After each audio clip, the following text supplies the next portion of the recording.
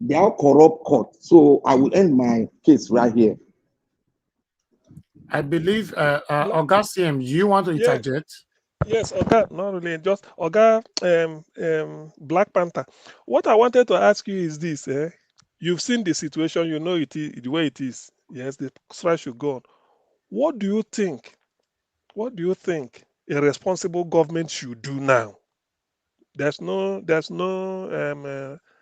what is it called? There's no, um, uh, good and bad, and is it good and bad, or wrong and right answer to it, or something like that. What do you think a responsible government should do now? Hello? Oh, it's like, I think they should dialogue. That's just all. Dialogue with them and prefer a solution. okay. Okay, at least they start with dialogue. So Okay.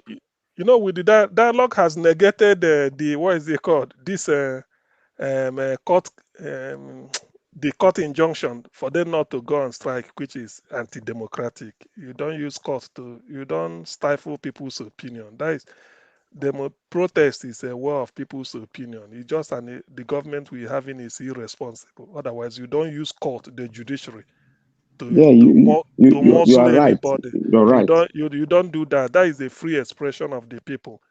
Although some strikes might be frivolous, but as long as the constitution guarantees it, what you do is you call them to a dialogue. By calling them to a dialogue, you've indirectly stopped the strike, because by not involving the judiciary, you call them to open up a dialogue.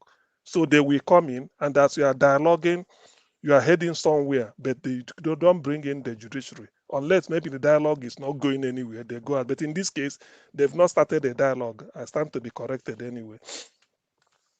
Thank you. Thank you, Oga CM. Let's hear from, we have AJ with us. AJ never talked to us. AJ, thank you very much for joining us. Good evening to you. Please talk to us, sir. Yeah, thank you. Thank you very much. Thanks for having me. Thanks to everyone there. I really appreciate everyone. For me, with respect to the NLC, I'm kind of, disappointed. In as much as strike could be, strike is necessary. NLC, as it stands now in Nigeria, does not at any point in time for a long period of time now, they never go into any negotiation with government with their respect and dignity intact. They are always fractured. NLC is always fractured. They don't go into negotiation with respect. That is, the other party, which is the federal government, giving them their full respect, on the negotiation table. And that brings me to that question. I think one or two of the panelists have asked that question, but they didn't provide answer. And that question is, why now? Why is it that it is now that NLC is coming out? There have been other issues. They never came out. But why now?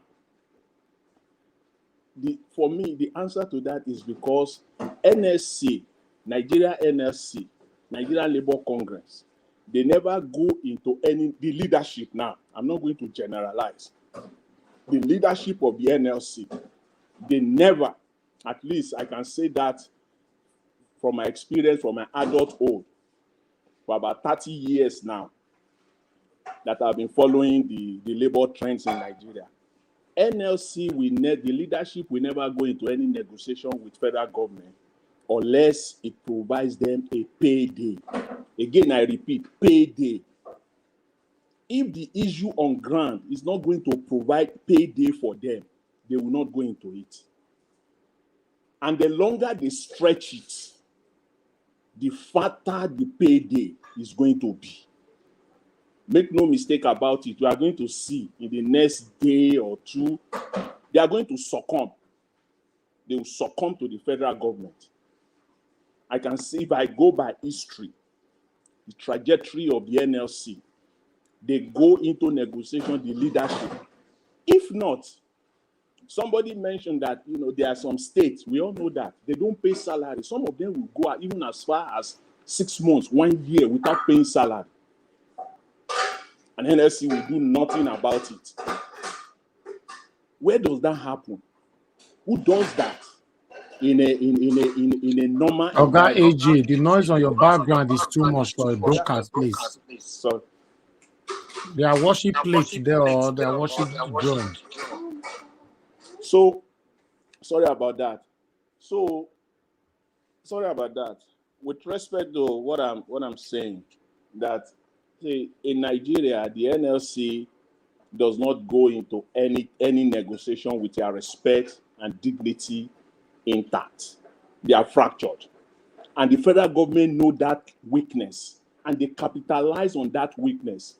Each and every successful government in Nigeria capitalize. This is a new government. They are not even 1 month, 10 days old. They know that weakness and they are capitalizing on it fully, 100%. They are going to negotiate because NSC is coming in with that weakness. The longer they stretch it, the fatter the payday for those leadership of the NLC. And they are doing that at the detriment of the ordinary, vulnerable, poor Nigerians. That is the problem we have here. It's not that strike is okay, but unfortunately for us, that is where we find ourselves in Nigeria at the moment. You know, the industrial court, you remember, if you all recall, they did the same thing with ASU. They went there to go and get an injunction against ASU. But ASU prevailed over them because there was this substantive agreement with ASU. And so whatever they can run to the industrial court is not going to hold water. In this case, NLC has no standing at all. I don't know how Falano, I know Falano is their chief legal man. I don't know how he's going to go about this, you know. So that is the issue with NLC that I have with NLC. NLC just doesn't go into any negotiation, you know, intact, unless that issue provides a payday check for them. And one of the very good one is always when it comes to subsidy issues. That's when the opportunity is there for them because they can drag it, because everybody will be attentive to it. It has that national coverage. Everybody knows what is going on. So they can threaten the government with strike and everything like that. And at the end of the day, it is all about, they settle them and everybody go. You will see what will happen. Mark my word, in the next day or two, NSCU is going to settle with the federal government. They will not, nothing will happen. Nothing will happen. You know? So again, I always like to come up with some, you know, with solution. I know that a lot has been said with the issues on subsidy. You know, it has been, you know, that subject has been well beaten today, you know, on this panel.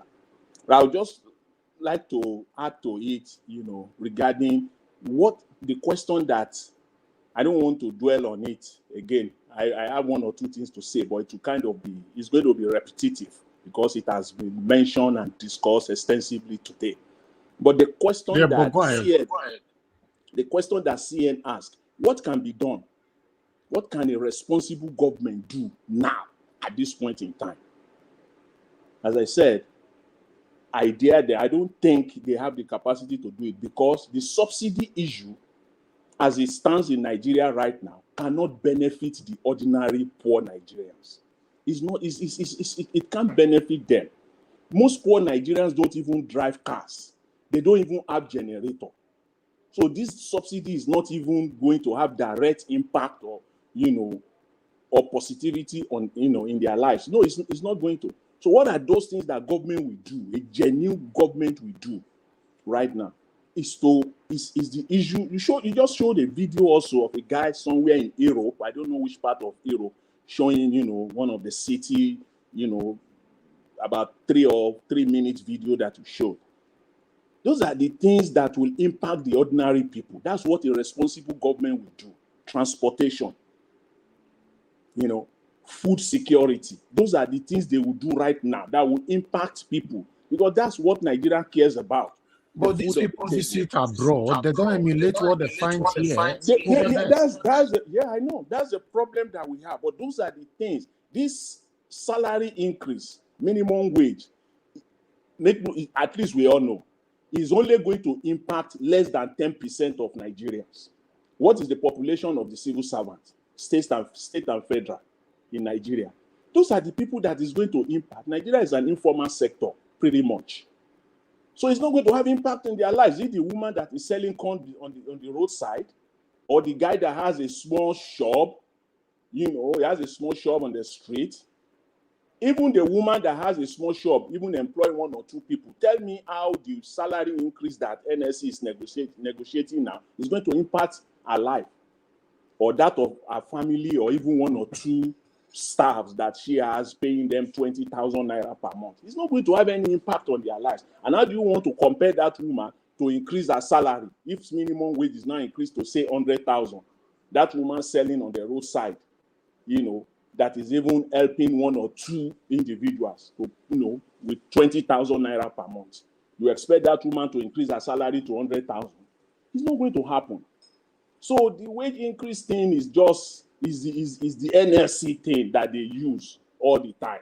If a responsible government want to act now, they will have to go full security, transportation. Those are the things that will have impact immediately on the lives of people. That is what a responsible government will do.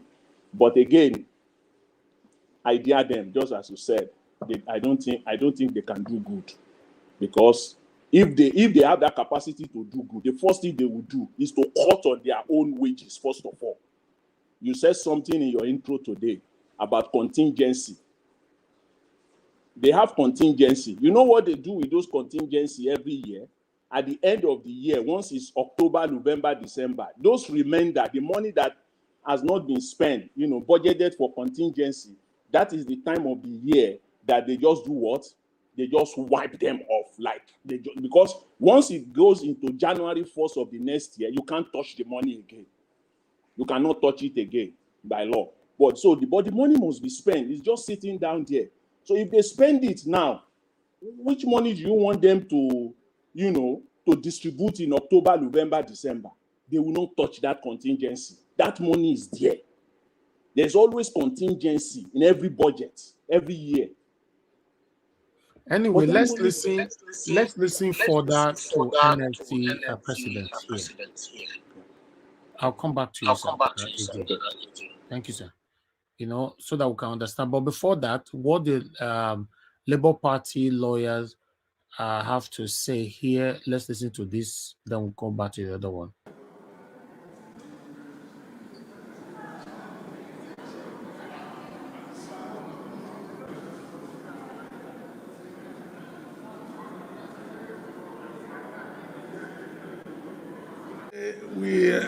At least I was lucky today to have a bite, and for today we were able to tender a total of 8 states.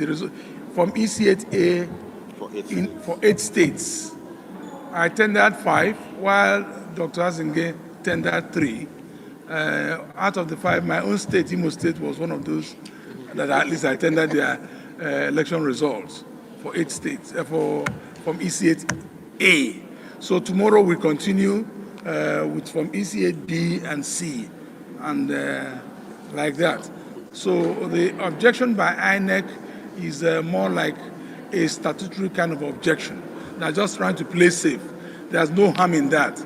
It's just a routine objection that they take just perhaps for reasons best known to them.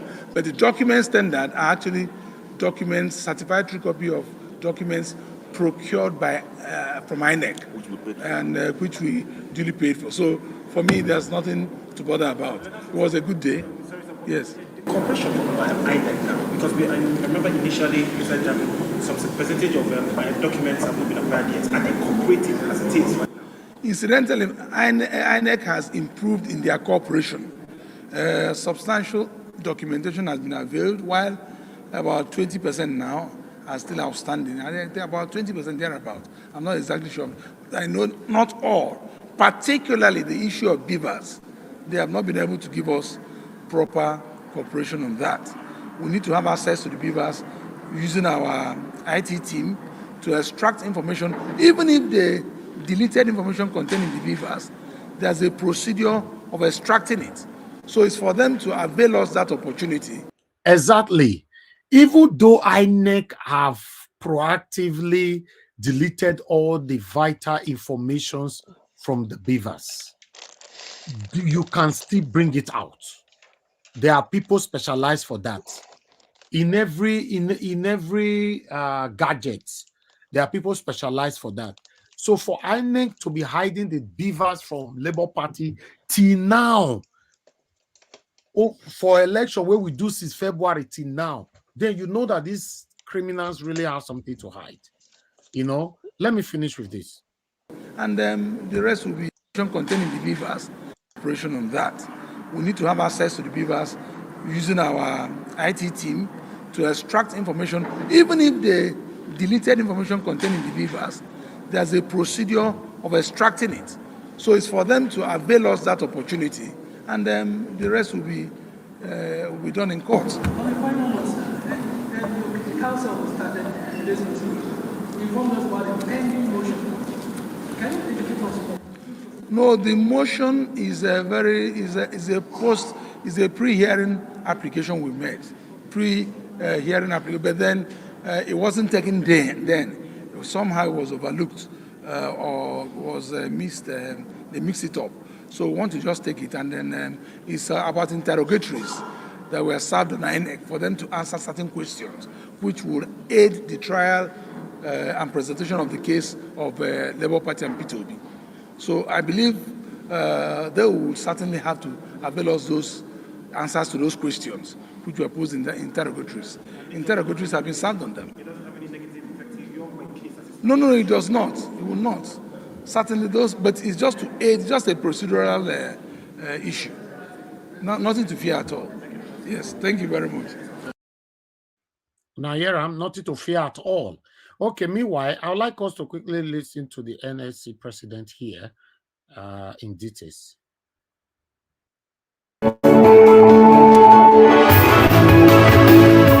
With the labor movement already angling for a fight over the sudden but yet long-expected removal of subsidy on petroleum importation, what could be the likely impact of this development on the already frosty relations between government and labor? Joe Ajero is president of Nigeria Labour Congress, the umbrella body of Nigerian workers. He joins us now to rub minds on the plight of his members, most of whom are already feeling the heat from President Tinubu's subsidy removal pronouncement. Good to have you on the program, NLC President Joe Ajero. Thank you very much, sir.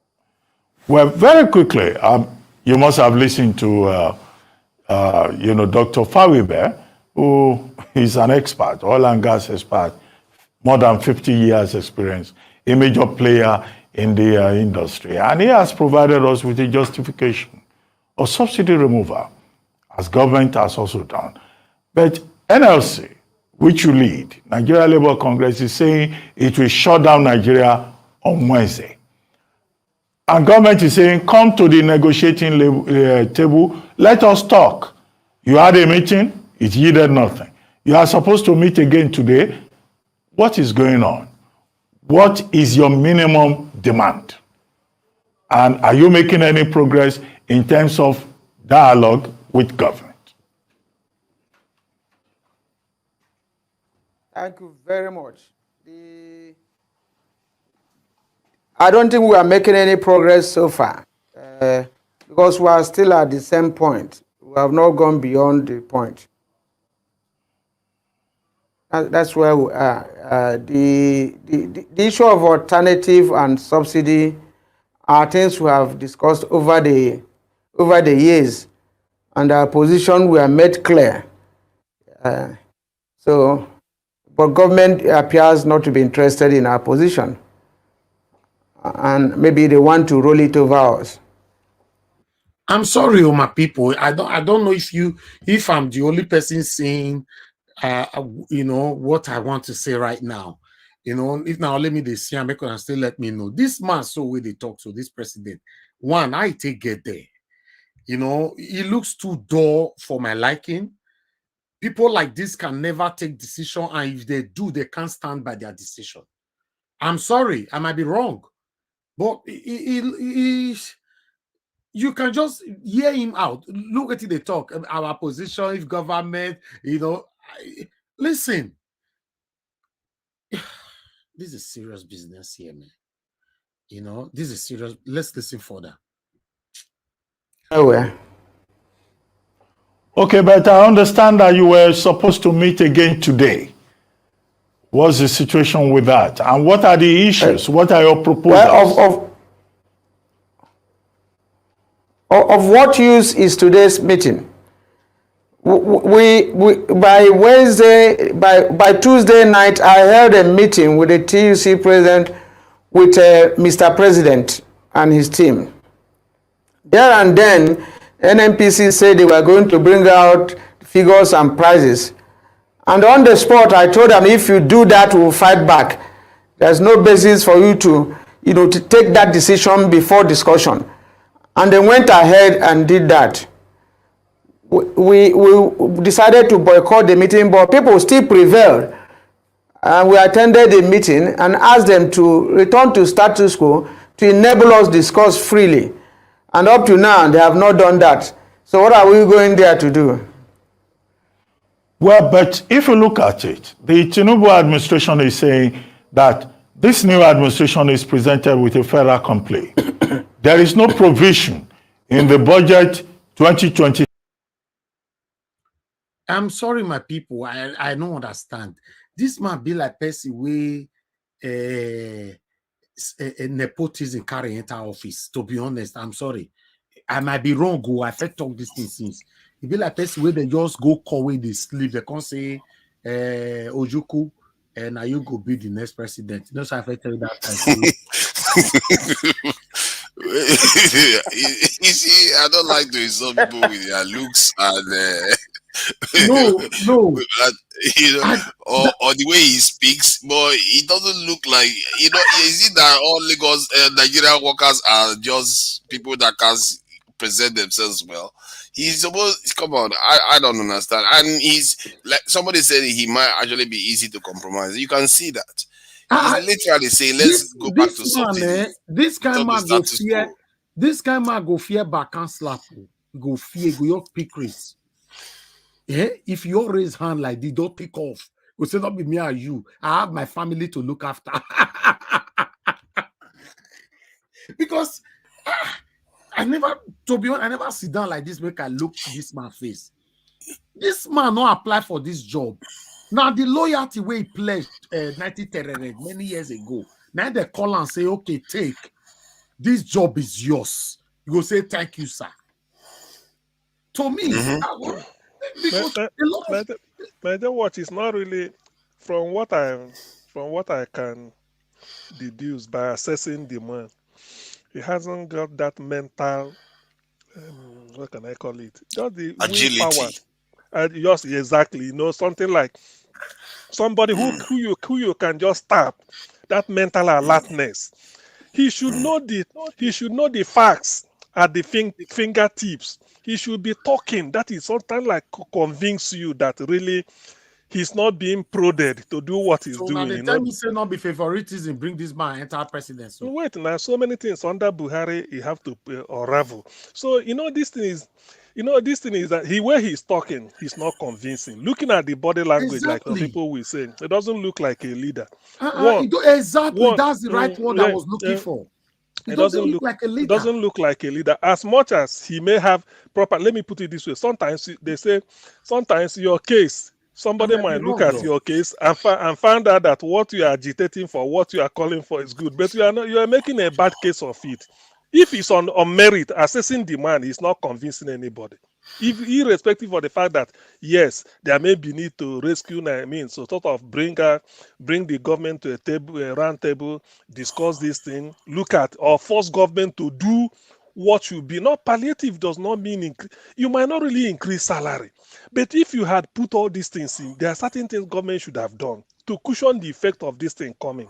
Whereby what you give in, when you now increase the way, increase the price of petrol, people will say, in the end, I have alternative. I can use this, and while using it, they may marginally feel the effect. But the way this guy is talking, I don't know. Probably there may anyway. Nobody knows how he came into being. But as far as I can assess, he hasn't got the willpower to lead an organization on a nationwide something. Particularly when it is critical for labor to speak up. He's not. Or maybe it's another a junior version of Papa now. I don't know, because he's labor. You know why I'm saying this, my people, is because it be as it gets. It be as it gets. Hey, take over now. It's true. No, we are seeing it.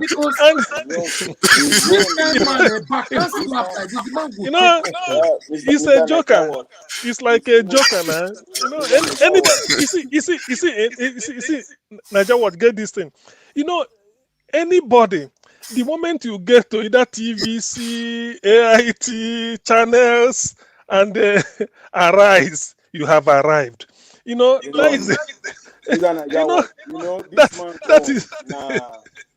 own a double wala for dead body. Make them bring her here. Make we grill her. Make we grill her for Niger Watch. You wonder why he doesn't want to show up online. His own a double wala for dead body because NLC is weak already. They now have a weak leader going into negotiation. They are dead on arrival. Thank you, AJ. Thank you. You see, for me, Nigerian government, you get the way these people take deal. All these people, if you check it, if you really, really scrutinize the people that is rolling us, I bet you 60% of these people, 60% of them, they got their position based on the previous or their loyalty they pledged in many years ago. Yeah. Okay, let me tell you something, guys. Are you aware that somebody today in Nigeria have been promised that he will become a governor of a state in the next 10 years? And that promise, they will make sure they keep to it. Wow. This is how it works. Though you're looking like they'll say, you now governor, you they go, no worry. You, everything you don't do for me. Now governor, why you put you? This is what we are trying to change. This is the narrative, the satanic narrative that we are trying to remove.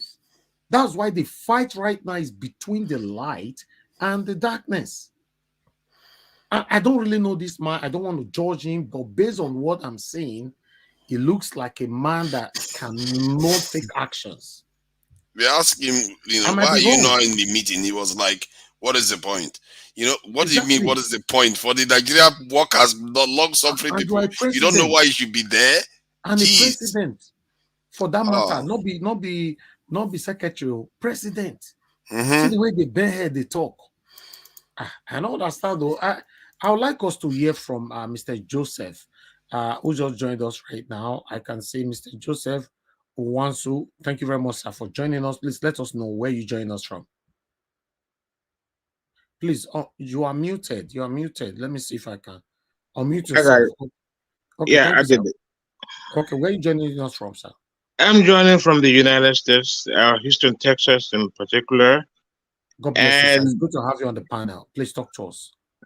Thank you very much. I've been following you guys, and thank you. You're doing a great job. And then good evening and good morning to the panelists, depending on where you are, whatever the weather condition is and the time is. I salute all of you. What I was trying to put across is the fact that the strike that NLC is trying to orchestrate actually might undermine the tribunal's efforts. This could be another contraption by the Tinambus to scuttle the process going on. I was thinking that if there is a prolonged or protracted strike, it might affect the judiciary, the labor force in the judiciary section, and that might hamper progress that we have made or are about to make in determining who is the true winner of the election. And that's my take. And then we should not try to encourage them to go to the strike. And that's the way I'm looking at it. I might be wrong, but that's my whole thing. Think about it. Thank you. Yeah, thank you. Nice one. You spoke quite clearly. Compared to that, the union this leader that doesn't seem to. Personally, I will go in and start arguing for all kinds of things. Loan guarantees to small businesses to be able to transition from petrol generators to solar panels, pay the palliatives for longer and higher amount. Just demand more. Yeah, but he doesn't even want to go. He says return to status quo. You mean bring fuel subsidies that is killing the Nigerian economy back? Jesus Christ. I don't understand the guy. It's like some of these people, he just wants strike. Stuff happens and you want to go on strike. Come on. You have to be more serious. See, that's the point I was trying to make, because he who thinks about fighting someone else has a way out. And then the Tinubu's have been working behind the doors. They're using people in the likes of Papa to scuttle whatever is going on at the tribunal. And then so also will they use other apertures or avenues to make that point clear, that they want to stop whatever is happening at the tribunal to the advantage of the Tinubu's. Think about it. These people can do it. They can use this as a way to, instead of getting a verdict, to scuttle the process. Yeah, then suddenly the timeline might have to be extended again. Nobody needs that too. Then we cannot, the constitution says 180 days. If it goes past 180 days and beyond 180 days, there's nothing we can do. There will be no result, and there's nothing to go to the Supreme Court with. And the court goes and decides inconclusive. What happens? Of course, and that's it. Tinubu continues staying there. That could be a very, very dangerous outcome. I think, because they could. Courts do, decide things to be inconclusive sometimes. Like, okay, there's no decision to be made here. There's not enough sufficient evidence, and it's a mistrial or whatever. Then they will have to. Because we have a timeline here, 180 days. Once we go past it, because as a result of strike, there's nothing we cannot change. We cannot turn back the hands of the clock. It's gone past 180 days. There's nothing we can do. And he just had one meeting. He just had one meeting. What is the rush? He don't want to have another meeting again. He just wants strike first. Come on. Well, if someone is compromised, they do whatever it takes. Like Papa, nobody knew that he was going to come out there to perform the nuisance that he did. Yeah. Please, can I come in a little bit? If the Labour Party, the Labour Union, Labour Congress, if they've been active under Buhari all this while, if they've been up and doing, then calling for strike would not have been a problem. Exactly. For me, because strike is the proper way to get the government's attention, especially when they are being corrupt. Politicians sometimes they live in utopia. They forget where they left off. They forget campaign promises. They lose touch with reality because they now live in the midst of affluence and so much wet. They are exposed to wet. So the strike is a factor to bring them to the reality, to bring them back to their senses. But because the labor union in Nigeria has been compromised for the past 8 years, whether they were bullied by Buhari's general as a military general, the DSS was really at work against anybody who criticized the last administration. So I don't want to make excuses for them, but they've been so docile, they've been so lackluster and lackadaisical. So this is why everybody is asking them, according to Madam Rita, for them to enter house because they don't count anymore. We are used to not having a Labour Congress anymore since the days of Adam Toshomole. Thank you. They did say that that man that came to I don't know what I would call it, confession. He did say that many of these people, they collect money bags. That was the term he used. They tried to convince him because he thought that everybody, they were all together, they want to go and protest. And then they just called him and said, you know what, we are all taking money back, so you need to come and take your own. And that was the end of it. And the politician told them that they will have an agreement on. He was so specific that what they are going to do, they will pretend as if they are still opposing the politicians, but then they will go and, you know, specify in a way they behave like controlled opposition, which is what we see happening before us regularly. And like someone, like the last gentleman said, that this could be one of the ways they want to use to scuttle the processes too. So the way they operate, they have proven themselves to be very, very, how do I put it, incapable of changing anything in Nigeria. They've just messed the country up even further from their actions. So that's why for me, I came to the conclusion that they are both, them and the government are in bed. Because if they were genuine, our healthcare system won't collapse the way it's doing. This jackpot syndrome won't be as strong as it is, because they will be stepping in on behalf of workers to make sure that these people are always, they have jobs going, they have well-paying jobs. So people are even still getting paid 18,000 or 15,000 in Nigeria per month in that country, and we have labor unions. No, I don't understand it. For me, this type of failure is the kind of failure that if you did that, you fall on your sword and move on and give someone a chance to do the job right. And if they don't, if they keep failing, then they call it a day because they are not fit for purpose. Let a proper union come to existence that is actually there to fix issues, not to just complain and go on strike, destructive strikes. In the industrial laws, when you are coming to the round table, what other government do in the world is ethical. You have to go back to status quo. If you want to have a headway, you have to go back to status quo. They know that you got to remove it, but you got to go back to status quo. Then you now sit down. Look, this labor issue, it has been there for over 20 years. Sorry, Black Panther, if I have to come in, let's ask, if they have to increase the minimum wage from 30,000 naira, let's just see, how much do you think they should take it to?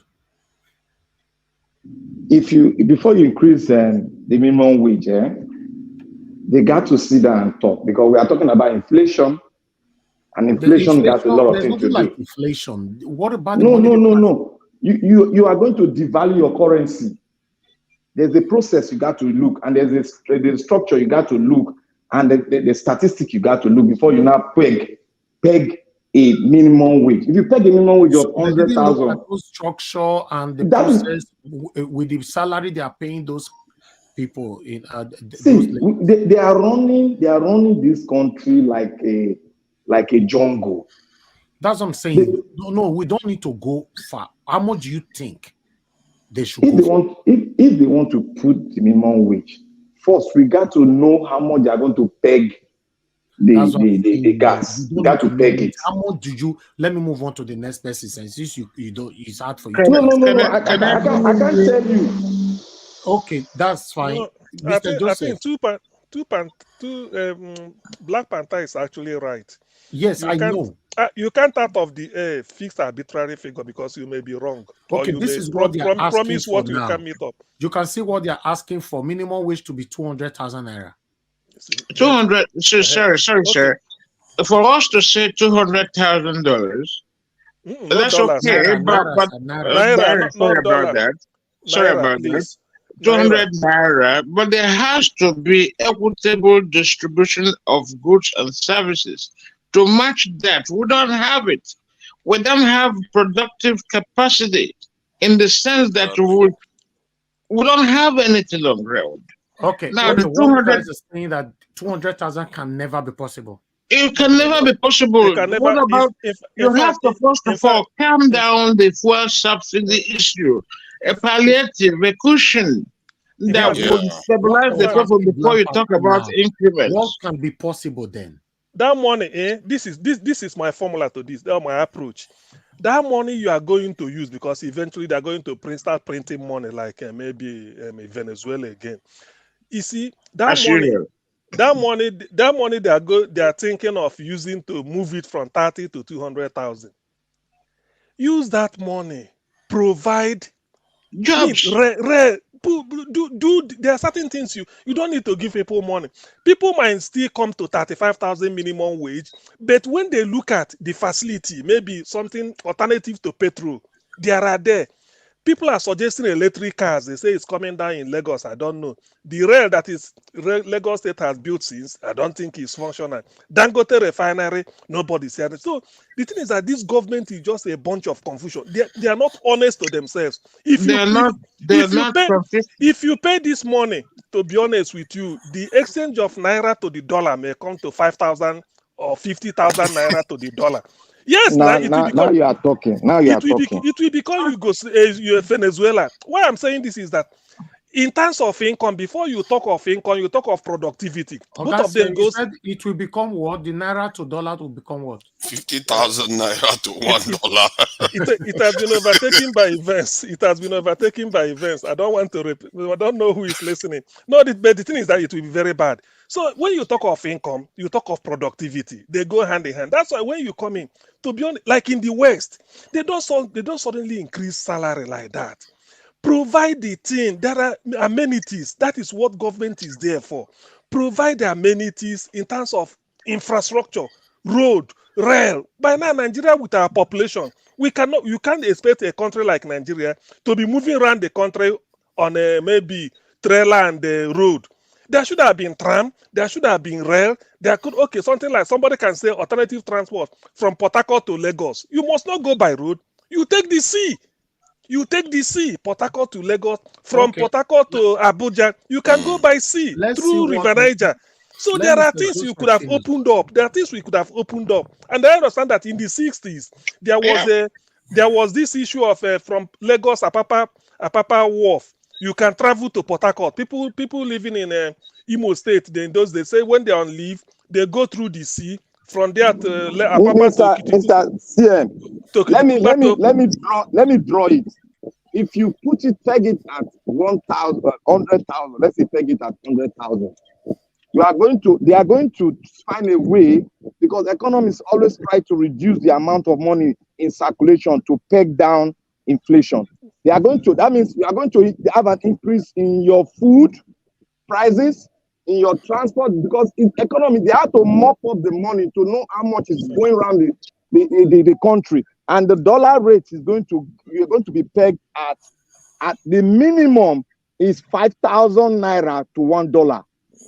And businesses will lose will lay some staff off too, exactly. They will lay off some staff. Yes, they will lay off some staff. And people will start storing money in their warehouse again, because it's too much now. Instead of going to a bank, you pack the money in the way they store it before this change. The question now is, so what's the highest they can go from this 30,000? Sir, I think they can do 60,000 without necessarily including the entire thing. Maybe, but not more than that. I think 60,000 is okay, just to make sure that you don't dollarize your economy. Because one thing is that the Europeans want you to dollarize your economy so that they're able to pump in their product into your economy, because you are not productive. That is the bone of contention. If we are productive, we can merge it up if we are productive, but we are not productive. Well, as a matter of fact, if you ask my opinion, let Mr. Joseph finish, please. Mr. Joseph, if you ask my opinion, I'm gonna say brilliant ideas. I have to say, where is he? He's talking. I'm here. If you ask my opinion, increasing the wages is okay, but very reasonably. But think about if we don't have production. Now, increasing that wage increase would actually have a counter effect by hyping up our inflationary rate. And that will be to no advantage to anybody, not even to the nation, except the people from the overseas. How much are we exporting? We're not exporting much to earn revenue. We're not doing all that.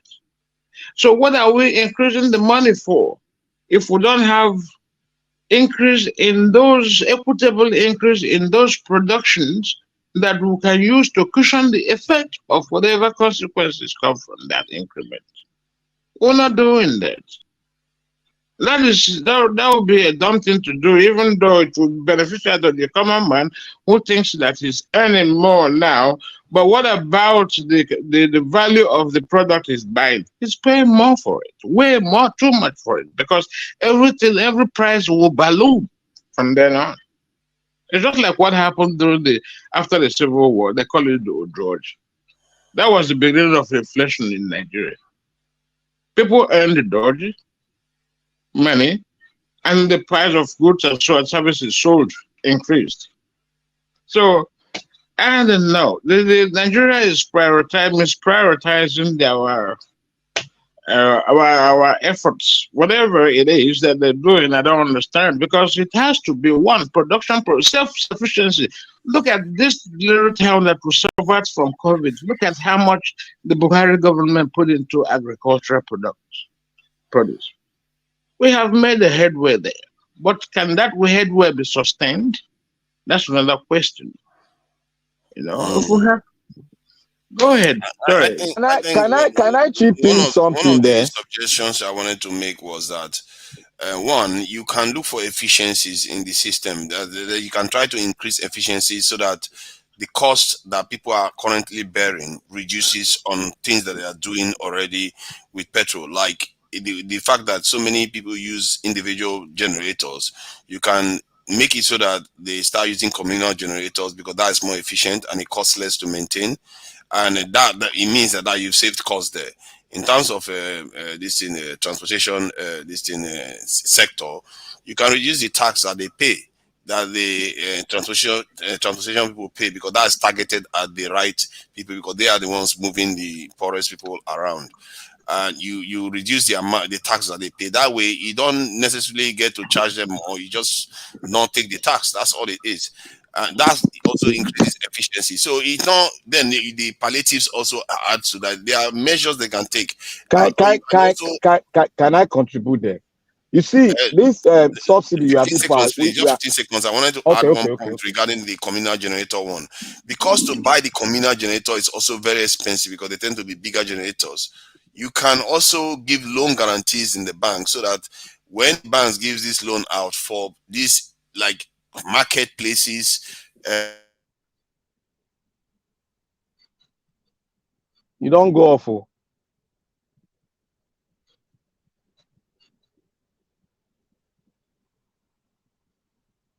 Is there anybody there? Yeah, I'm here. Can you hear me? I can hear you, but two Nigerians cut off. It's like the NEPA don't come now. That's exactly what we're talking about. Okay, can I just chip in before it comes back? You see, this subsidy we are talking about, Nigeria has not set up the pillars that you can put together, then now remove subsidy. Of course. Okoje-Iweala set up a pathway to remove subsidy during Obasanjo's term. They refuse to follow that pathway. That is why we are having this problem. You don't just remove subsidy. Venezuela did it, and the economy was dead. Within 4 years, it crippled. People should go and look at nations that have done it, and you will know what the effect it is. There is echo. There is echo. There's echo, yeah. Is it okay now? No, yeah, go ahead. It's okay now, yeah. Okay, we need to. Subsidy is not about palliative. Palliative cannot cushion the effect of subsidy. Emergency palliative cannot cushion the effect of subsidy. This is giving loans. For how long? Thank you. That's what I'm saying. They are giving palliative will not even have an effect, even 10% effect on it. Even you setting loan cannot have effect on it. What whole economy you have to put in place and be able to do this? If you're even removing subsidy, what area of the energy sector you want to pull it out finally? because there's no way you can pull subsidy out of the entire energy sector. It is not possible, except It not is to not, kill the it's not economy. been gradual thing, a gradual thing, this little inch by inch by inch by till That finally is you remove it. it. God bless you, sir. That was what Okonjo-Iweala wrote down for Obasanjo, but the people that owns Nigeria, they refuse, because Of if course, you it's remove subsidy, beneficial to them. They like if to you create the if you confusion. remove the That way they subsidy will go. now, look at what they are looking at. If you remove the subsidy now, Nigeria will be more poorer, and they will get hold of Nigeria when it comes to election. They will not start distributing money. That is what they want. They want to make Nigeria more poorer so that they can be able to hold their mind That's what and I'm tune telling it the you. way they want. The so-called cabals are the ones orchestrating all this music. That is it. So subsidy is is a long time investment you have to have, that you can gradually pull it out. You don't put subsidy out like that, just like that, one day, boom, it cannot work. The There's common nowhere man in the world it suffers. The cannot work. common man suffers seriously. The It common cannot man will work. suffer the effect more than the You will rich, just wealthy guy. you will just kill your economy. If you are entering transportation for 5,000 naira, just tell me what is going to be the dollar rate. I had some information. People at Abuja even can't go to work because their money, their salaries is not really something that can transport them back and forth. I called a sister from Ojota to Ikeja. It's 5,000 bucks. Well, what for? So there's no how you can do that to your economy. If not, Venezuela is just at our doorstep. Where is this crash coming from? Black Panther. Yeah. Mr. Black Panther. Mr. Black Panther, please, can I interject? Can I interject? Yes, you can. I'm not the one speaking now. You're just talking Can freely. I interject? Go ahead. Go ahead. You know, good evening, everyone. Good evening, Man, everyone. your line Want is to thank you seizing for up. the privilege.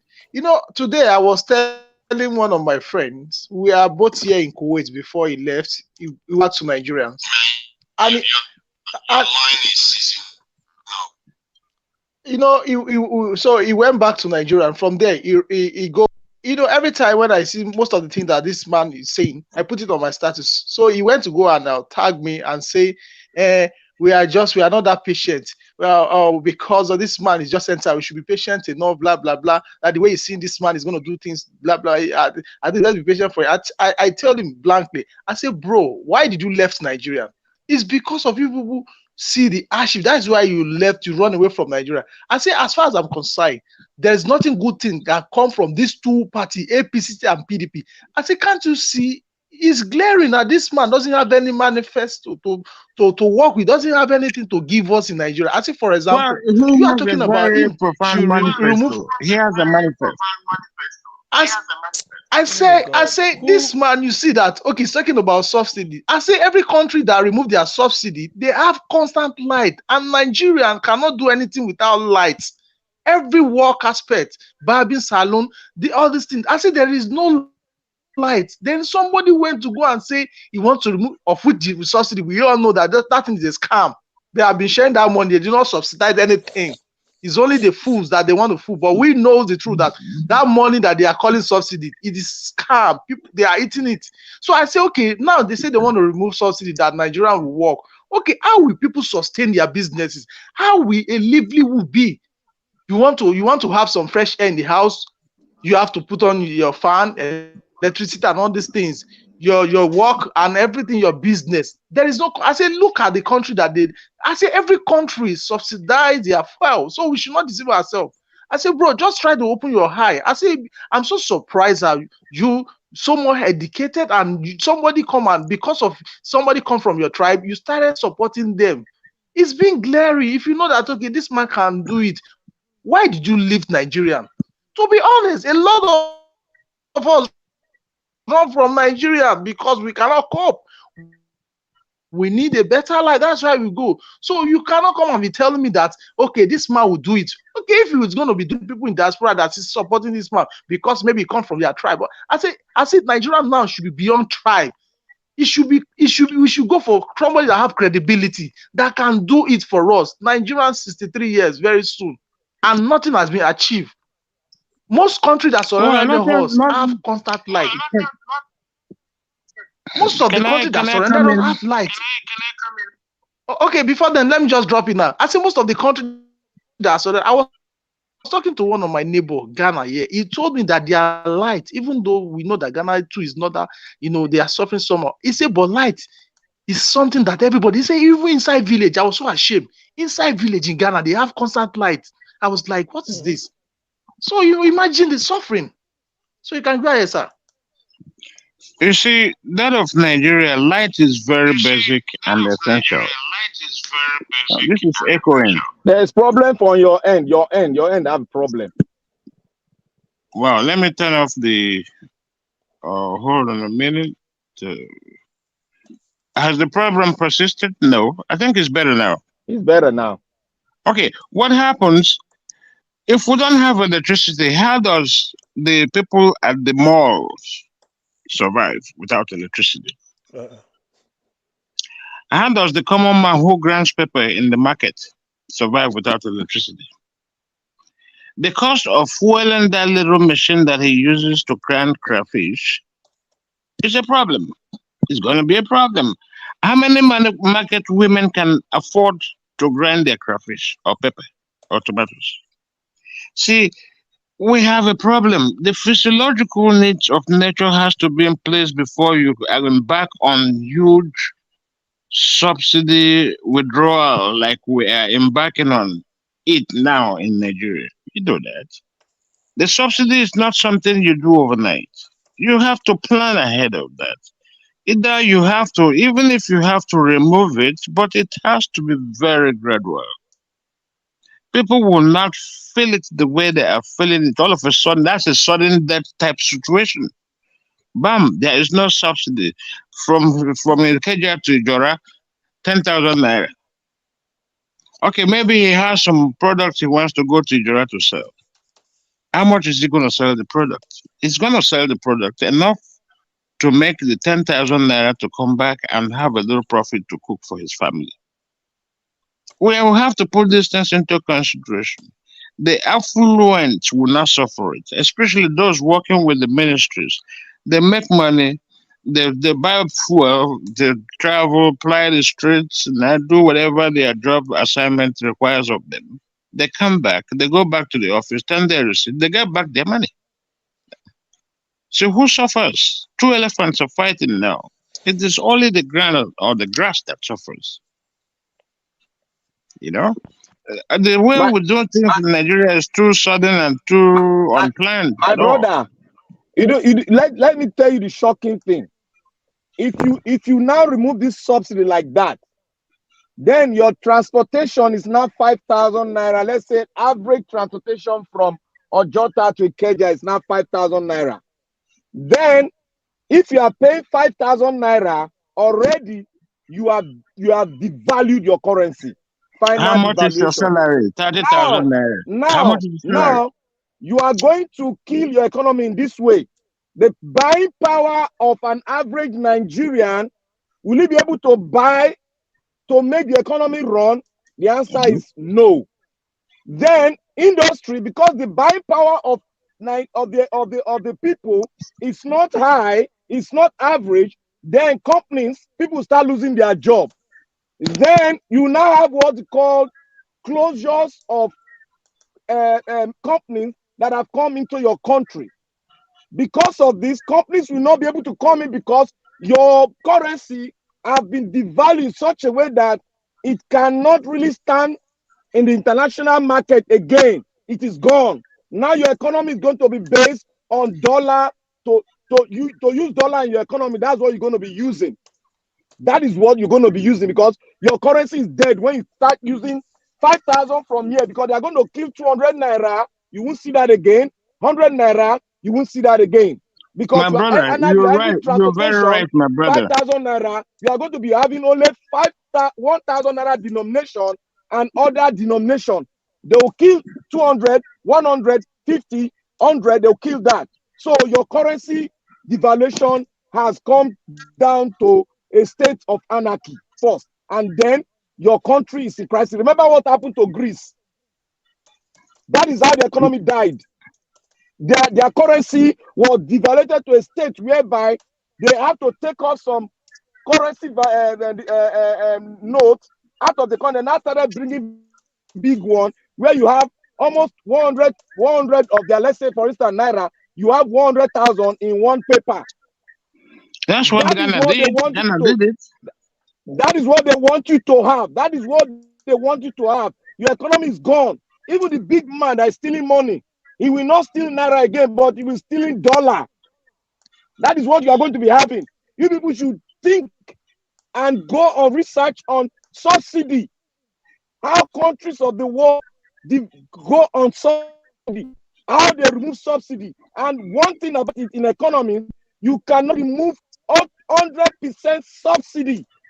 You cannot do that to your economy because the subsidy is like a social welfare to a certain part of what drives the economy so that me and you can get that thing and be productive. If you want to set up a small scale industry, we can buy something that make that industry move and sell so that it can run the economy. You can have exchange of money around so that people can be able to buy. But if you cannot buy, then your industry will close down. That is what it's going to be. You people should know this is just a layman language I'm using. There's so many economic terms gathered with it. Thank you. My brother, it's unfortunate too. It's unfortunate we're going. This is basically the bottom, or maybe the last phase of so-called Nigeria, or it's the last the straw. making We are of on the the last Nigeria. straw Yeah, now. the last straw. Yeah. Come on, time. We are more or less a Venezuela state where we say people migrating to West Africa. They'll be migrating big masses. That is because we have the population. That's They it. have to survive. That is it. Yeah, So there when has we to be talk survival. so when we come here and say, oh, they need to remove this because the cabal is doing this, guys, we need to study it very, very well. We need to study it very well. Do we have the infrastructure to withstand removal of subsidy? Do we have the shock absorber? We don't have anything in place to remove it. We don't have, You don't have any social amenities for your economy to make it stand. And you want to remove that which is driving the economy. You don't have anything. You have not built your infrastructure for years. You have to build your infrastructure at least averagely for 15 years before you can even think of removing subsidy. I live in Texas. I remember when they used to subsidize fuel, petroleum. We used to pay 50-something cents for a gallon of gas. But when the Texas state decided to remove that subsidy, it was gradual. We started paying 90. God bless you, we started paying 100. We started paying, before you know it, now it's a free market now. You see? But it was gradual. It was We never have more refineries in Texas. A lot of refineries. No, don't worry about that. They impoverish the refineries to enrich themselves. They know what they're doing. Oh, and we are clapping hand. Oh, remove subsidy. If you remove it, there will be no Nigeria again. If you don't know, they are building. Mr. Black Panther, can I interject 1 minute? You just remind me of something. You just remind me of something. So in the discussion of me and that my friend, can you hear me? Go ahead. So somebody is leaving something on. It's echoing. Yes, I said you just remind me of something of the refinery. To be honest, if not that this thing that they are doing is a game plan, is it? If I thought we know that the refinery they say they build is stolen money allegedly of Nigerian money that they gave to this man called what is it called? This Dangote. Dangote, it's a history for another day. It's a history for another day. They live. Excuse me, the Niger Delta. This is becoming horrible. If you are not speaking, mute yourself. Somebody said this thing is echoing. It's making. How can we be behaving? Is it okay like now? behaving like kids. Can I go on?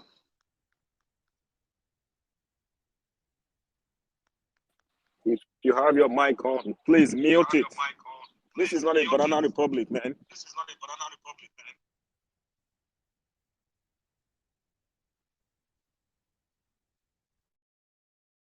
When somebody is speaking, the mic is opening, so many voices are coming, as if this becomes another APC gathering. Thank you.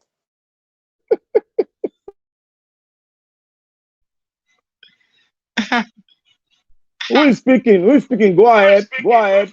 Yeah, it's me. It's me. So like I was saying, so these people, where Nigerians are supposed to know that they have a game plan. They have a game plan, you know. Imagine they lift Niger Delta that has a lot of crude oil. They know when to go and build refinery there.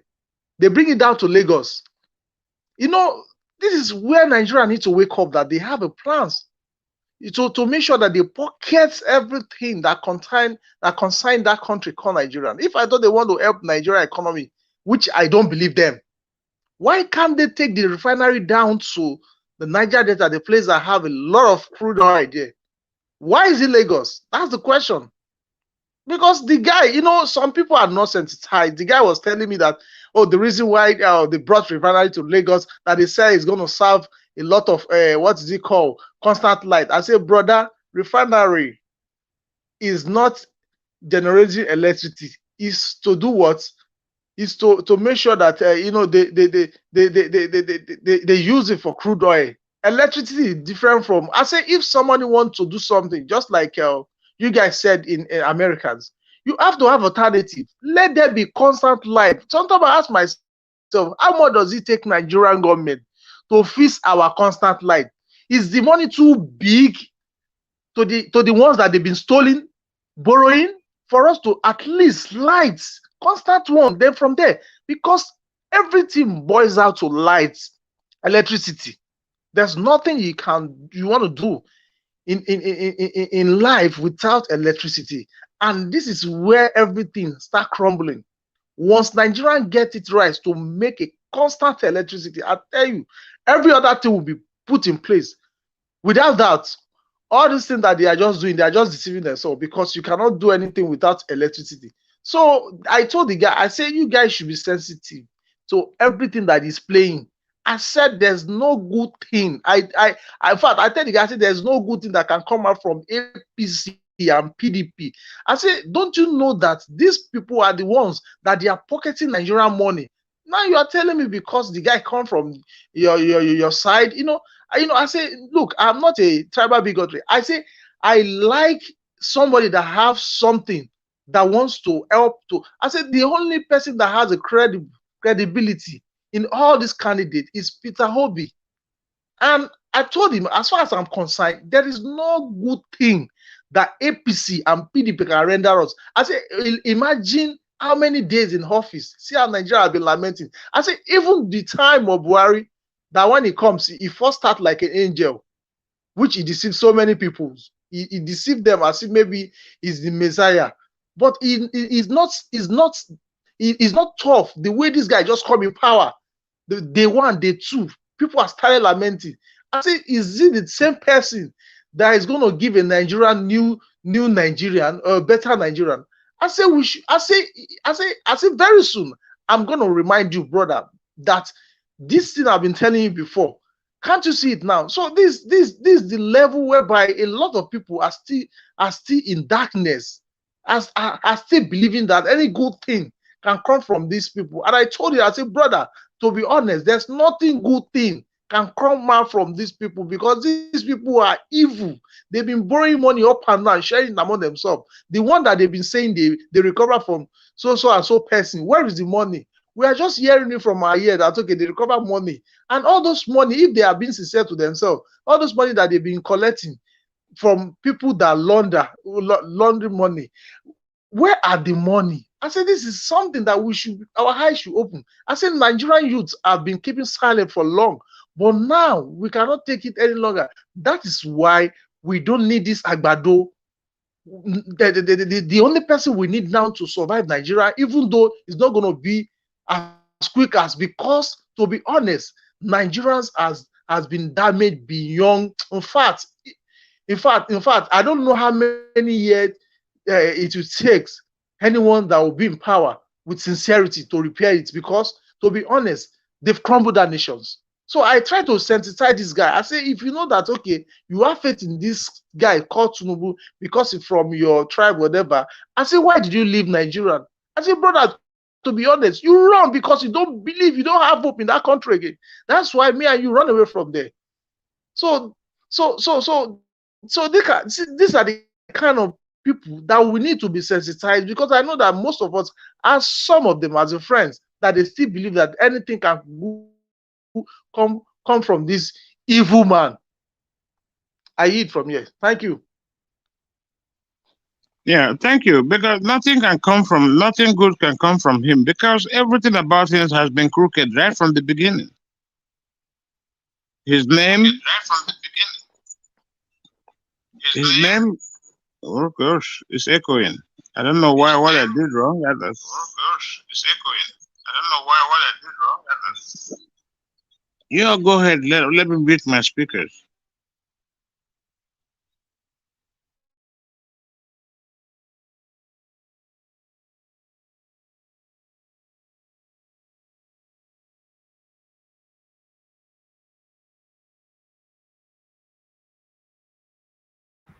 What's happening? Everybody's quiet. Okay. Augustine, are you there? I am here. This thing sometimes they echo. I think they are talking of the subsidy. No, but everybody got quiet for like few seconds. I think the other chap is sorting out his. I was the one talking, and then it started echoing. I don't know if you're controlling it from there or not. No. I'm not. Is it a case of you listening with the mobile and watching on the TV? I Yes, don't know. No, my TV is off. I'm just on my phone. That's it. Yeah, maybe somebody else unmuted themselves. You know. Okay, can I go ahead and keep? Yes. So what I was saying is that Chris Dublin. Yes, you can come in now. You know. Go ahead, sir. So the number of a guy, nothing good will come from him, because everything about him is crooked. From the forfeiture, his name, his school, his employment. Well, though he's educated, don't get me wrong, he's educated, but not under the Bola Tinubu's name. You know that. And then his brother is a governor for the old governor for Osun, but just got replaced. His same brother, same mother, same, but his name is not Bola, not Tinubu in any way. But that's another story for another day. The point is, the cabals have decided to render the country unproductive so that they can bask in their loot. They have to do whatever they have to do to impoverish the nation. That way they can accumulate as much wealth as possible at the detriment of the poor masses. Are we going to stand and look and watch them do this to us for the generation unborn? Look at the amount of money that is outstanding, that debt. Servicing the debt alone is almost 100% GDP. What kind of a system is that? That's a kangaroo system. And people want to perpetuate the same process that has brought us this far. It's wrong. We need a change. We need dynamism in the process. We have to start from somewhere, even though the country has been bastardized, both economically and politically. But we can start from somewhere to repair this process, this country. That's what I think. Even though it's going to take some time, even if the Messiah comes today, he has to start from somewhere. And everything is so bad that it will take time to get this country running as a country that's going to be recognizable in the future. Can I interject a little bit? Go ahead, sir. You see, when we are talking in Nigeria, the government should be very, very, very grateful that we are talking. You know what is going on now in Senegal? No, sir. They just did the election and they put somebody that did not win the election. I'm just seeing it. I'm just seeing it now. They are fighting Domino like they've gone into the streets now. This one is not fighting, just they carry tire houses. They bring down houses. The electricity is gone. If we should go and see Twitter, it's burning Twitter now because of election. What we did in Nigeria, we are sitting down quiet. Senegal, the small country, is fighting now because the person that won it, they say no, you cannot get there. So we should be grateful to God that we are talking and we are following due process to get our mandate back. When people come online here and start speaking, blaming the Nigerian people, oh, blaming NLC, blaming this, we are not speaking to the fact. Then we are not patriotic enough. So we should know that we are following the due process to take our country back. Just Senegal here, election. They are fighting now. The military has gone into the streets. They have been fighting the military itself. So many things is happening in Nigeria that we need to know. We need to really know and really do research on and really come out to really educate the people. And we should not be talking, speaking on the surface alone. There is something at the base that we need to dig in, study it, and bring it out. If we continue to buy this idea of not having our own kind of way of doing things, like what Mr. CM was talking, that we should do things our way. Let them, if they don't want to accept, to hell with them. As long as it functions very well, it makes us drive our economy. It is our own. It is made in Nigeria. We are enjoying it. It is ours. When they are ready, they will come and buy our idea. But if we keep on doing what we are doing now, we don't want to follow we don't want to follow process to come and define who me and you are. There's going to be a big problem ahead of us. A very big one. That is why I'm so confident that with the substantial fact we have on ground that have been submitted, my brother, if they turn it, oh, thank you. I'll just say thank you, Jesus. That is it. Please, let me just interject for a minute or two. You see, given what you said about Senegal and the Nigeria is just spiraling downhill because of what is happening, although people may disagree with me. Do you know one thing? Is it not petrol we are talking of? Because I like coming from the first principle. Is it not petrol that you put into your car or it will start, or you put it into your generator, you start it, and it will give you light? Is that not petrol we're talking? And we are waiting for Dangote to refine it. Look, if really Nigeria should be treated or shown that like a country in a war zone, not really war in the way it is in Ukraine, because under the war zone, necessity becomes the mother of invention. Our boys, where they creek, they refine petrol. No subsidy, no dollar to import anything. Let us return to that. Let us go and revolutionize that. Because of the fact that the powers that be feel that they can make money out of the wretchedness of the poor people. Otherwise, I don't see. Because why I'm saying this is that it may sound crude, but do you want us to go to Venezuela, become Venezuela? Is it not petrol? Good 18, the petrol is in the soil. Can I interject? It's within us. One moment. It's within us. And there's one type of crude technology brings it out. We refine it, whether you buy from Dangote or the one they import from Argentina or Brazil, or the one from Norway. If you put that of the one from Niger Delta, the creek, the motor will start. Why can't we go to that? At least it doesn't involve dollar, exchange rate, nothing to export, nothing to import. Let's use that and be self-sufficient to save our people. That's what I'm saying. Then all this, they speak a grammar, economic jargons. You think they are with you. They are not with you. They're only doing it for themselves. Can I tell you one story, Okay. please? See, during the war, I was little though. The Biafrans were able to produce their own generator, their own petrol. Yeah, that's true.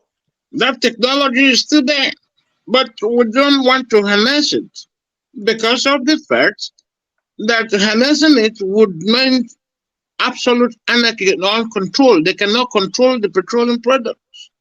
But people are still stealing it and refining at least diesel. I know they are producing that in an abundance. The people at the creek can supply diesel that will suit the whole nation, but they're not letting them do it. That's technology right there, but it's true. Why not encourage them? Why not sharpen it? To harness the best out of their ingenuities. It's not too far-fetched. We can do it. We can learn from, even Google it. You learn how to refine petroleum product to produce gas, even though it might be a little more complex because of the technology involved. But and back in the days, we had good ways of doing it. That's what I'm trying to say. So you guys go ahead. Thank you. It's sad. It's sad. It's sad. If really, to be honest with you, Nigeria should call for, because why I'm saying this is this. You see, why I'm saying what I'm saying is that when you are if you are in a dire state like Nigeria is going into, do anything to help yourself.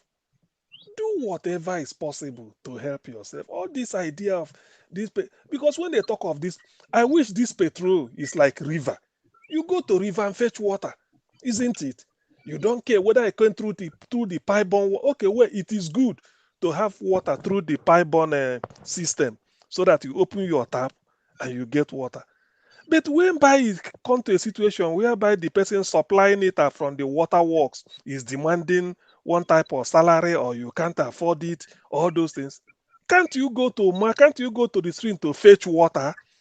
When you fetch water, if you feel it's dirty or whatever is this thing, that's what they call alum. We used to put in water in those days.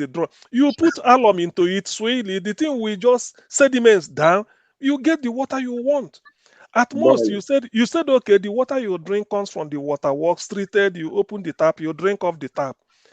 Because of the issue that you can't afford it anymore, or for one reason or the other, can't you dig out dog water, put it in heat it on what at temperature of 100 degrees or boiling, allow it to cool, you sieve it, you drink it, it's fit for drinking. You will be doing that pending when you sort out whether the person working at the water works will come and resume duty and then start, because already doing it through the water works is good, because you will be in your bedroom, in your toilet, you open the water, it's coming in the kitchen, but this time you have to go to the stream. Invariably, you solve the problem that water will solve. So why can't we, those people at the creek, why are we criminalizing them? Go resort to that.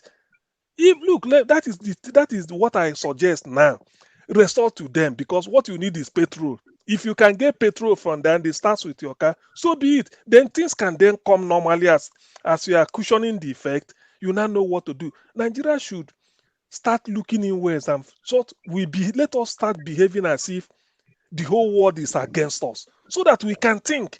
That was what gave Biafrans. That was why Biafrans thought, yes, because when the world is against you, they were bombing Biafrans air, night, and air, land, and sea blockade. Then you think. So let Nigeria behave as if the whole world is against us. Let us think what we can do. Can I just answer? First, they have to, if they don't take care of their security first before they start doing things like that, what you are going to find is that whatever you are putting together, they're going to undermine it. And I also said that regarding this thing, that process, the Nigerian government, given the way they are behaving right now, you have to have the government that wants to do that. The way these ones are going to behave, they are not going to manage it very well. You know, Port Harcourt recently in Rivers State, they were having this thing, fumes, dust, black dust particle coming down. If you think that one was bad, allow it to go nationwide. You're going to have serious problems. that's why I'm saying that we should sort of, that when I said it's an option, but I know it's crude. That's why it's crude. There's a way to do that. It's not really, okay, now we waited all the years for Dangote refinery. Look at what they are talking. No, I agree with you. I agree with the fundamentals that we should do that. We have to have the right people with the right mindset. If you have nationalists in place to do it, Mr. Tunaja, you see this bunch of politicians you have. Yeah. They belong to another generation. No, they are serving the masters. Sorry. No, I know. That's why I'm coming from there now. They belong to another generation.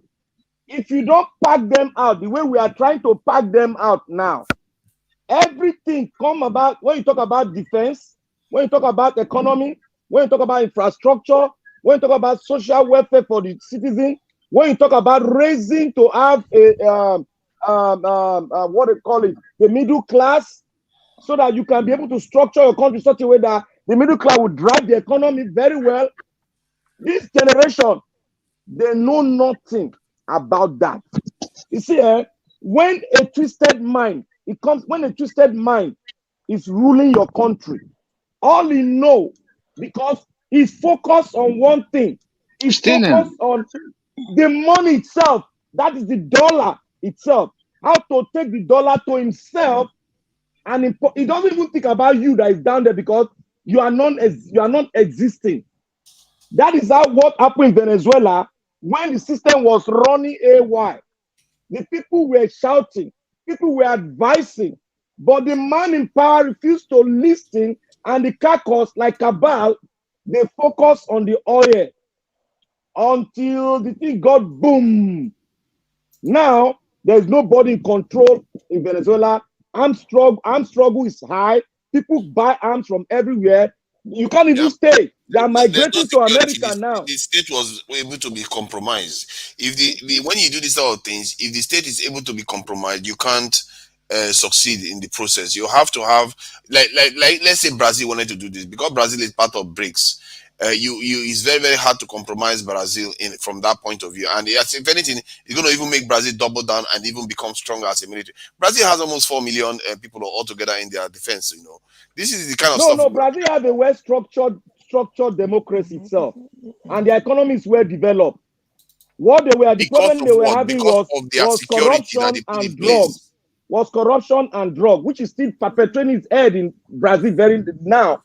Because some Americans cannot even travel to Brazil because of the way the arms are going around and the kidnapping and other things that are going on there. It is happening there.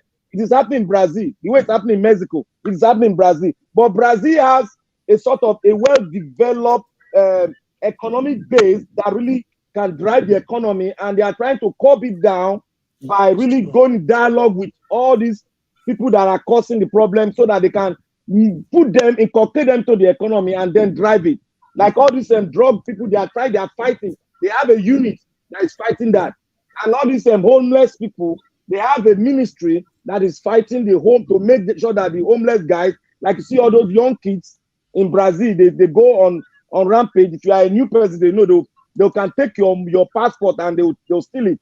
If you are not very careful where you are going. They have a lot of kids that are really working for the drug guys in Brazil, but still they'll be able to build up their economy, their tourism and other things to a level whereby it is curbing down a lot of things. But we don't have the structure, we don't have economic layout to pass through this kind of stuff we are having now.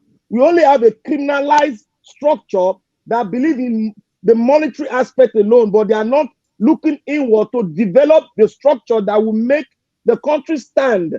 If the country should stand in a very strong structure, then that structure itself can be able to curb some of these factors that are trying to affect the structure on its own.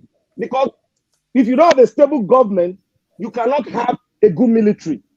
If you have corruption, you cannot have a good military.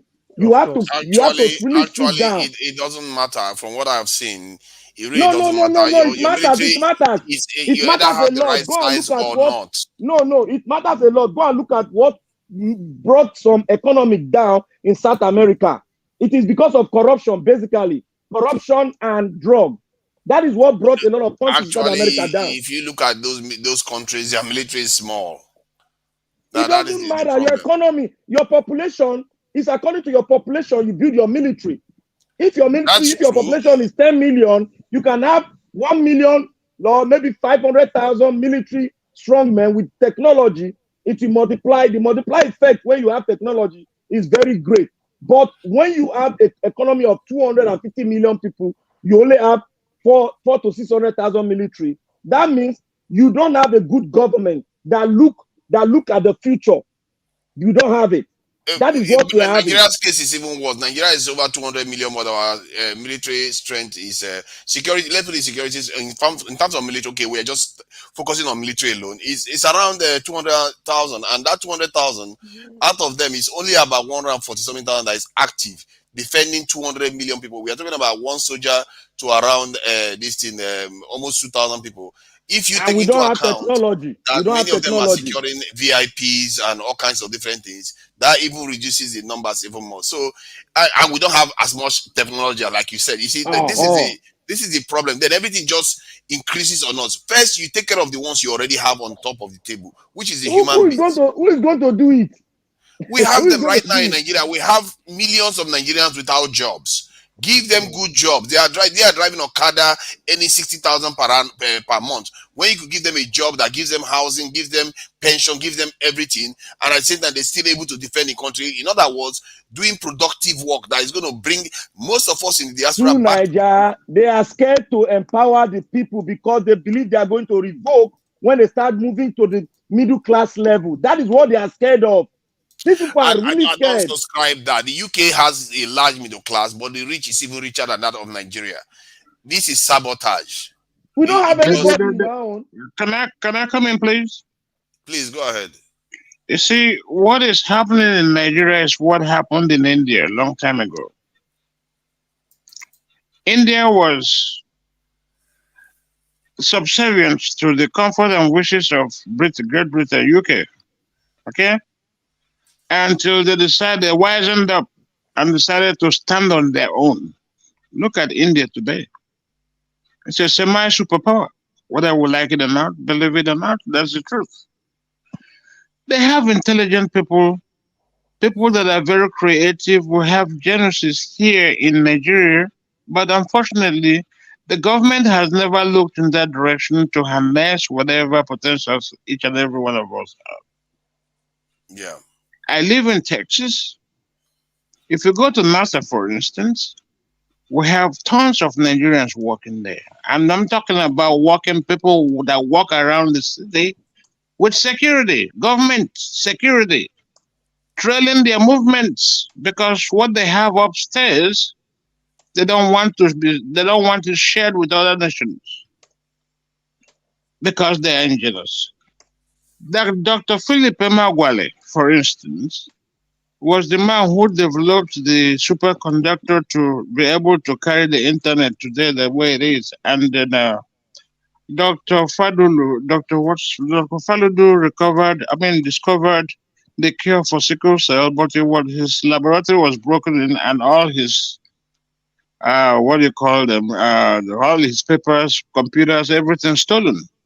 Sorry, I don't want to stop you because you seem to be saying very, very important things. This doctor, who is he, and when Dr. did this Emeagwali. event occur? Dr. Emeagwali, Philip. Dr. Emeagwali Philip. Okay. Yes, he's from Onitsha. He found the cure for sickle cell, and that's Doctor. No, the sickle cell is Doctor. Excuse me, I forgot the name. But Dr. Emeagwali did that of the superconductor. Dr. Fadulu. It's a Yoruba man. It's a Yoruba guy, yeah. It's a Yoruba guy. He discovered the cure for sickle cell. His office was vandalized and all his documents stolen. When was this? This was a few years back when I was in the college. About 10, 20 years ago. Wow. Yeah. And today now, the cure for sickle cell, we don't have it. The guy that performed the surgery on a little child that was in the it was a fetus yet, not born yet. Then he extracted the fetus, brought him out, operated on him, It's a a Yoruba Yoruba guy. man. Yes. We have people in various disciplines that can put Nigeria together to a productive nation. But the country hasn't thought it wise to do that. See, just hold on for a second. I think what you are contributing is very, very important here.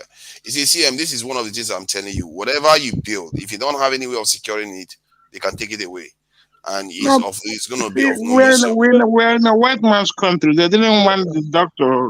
They just didn't want to give him that credit. His son was in the U.S. Maybe because of racism. Anyway, that's racism. It does not negate what you are saying. Even if he's building it in Nigeria, they can come and whisk it away. Surely it will happen. But the thing is that in terms of patents, we all agree that we Nigeria have more than its fair share of intellectual. Yes. I mean, to fix Nigeria, I mean, we have more than our fair share. But the thing is, that's why we are hoping. When I hope on Obi, I want a man that will come in, to be honest with you, because from the little I've known about international politics, do you know that international politics is you have to be greedy. You have to be greedy for your own country. That's just what it means. You don't Correct. get. That is it. That is just it. Let's let Nwosu complete, because he seems to be, saying things that I've not heard of before. I'm quite interested in hearing what he's saying. These guys, we have people that can build that country. We're talking about electricity. I know it's a very intricate area, but at the same time, we have people that have studied electricity. We have studied the people we have electrical engineers. What is research? Put people together, luminaries, put them together. They will start interacting with one another to make discoveries. And discoveries that can either elevate the status of the country, or they keep researching till they get to somewhere they want to go. So the way we are looking at Nigeria, everyone like, what is this brain drain going on now? Every doctor that comes out, boom, goes out of the country. Nurses are migrating to different parts of the world. They are harnessing the technology or advancement in their various disciplines. Whether we like it or not, that's a fact. They are interacting with different technologies and all that. So that's brain drain. When the lottery was going on, Nigeria was given 25% of all the international lotteries opportunities available. Nigeria had the most of it because Nigerians are engineers. They are very creative and very hardworking. That hard work can be utilized in the country to build that country called Nigeria. But there have to be some incentives. To be honest with you, the type of leader Nigeria will need now is yes, I know, a leader that will come up, challenge Nigerians. When they say Kennedy told the Americans, not what your country can do, what can you do for your country? What can you do to your country? If you challenge, because Nigerians are so versatile, but they are in doing it. You as a leader, we first of all shun whatever the Western media will be talking about you. Forget about it. External influences. Yes. Exactly. What you tell them is we use our own formula to solve our own problem. That is just it.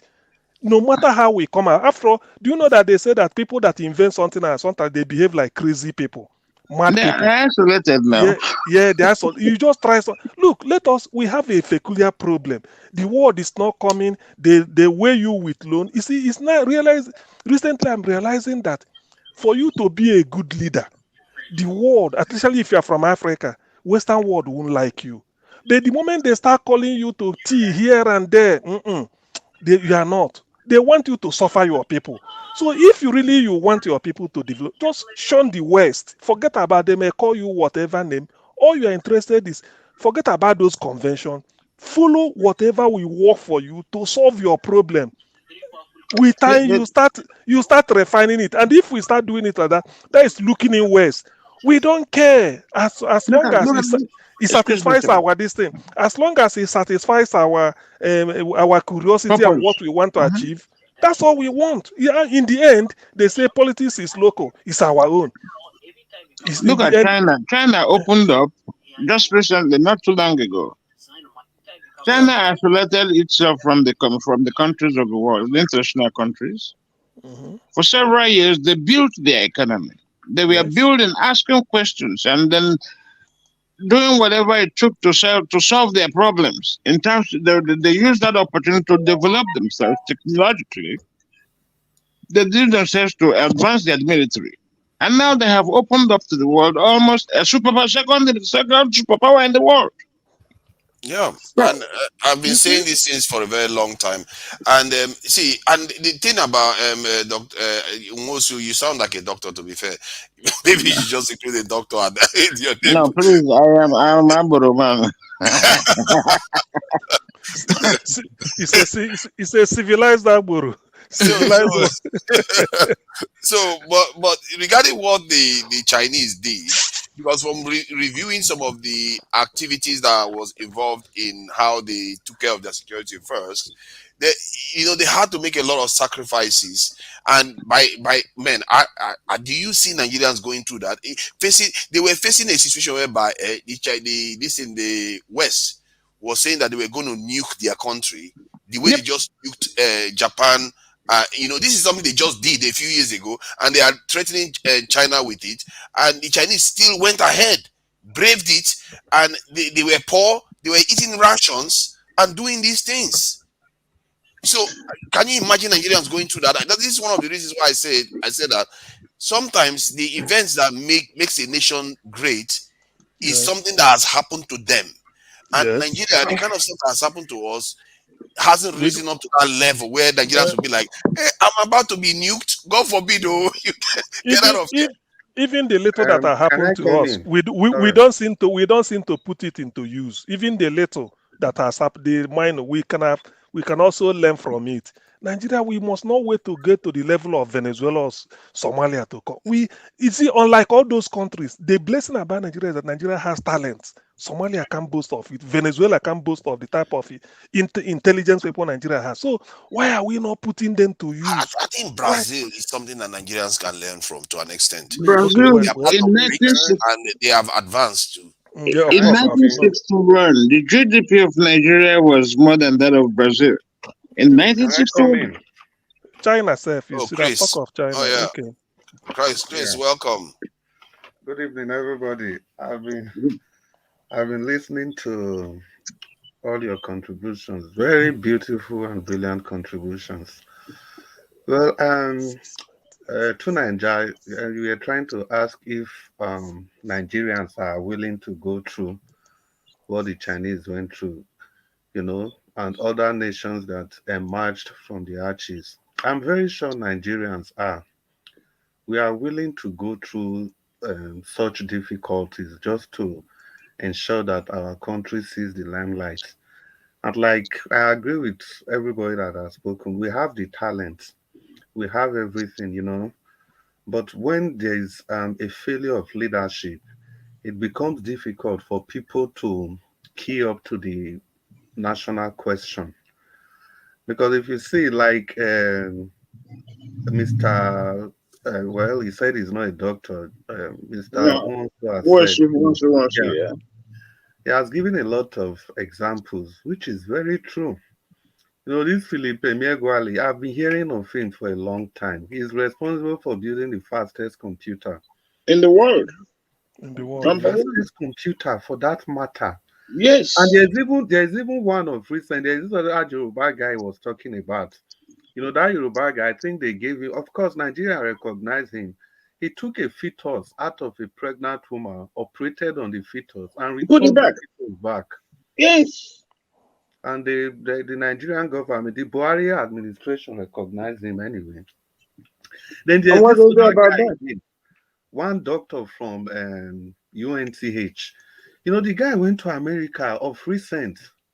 Dr. Umalu or what? Yeah, that's Okay. Oh yeah, I know him. Yeah. Bennett Umalu, the concoction guy for mental health. You can imagine to Nigeria. You see this sport that the US they've been playing this their Super Bowl, that high impact sport. Mm. You know, and they discovered that people that retired from that sport, you know, they usually have some Brain problem.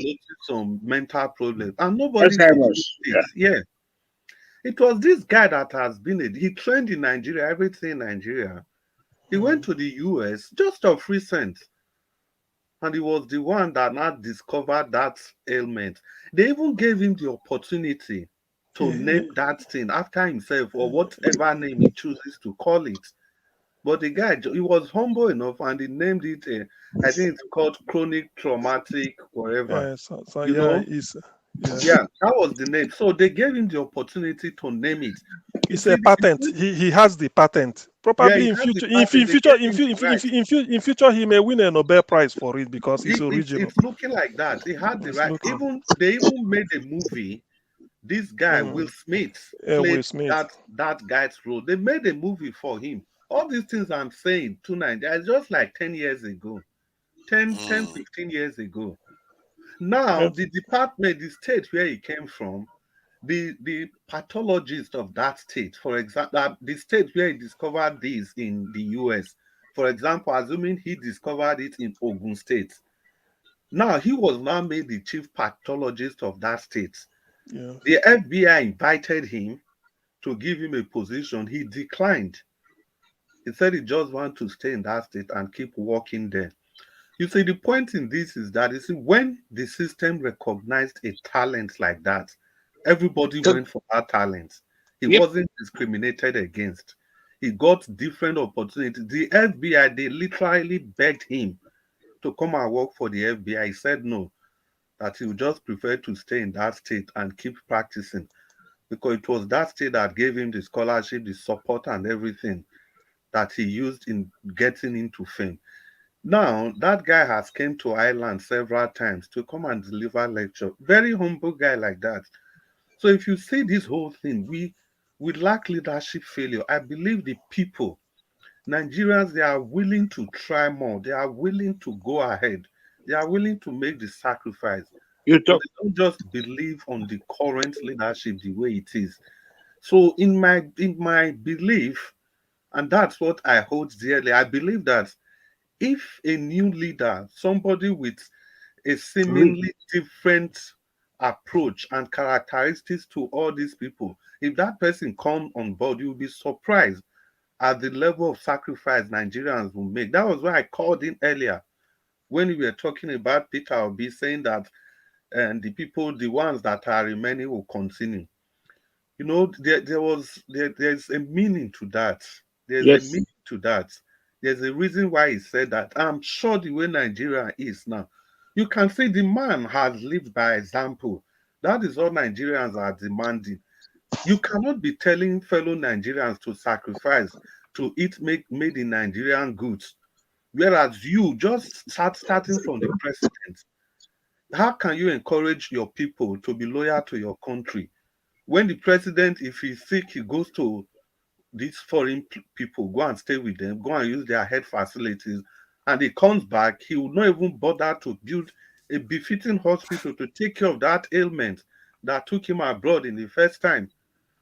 Even his wife And the literally was president that sleeping does with him. that is definitely not going to want the people to be patriotic anyway. Yeah, Because he's not. So I'm coming to Sir, that. Look at his wife. His our wife leaders, sorry, sir, our leaders have their masters they are serving. Exactly. These external influences are the ones killing Nigeria because they are still the ones stealing our resources, whether we like it or not. That's the truth. Yeah, that's the truth. Because we, to a very large extent, it will be foolhardy for any person to say that the West is not against Nigeria. But it will also be a foolhardy for we to assume that we are the only person they are against. All nations, they are in competition with each other. Of They are course. looking at how to outplay each other. So if your leader decide to be stupid, they will take advantage of you. It's as simple as that. The whole world is like a jungle. It's survival for the fittest. Now, tonight, I remember you talked about Brazil and you mentioned the technological development in Brazil. Do you know that not Silva da Lula, the one before Silva, Do you know they just convicted that man now, president for that matter? Yes, Yeah, of corruption. Yeah. He's going for 9 years. Bolsonaro. President. I think Yes, Bolsonaro. he's going for 9 years. And you remember that in 2014, when they hosted the World Cup, under 2 years, they added 30,000 megawatts Oh to yes, the I know. electricity Oh my supply. God.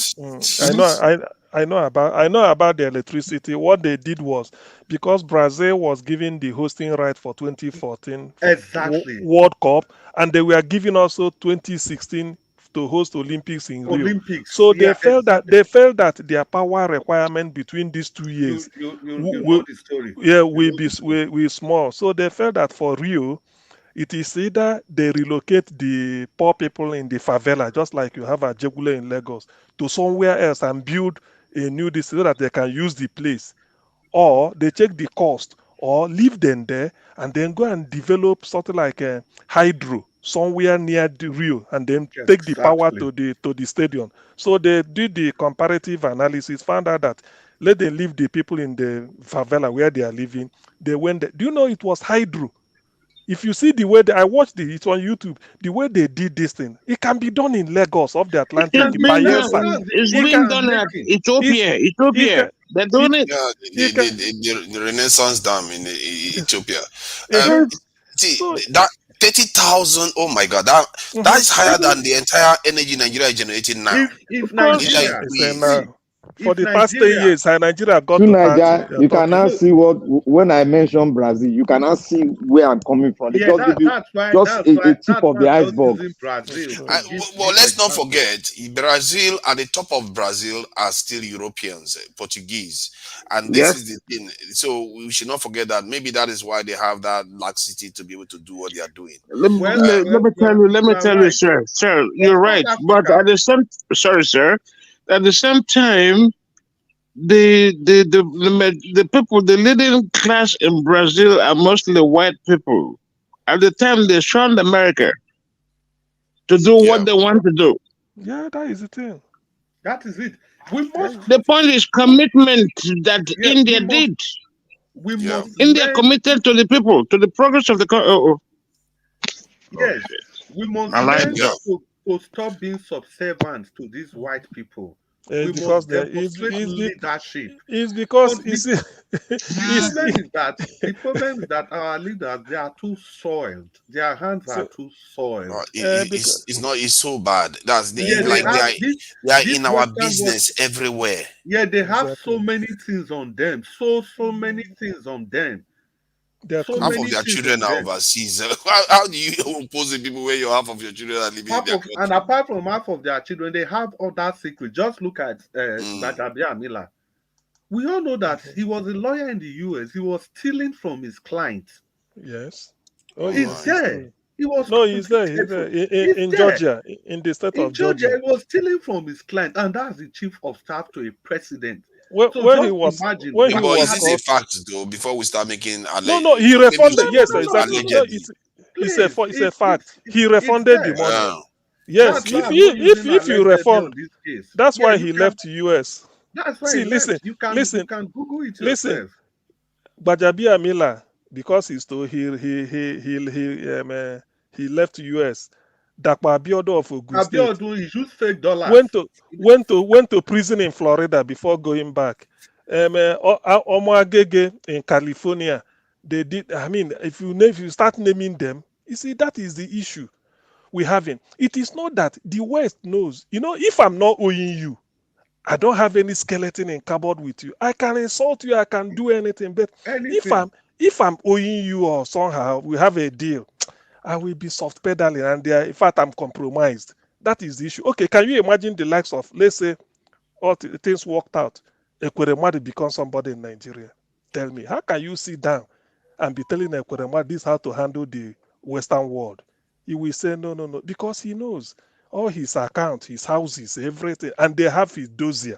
So when they come for one type of thing, if you say they expose you, and then they may even use it to even frustrate you. But when you are clean, you don't have anything. You don't have it. you can concentrate on your country. That's why some of these countries you see, when they want to call America's bluff, they call. They don't go about owning properties in America like Africans do. They don't do that. So they can call your bluff, but not that they are calling your bluff to your face, but when you are calling them for one partnership or the other, they may ignore you and then do it their own way. If America knows that you are helping yourself, you are not playing in politics, international politics, as to affect their interest in one country. They don't care. You are doing your thing. But at the level Nigeria is now, what we need is somebody who will look in West, tap our talents. Let us first get out of the wood. Start from the scratch before we can now get to whether we want to dictate what happens in Africa. And some of the strategies, sorry, let me just add it. Some of the strategy we could use, because this is something that I've thought about before, because we have a large diaspora, like the Nigerian diaspora now in America and in the West. And then we also have the greater diaspora, the African American, that we don't even interact with. Many of them are Nigerians. I even saw one video of them. They were talking about it just today. Many of them, because they are wondering why is it that 60% of them, they are checking their DNA, find that they are linked to Nigeria. So if we are liaising with them, they could also act as a cover that will prevent America from doing some of the nasty things they like to do to nations that are doing what is going on now. So they and even without even interacting with them, there will be natural buffer between America and us, because we've just not tried it before. If we did it, America will come for us, but not the way they will come for like other countries, because they know a large proportion of their population, including a large increasing amount of Nigerians, they are going to be there and they are not going to like it. So Nigeria, we just need to produce a leader that can do it now, because after 10 years, that window is going to close. This argument they're having with China will end. So now they always have arguments, but sooner or later that argument will end. And then when they settle, we are in trouble. Then they will come for us again. And now they are united. If they are united with those sort of numbers, what chance have we got? And this is one of the reasons why I keep saying this is a window. And this is why you are seeing our refineries are coming up, because the Chinese are coming, working with us. The West are doing everything to please us. But what they do to us, man, that thing annoys me. They come here, they act as if they are our friends, because now because they see that the Chinese are coming around.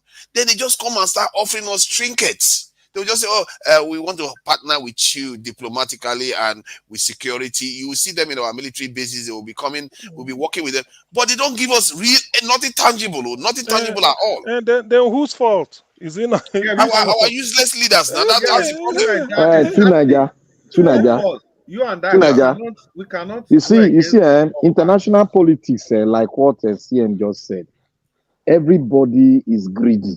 Yes, that's exactly. And it all depends on the level of your greediness that makes you have good deals. Because like what George Bush did, you can see what CM said. He did it because that is the highest level of being greedy. And he got what he wanted. You cannot bluff him in any meeting. You cannot bluff him because they have a pathway towards everything. But we don't have any pathway. We don't have any patriotic person there. Then you cannot have your way because you don't have anything. The thing is, if they come to us like Tunaja is saying, maybe this partner, don't turn them off. You sit down with them, but all you want is to be pushing. This is your interest. When they see that you are consistent, they may even leave you or they yield. So that is demand a lot. We don't demand. That is the thing. Hey, whose fault? It's you. So when they come, he say, look. When they are talking of this, he say, look. He say, my problem now is I want to develop the agricultural sector. I need this type of thing. This is what I want. Look at our vast land. That's what we want to consider. We want to stop importing plantain from Colombia or importing something from China. We want to do it here. When he's talking, he said, look, no, this is the most important thing for us. Now, probably when after this, we can come to. When you are talking, you don't know this is your interest. Tomorrow, you find out that, look, going there, flying in to discuss with this people, this is where the interest is. You insist because that will benefit you. Or you say that, look, we're under attack.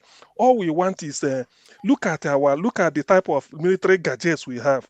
They're already outdated. We are trying to see if we can modernize it and then boost our military training. Can we do it on a pro rata basis or this thing for us, or bring somebody? This is what you'll be telling them. You don't. Let me give you an example of what is said to what you are saying. when the Chinese leader first asked the Russian leader that they need their nuclear technology, they said the Russian leader was a bit shocked. Like, he didn't expect it. Like, you just met me and you are like, give this to me. They are our most deadly weapon. We've just developed. That's their most advanced weapon. Oh. They're telling them to give it to you. Like, that is what the kind of stuff. If you don't show ambition, why would they respect you? That is the That thing. the Russian leader was taken aback and was silent for quite a long time because of it. That it took that and Stalin didn't give it to them. It was Khrushchev after Stalin died before they got it. But you have to pressure to get what you want from these people. Because go ahead. Do you know what is the Indian Prime Minister? Was it is it Gandhi? During Kennedy's time, he visited the US 1962 or 61. When they came, they say want to see MIT where America is producing brains. After visiting there, he told the man that let them come and help him and establish the branch of MIT in India. Eventually, he gave rise to IIT, Indian Institute of Technology. They said the graduates there are higher than that of MIT. Today, look at where India is. In other words, so I'm just giving this as an example. It can be anything. It might be erosion control. But the thing is that when you are with them, because you know they've advanced more than you, and you want to, so if they want to play that politics, you always tell them that the politics you want to play is to benefit your people. That is, or you even raise it that why is it that they don't open up enough space for Nigeria to get into NASA and then come back? They will say, You say yes now. We want Nigerians there to get into NASA and then study. Look at what. You want us to work closely. Give us because after all, you need to for the Japanese. What do you have against us? Exactly. No, you did it with the Japanese. You don't want to give us access. By the time you say something, not when you are negotiating how to buy one type of Long Island in New York, for your own selfish interest or your kids, you tell them that, look, you say America is going to the moon with all this technology. You want Nigeria to come and understudy them in NASA so that you can send them, they go there, it's exchange. And the advantage of doing that is that you are going to be nagging them so much that then they will be running away from you. Yes. Then you have time to go and do what you want to do. And you can go and do all that is why they are running away from you. And to them, they now know that this is a leader that loves his people. They may not tell you. They mean business. So not that when they... That's why sometimes they don't blame anybody. They have all this, everything. They're looking for this type of, maybe you're running from your country or this thing, and you tell them that, look, all those things, we are even in the process of developing this thing that we'll be using this uranium. We don't want to export it. We want to create jobs for our people. Before you know, you say, look at the unemployed, because America cannot live. I don't think America has got up to 50% unemployed people. I doubt it in their history. No. So, but you tell him, you say, look at Nigeria. 130 when multi-dimensional poverty is, I can't sleep. I want to reduce it down to 20. So this is what we... By the time you are talking all this, they will know that, yes, you love your people. And by telling... And they can't fault you. Mr. TM, yes, do you know why... Do you know why we cannot run deal with America? Why? You know why? Because we are infested with Islamic ideology from the north. And most of the people in the north, they are the one trying to hold the power. So remember the time during the Obasanjo regime that they wanted to have a joint military force with Nigeria and the Guinea whatever. Guinea, I've forgotten the place, in the sea there. But they refuse. They refuse because they don't want it. It's not. Wait, listen. But it's not like we are just going to do it from the south. It's going to be the entire country. Please, one moment. That joint military they want to have, who will it benefit? Is it because America want to use it as a base to deter other people for their interest, or is it to the interest of? Because it doesn't. Look, I'm not saying that you can partner with the devil as long as you are gaining. Forget about what the world is saying. No. Look at what they wanted to strike. Look at what they Look at what they wanted to strike. One, they are going to have a sort of bilateral relationship with America so that you can exchange ideas on military-wise and equipment. You can buy equipment with us. You can have a sort of credit with us, whereby we supply your military with a lot of equipment that is modernized. But they refuse because America will not come and do that kind of shadow deal so that you just mess up their deal and give their technology to another country. So Nigeria cannot strike deal with any country, but the corrupt country, that's what they do. See, back to what I wanted to say before. You see, in a situation like that, in a situation like that, you as the leader, we know what is good for your people. The moment you know this, don't care. You don't care about it. Look, you can be in good. In fact, do it this way. How will I say it? Do it this way that any leader, whether it is Israel, any country, you sign, say, but let it be. You have to say, I'm signing bilateral agreement with Brazil because Brazil, the agricultural sector is highly developed and they are feeding themselves, exporting food. You also want to feed yourself and they export food. How did Brazil do it? When they are talking, say, no. We are so hungry. We don't want to be imported. We are a poor country. We have the land. All we needed was a bit of the expertise to make this easy. That's why we are talking like this. That is when you know. For every country, if you sign with 50 countries, 50 interests are coming into you. Why can't you develop? Tell me, why can't you? 50 different countries, each one, you know why you sign with them. The reason you sign with China might not be the reason why you sign with Indonesia. The reason you sign with Indonesia is not the same reason you sign with Norway. Norway might say, look at our navy. We just, because you have this, you people know how, what is it called? Offshore fishing. We want to develop our own. We are in the Atlantic coast, even if not for anything. Look, there is no way you will do all this. You won't succeed. It's only because our leaders, they are only after themselves. They don't even know what leadership is all about. If they do, there is no way you can go. I mean, what is the point that we are coming to me and if I'm pressing what I want and you are telling me the other way, I will be saying, no. I said, look, that won't benefit my country.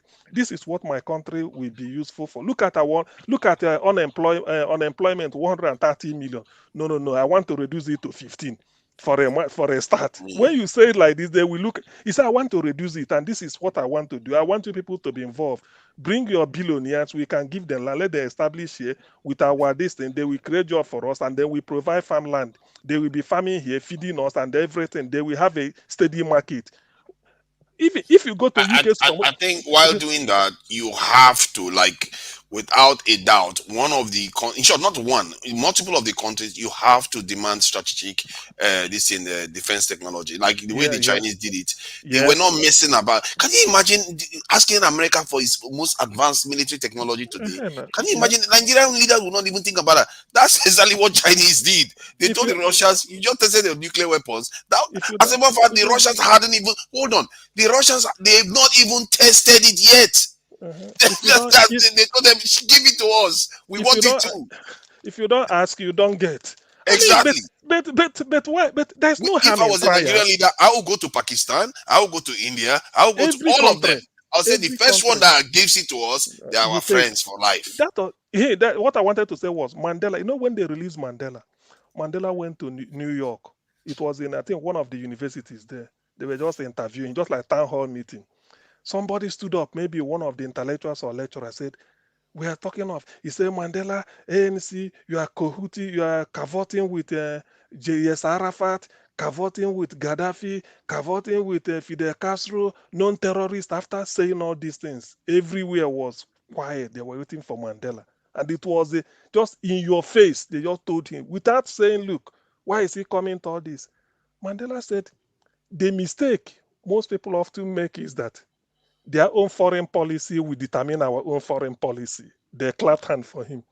He said, this country you are calling terrorist, during our struggle, they placed their resources at our disposal for us to free ourselves from apartheid. How then do we turn back from them? Everybody stood, they were clapping for him. Watch this thing, it's on YouTube. So in other words, Mandela on that, he told them that, look, your foreign policy is not will determine my foreign policy. That the enemy, your own enemy, cannot be my enemy. That's what he's trying to tell them. He said Gaddafi placed the resources of Libya at our disposal to help us when we are in difficulty. Arafat sympathized with us, Fidel Castro. That's how we play our own foreign policy, because they came to our aid when the world abandoned us. So how do you say that? That is the thing. It's on YouTube. Just said, I think Mandela's foreign policy answer to somewhere in New York. He won either Pace University in New York, I can't remember. The thing was a shocker, even to the guy who asked the question and the person interviewing him, and they clapped for Mandela. So that but is it not shocking, though, a country like Nigeria, not once have we even ventured in towards nuclear direction at all, not once. What is wrong with us? Wait, that would let us see to Nigeria. Listen, let us A major let nation us like Nigeria. let us advance. To You know Nigeria, all these things. Yes, in terms of status, we are supposed to. In terms of status, Nothing else should suit us. I don't care too much about employment.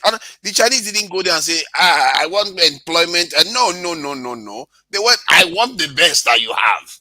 Give me your and the Russians gave them their ballistic missile. That's the whole thing.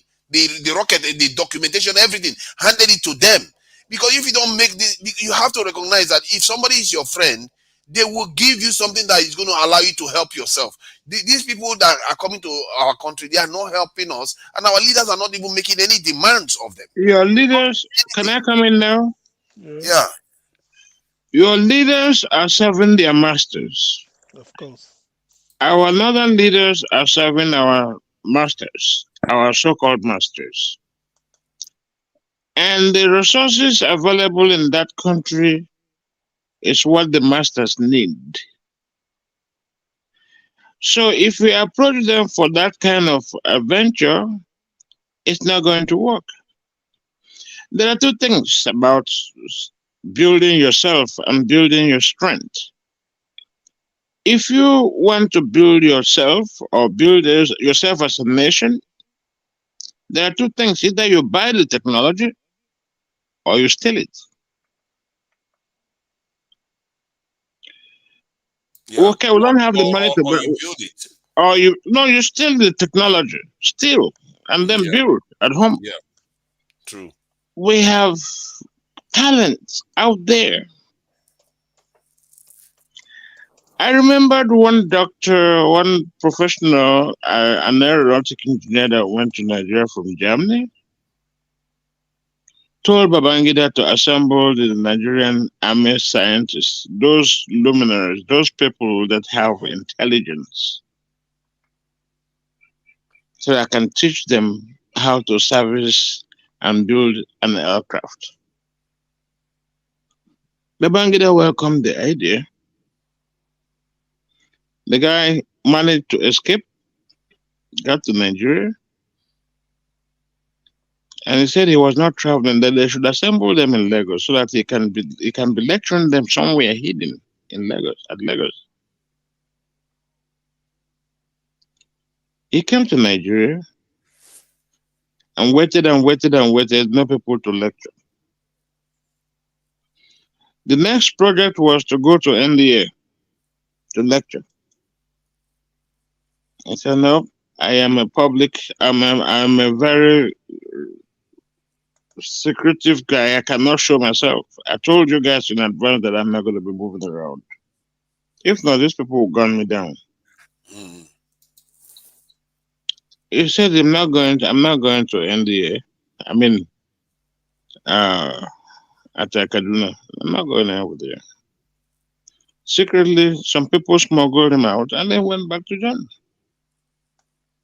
He wanted to cheat the Nigerian people so that we can at least service our aircraft in Nigeria. You see? Now, what happened was that there was our big brothers out there that are the masters have advised our leaders otherwise. Don't do it.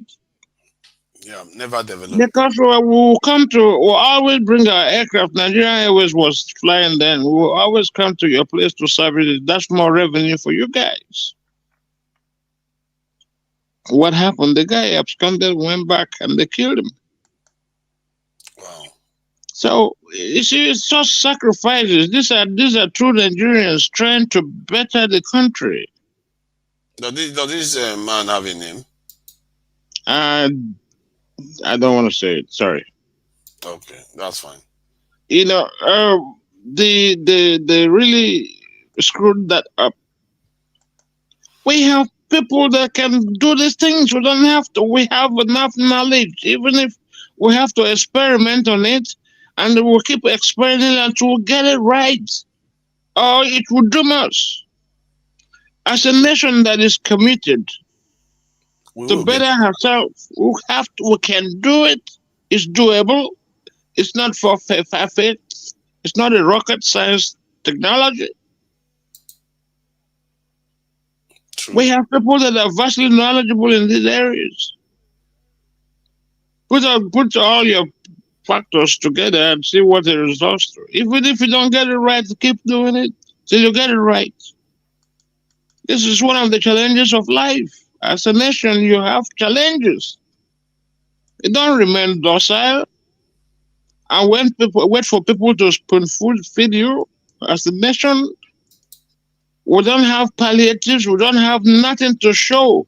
We can't even take care of our people. We can't even feed our people. We don't have those physiological needs of nature, light, water, and shelter. We don't have them. What about transportation infrastructures? Now zero. And we'll make so much money from oil. Oil now become the only source of income. That's, give me a break. We have 100 and something, 200 and something million population.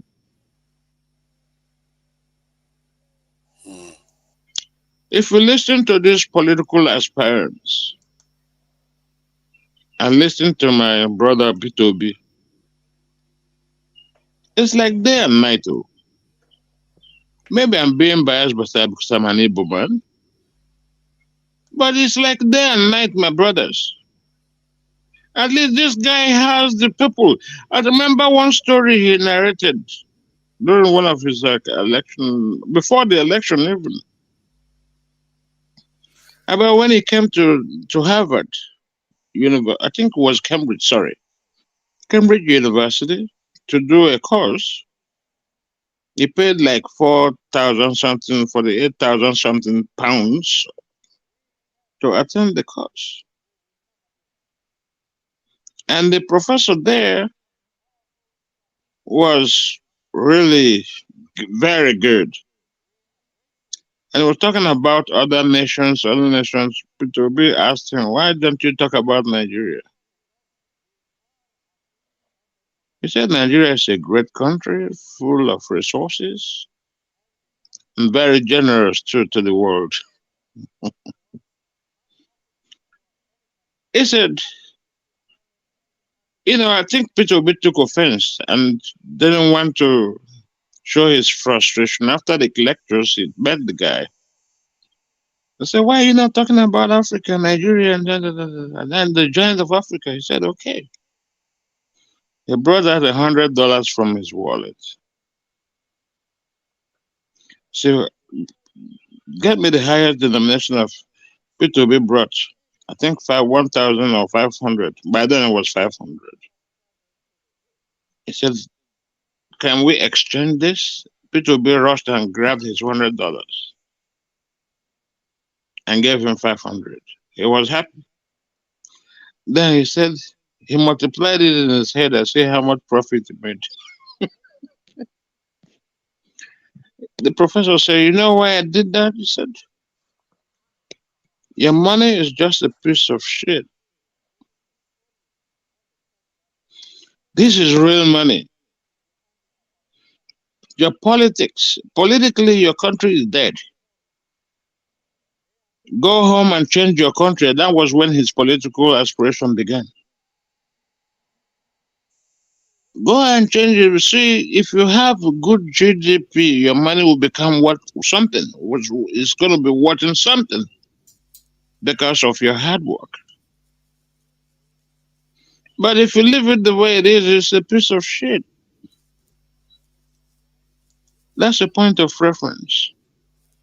My brother, if you have to aspire for anything good, like this electricity, for instance, a big challenge in that nation. If we don't have electricity, you cannot attract industries. With the way fuel subsidies removed, how many companies can run their generators to make products? Very few of them, or even none. They'll quit along the line. Then how are you going to sustain your people? We have leaders The leaders don't understand what is going on in that part of the world. People like Buhari came in and then Islamized all the appointments. He made ministers and that and that and that and that and that and that and people that have not been trained in that area. We're not asking you to don't take whosoever you want, but let some that person has a comprehensive idea of what type of job you are relegating to him. So he can be good at it. These people, this on the job training for them. So they goofed. He himself doesn't know anything. I remember one of you guys quoted yesterday. Do you know something? I don't know the guy that quoted something about Buhari's inability to know to lead or whatever. Quoted somebody. If you don't know, you don't know. If you don't know, why should you be there? Why do you aspire to be there? Because it's your turn. He got his turn. Today is Tinubu's turn. Supposedly, till the judiciary proves him otherwise, we don't have a direction for the country as a whole. We don't. We don't have any. This is our bus stop. We don't have it. Anarchy is about to take supreme in that country. These bastards are praying the streets, kidnapping, killing people. Like now, we don't have any kind of deterrent. God have mercy on Nigeria. Really, it's very annoying. It's very annoying to even think about what's going on. No, I mean, the common man, the older people back home, and those that are they cannot walk, they cannot drive Okada, they cannot do anything. The older generation of people, their children have been trained in the colleges, in the universities. They do not have a job. There's the older people still feed them with what? The younger women today take to prostitution as a way of making ends meet at home. Because they can watch their mother, father that trained them go hungry. I'm not justifying that, but that's necessity is the mother of invention, isn't it? You know, and people are not concerned. Most of these people, I remember Sanusi, Sanusi at the time he said they were having this Northern Elders Forum meeting. He stood up and talked eloquently about the atrocities the so-called Northern leaders are committing with their own children, not educating them.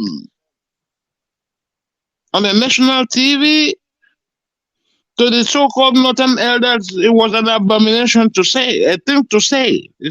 Don't say it like that. The next few days, they throned him as an emir and sent him on an exile.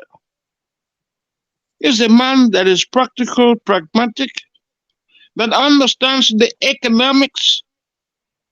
Harvard-trained economist. No, he's not. That's what I heard. That's what I heard. He only went to studied- school with.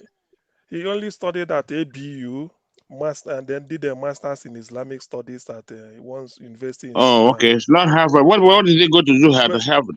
He did maybe in all those normal courses they do. Like All the normal courses. Okay. because That's the where way- he met Erufai. I don't know. That's where he met Erufai. They became friends. Okay, please. So there's somebody called One Love. Hey, I didn't know. Somebody came in and didn't speak. Oh my! Please, we are sorry. I'm really sorry. Said One Love said me and Tuna just should know there are other people who have not been able to speak. What a shame! And then we've lost the contribution that he would have made. He or she would have made. And then this. Please, sometimes when it is like this, it's like free for all. But really, we be considerate. Not that Yeah, but it's up to you to look at the monitor now. I didn't even have it. I forgot. There's a time I saw One Love later. The person, please, One Love, if you are still available, you can probably from US, which is still your evening or early night or No, early it's evening. early night here. It's evening or early night. So It's whatever 8:40 whatever it is, p.m. whatever Yeah. you see, all that we are saying is because our leaders do not conduct We don't have leaders. diplomat. Well, those that appoint themselves now, they don't conduct themselves the way it should be. Because do you know why I always felt that even if you don't know what to do, you copy from those that you know what they are doing. America cannot, whatever America, anywhere America is for their own strategic interest. The same with Britain, any country at all. So Nigeria should think of strategy. Even if Nigeria want to go and help out in Togo, you should be thinking how will you benefit Nigeria? You want to go and help out anywhere. But our people that say they are leaders, I don't know why, they're only interested in acquiring. And when you are materially conscious, you can be a good leader. A good leader, Nyerere, Mandela, Nkrumah, you shouldn't be, when you are materially inclined, you cannot be a good leader. You can never. I don't see. Particularly if you didn't acquire the material wealth before coming into office, or when you are in the office, you now feel that you want to, shortchange your people. Then you can never be a good leader. That is what Nigeria is And that's suffering. why I feel we don't have leaders. We never had one. Because all they do is Right. all they do is the worst they could do is nepotism. But to be honest with you, I feel that sometime in the affairs of a nation, if we become sane, things will turn. At least what Nigeria needs is somebody who will give them hope and then sort of challenge Nigerians. What can you do? Let us do it. I want a leader who will say, look, I don't care whether it is a wheelbarrow we produce, let's use it. That is when our salvation will start. I don't care, no matter how it is, let's use it. No matter what it is, let's use it. Go and see car made in India. If you look compared to Mercedes, you will think this is one type of toy. But they are proud to use it in India. It's their own Very indigenous fuel technology. efficient. We have a lot Yeah, of those cars here in the United States. that is their own. So Remember that when is we had the fuel crisis? A lot of them came down to Houston, Texas. So you see, what there are a lot of things people should, until we have people that think in that direction. I don't think we've arrived. Because Uh-uh. as a leader, you should not just be thinking of. I mean, you don't better than, and you can't destroy your own economy to satisfy an economy elsewhere outside your country. It's not done. Everything in Nigeria in life is interest. They say in politics, no permanent friend is permanent interest. If Pakistan can give you what you want, Mr. CN, yes, please, you go to Pakistan. Eh, do you forget know about it. why? Do you know why we are like this? There are a lot of reasons, so it's not one See, reason. the fundamental reason why we are like this is that we have not yet become a nation. Probably. This thing I'm saying is wisdom. It comprises of a lot of things that you can crop out of it. We are not yet a nation. If we are a nation, we will believe in it, we will work for it, and we will grow it. But we are not yet because we are so divided that this one, the North want to take his own, the South want to take his own tribe, they'll bring tribe issues, bring nepotism, bring everything. It's like we are like fowl that is, when you put corn for ground, your fowl will scatter. That is how Nigeria is. Just put the corn is resources, everybody will just scatter the final. They are not thinking of bringing it together, plant it, and make it grow. No way. We are just there to eat, and scatter. Oil, nothing more, crude oil. Nothing more, no, nothing more than that. Let this crude oil dry now. Everybody will go in Papa house. Crude oil. What a shame. Nigeria, a country with the most intelligent people in the black world, yet we cannot configure electricity for ourselves. You see, how Let me many? tell you. Sorry, sir. Let me allude to you. Let me at this point, please. You see, during that amalgamation of the protectorate, power was relegated to the Northerners. I'm sorry, I don't want to be sectionalized or sectional, but that's the truth. And when that happened, it was problematic because people were encouraged to flood their youths in the military so that they can protect their political grip on power, so that they do not face opposition. And anyway, the thing is, my friend, the thing is, issues like that. I mean, anybody who is of age must have had his own read books or be had stories or witnessed or this about it. You see the video Niger Watch showed this evening. Obi said, "We have lost. We have lost yesterday. We are losing. We've lost today too. Let us not lose tomorrow." So that's a very. I think that looks, because they said you have two eyes. If you keep looking backwards, you miss what is in front. I was going somewhere with that narrative. Okay. So these leaders at the time do not have that drive to change their environment. All they wanted was to usurp power and hold on to it. Let me give you an example. Let me digress a little bit. Boko Haram sprang up. That's something that has been brewing over the years. We don't want Western education. That's what the meaning of Boko Haram. Now, how are you going to build your nuclear plant with the Boko Haram in charge? Have you thought about that? How are you going to build schools that can impact the children of the country to develop them into productive citizens if you're Boko Haram? No, it's not possible. So these are the people leading us. They don't care about quality. They care about their presence there at the helm of affairs, dictating what happens and what doesn't happen. My brother, if we don't get a leader in that country that can understand the plight of the country, that can take the risk of running that country as if that's the banner bus stop, take the risk, move all hands on deck, let's build our nation. It will not happen if it continues at this rate. Bola Tinubu might be able to do it. I'm not saying he's not competent, but he's of age. He's not healthy. If he were healthy, it would be different. If he won the election, it would be different. But if the mandate is stolen from someone, give it back to him. Let's see how he goes about doing this business. This is a business that is requires a whole lot of ingenuity. It's a process. The process of getting the mandate is on course, and from what it's on course. I know. I've been following it up. I am very slightly elated.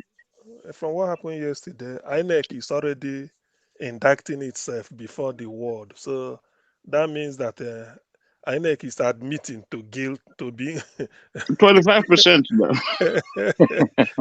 You see, this is a case of, I mean, how do I put it? So let me explain it. Something like, how do I say it? You know, all those ones, fella, they sing that time, say, you be thief. I know be thief.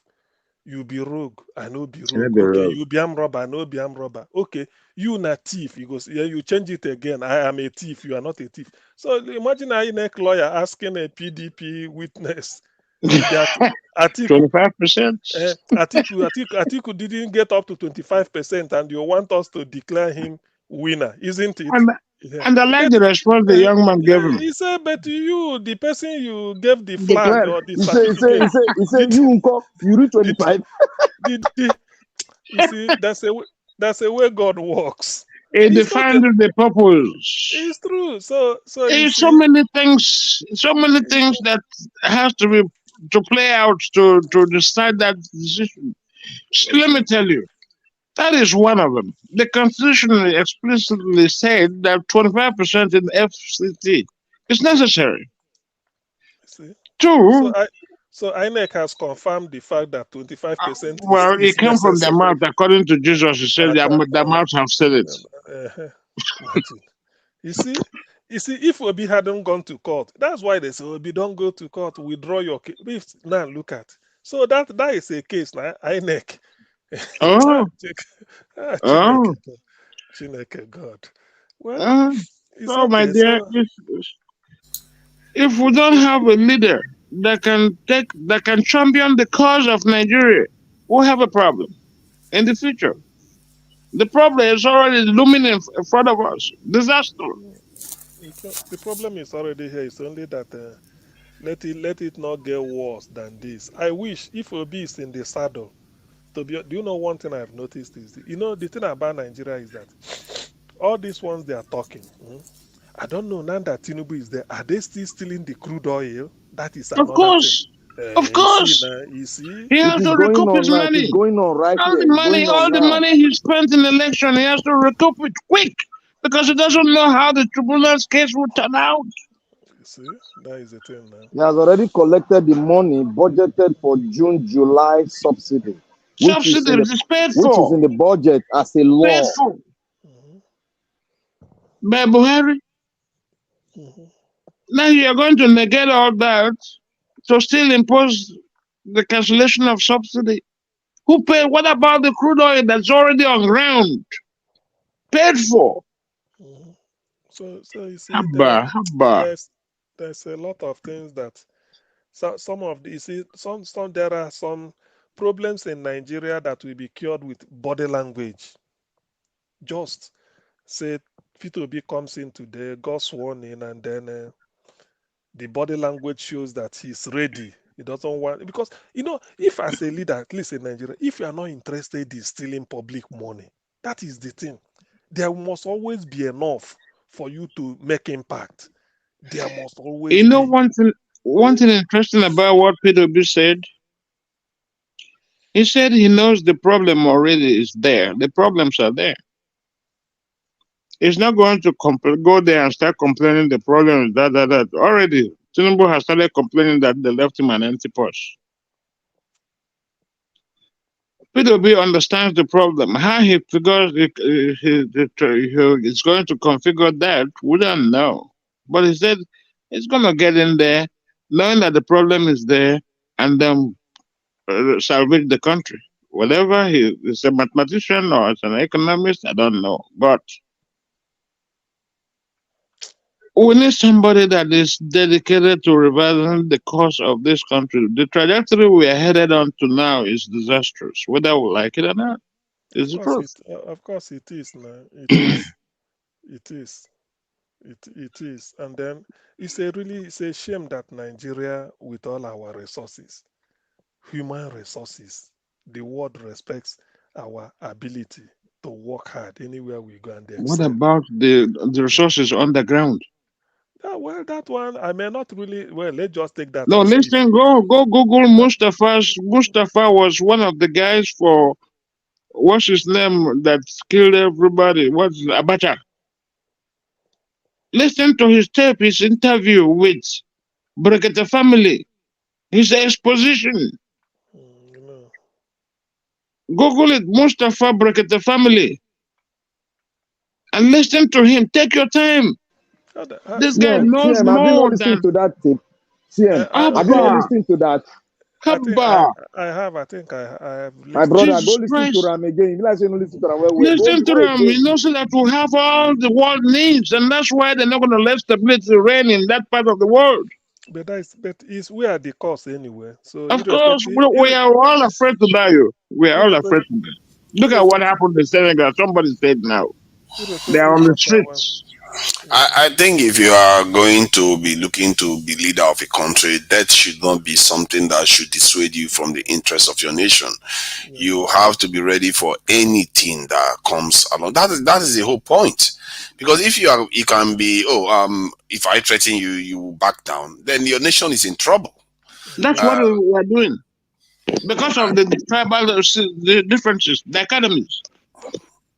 I'm Hausa, I'm Yoruba, I'm Igbo. The youths are not supposed to, are not being the youths they are supposed to be. I think to change it, there's an opportunity that has happened in the last year with the obedient movement doing what they are doing. And if the obedient first they've taken over Labour Party, which is one of the steps that needs to happen, then they go and start taking over like this in NLC and all these institutions that are out there. If they are able to take over those things, now they also have a leg in politics, a leg in the trade unions, and start forming alliances. Now you start seeing nationalists technically becoming prominent in the system. And the more they grow in the system, the chances are that the government, even when they are in office, they will have to do the bidding of those nationalists. And sooner or later, the nationalists will take over. As long as the need to fix the nation remains there, that is what will propel them to take over the country. As long as they are able and defend their interests, because it depends on what you want in this life. Personally, the way I look at it is that if you don't, most of the other countries that did it, they have something driving them. Our own case is our sufferhead. And I always ask myself whether that is enough to drive us.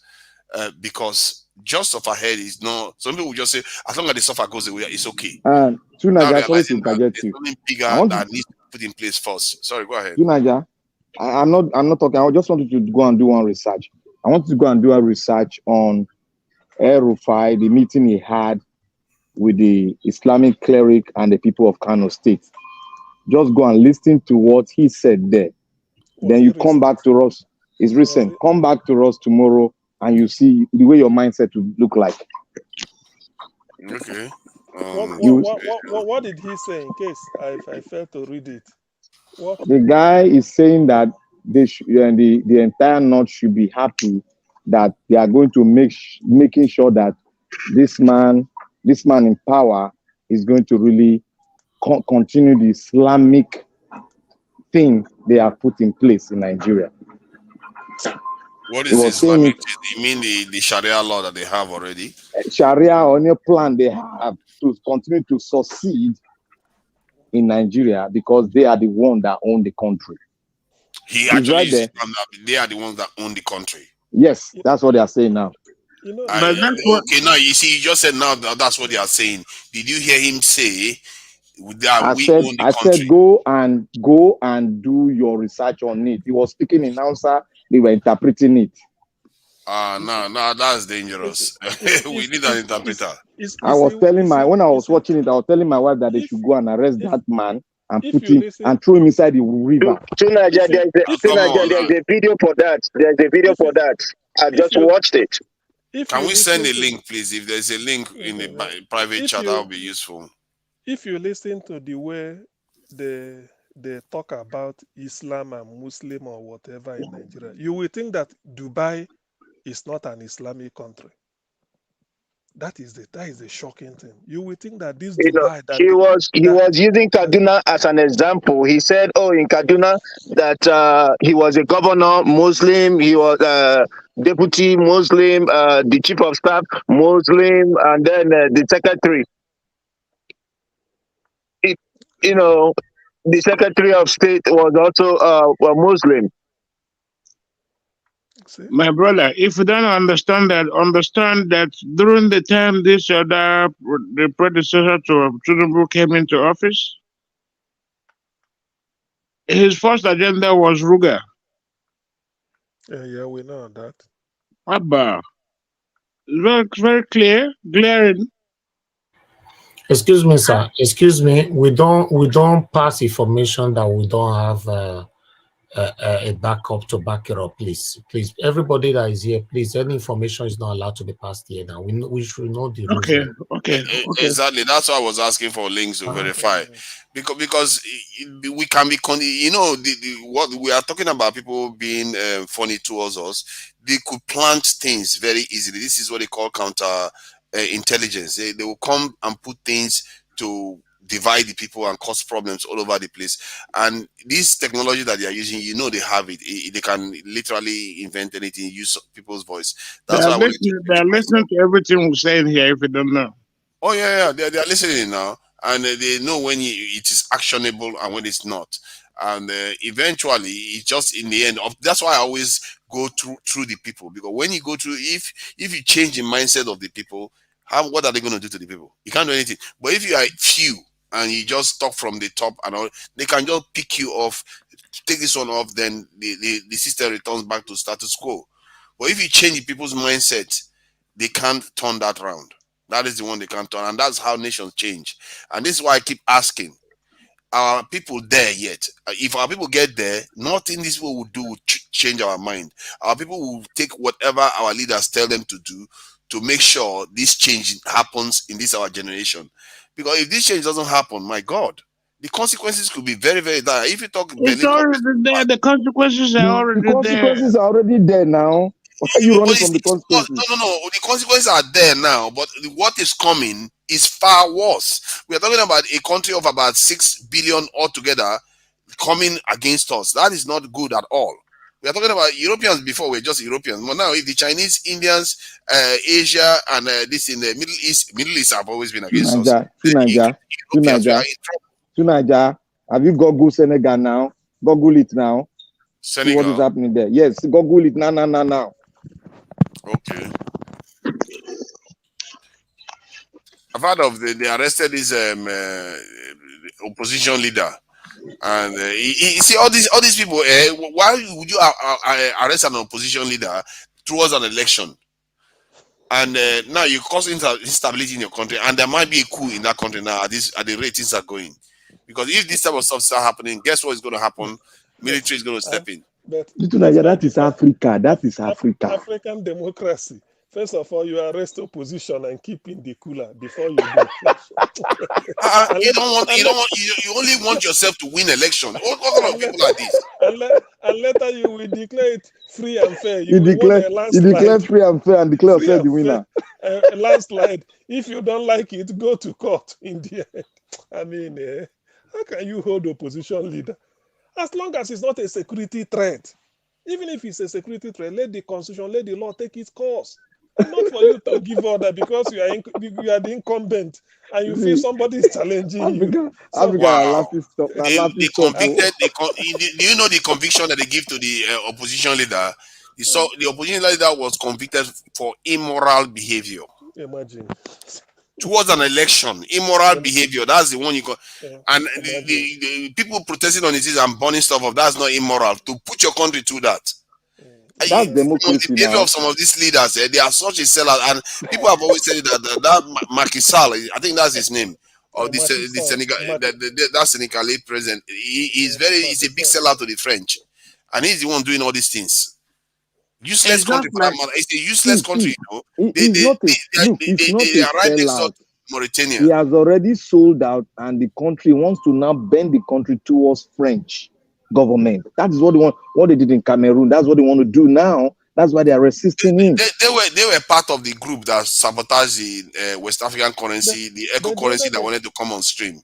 These groups of leaders. Are they still selling turning the country to France? When I think some days ago or weeks ago, I listened to the current French president going to United Nations to apologize to what they did to.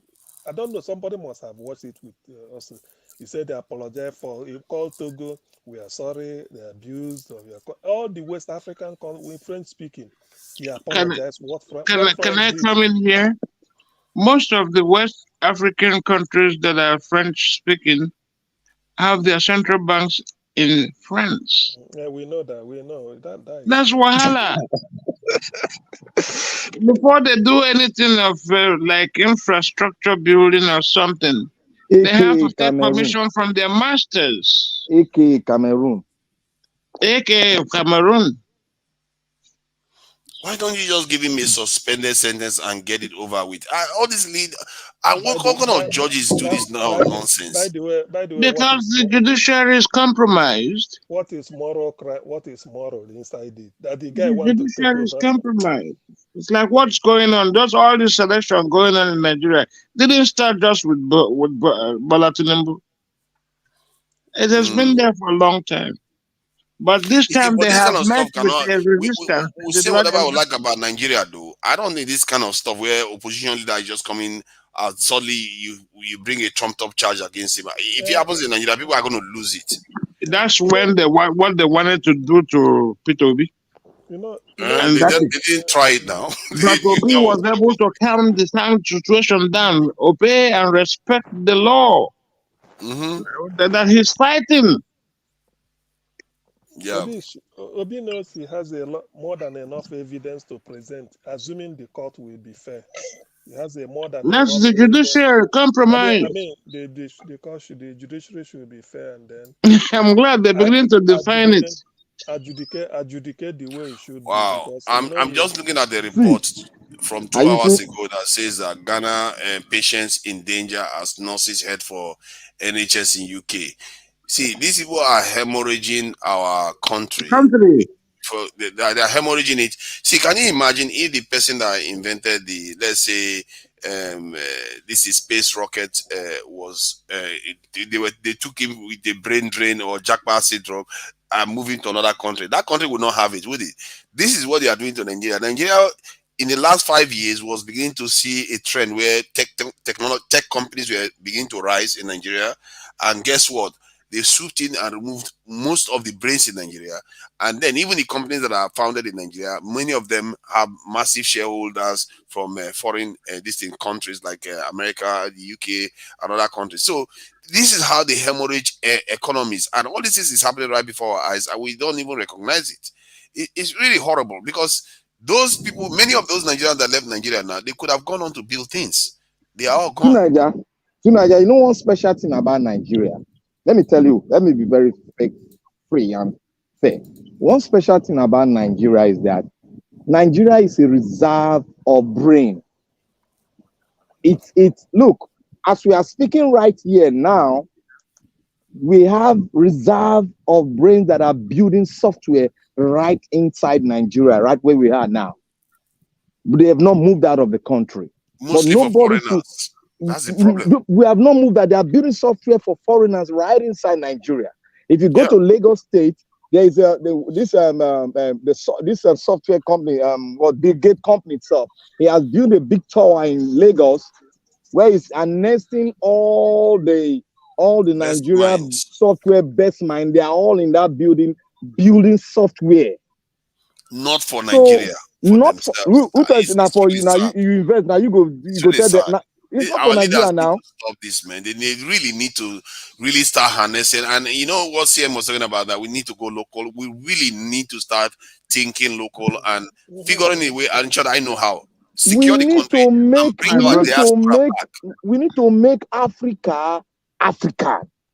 That is just we need our diaspora to return because there's too much. They cannot return when you don't have security now. We don't have That's what I'm nothing. saying. Now we need to put security in place. We need to put strong security in place because it's not hard to do. We can do that. Then this will need to return because if you can't carry on like this. If we are thinking alike, we can do it. But we have different ways of thinking. The ones that think this way should get their way because the ones that think the other way have been getting their way all this while. So the ones that think in terms of securing the country and having all the brains returned back to build, they need to win. These are progressive. You are speaking to the future now. If we get Peter Obi in now, what you're speaking now, will be coming in place gradually. We all will look. It is my desire to invest in Nigeria. It is my desire. I want to invest in this estate development. It is my desire. But how can you go there when you get kidnapped on the highway? My brother, the ground has to be fertile and conducive for you to do that.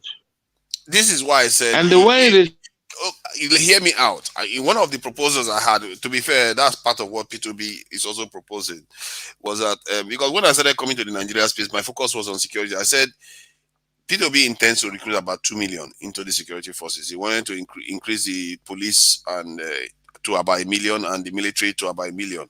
So if you wanted to recruit, if you create 2 million jobs instantly, one of the things that is going to happen is that the people that are going to service those jobs, like the people that are going to make the uniform, build the barracks and all the rest of it, that's another downstream this in economic activity that is going to improve. Then the security in Nigeria is going to improve, which is also going to stimulate this in business activities and economic activities, farming and all the rest of it. And because the surrounding is going to be more secure now, you're going to have this in the diaspora start returning even more, coupled with the government actually deliberately seeking them out, incentivizing them to return to the country. You're going to see their own investment come into the country, plus foreign direct investment, because now the environment is more suitable in terms of security for investment. So the security investment will pay for itself, more than pay for itself, and add more value to the Nigerian economy. This is doable. And in technically, this is the kind of plan let me give you one shocking thing now that will shock you to your bone marrow. Let me give you one shocking thing. And I want you to go and do your research on it. Nigeria presently, as we have now, if you go to this place, it's called Ota. There is an industrial estate. There is a Nigerian America. I don't know whether it's British America. I don't know whether it's British Nigeria or American. He's a Yoruba guy. He's building, you know, this tank that the military, they when you want to go and fight, you enter a bulletproof tank, you move to the war front, that they'll be shooting, but bullets not going to penetrate it. I forgot the name of they call that vehicle. Now, present, there's a name they call in the military. You put your Humvee, just like Humvee, yeah, it's Humvee. Yeah. You put your troop in there, about 20 or 30, they will just drive to the war front directly. They will enter there, they will start.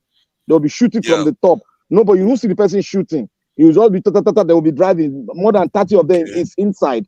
Now, presently, Nigeria is the only African country that is building it now. And we have two companies, one in Ota and one in one Igbo man, one Igbo general. Is the one that built the one in Ota is a Proforce, and the Igbo general is the one that built Odogu, this thing. God bless you. God bless you. You know, the man presently, that tank has been tested, and presently it's one of the best. It can compete with the American tank now, as we are talking. But what do we have now?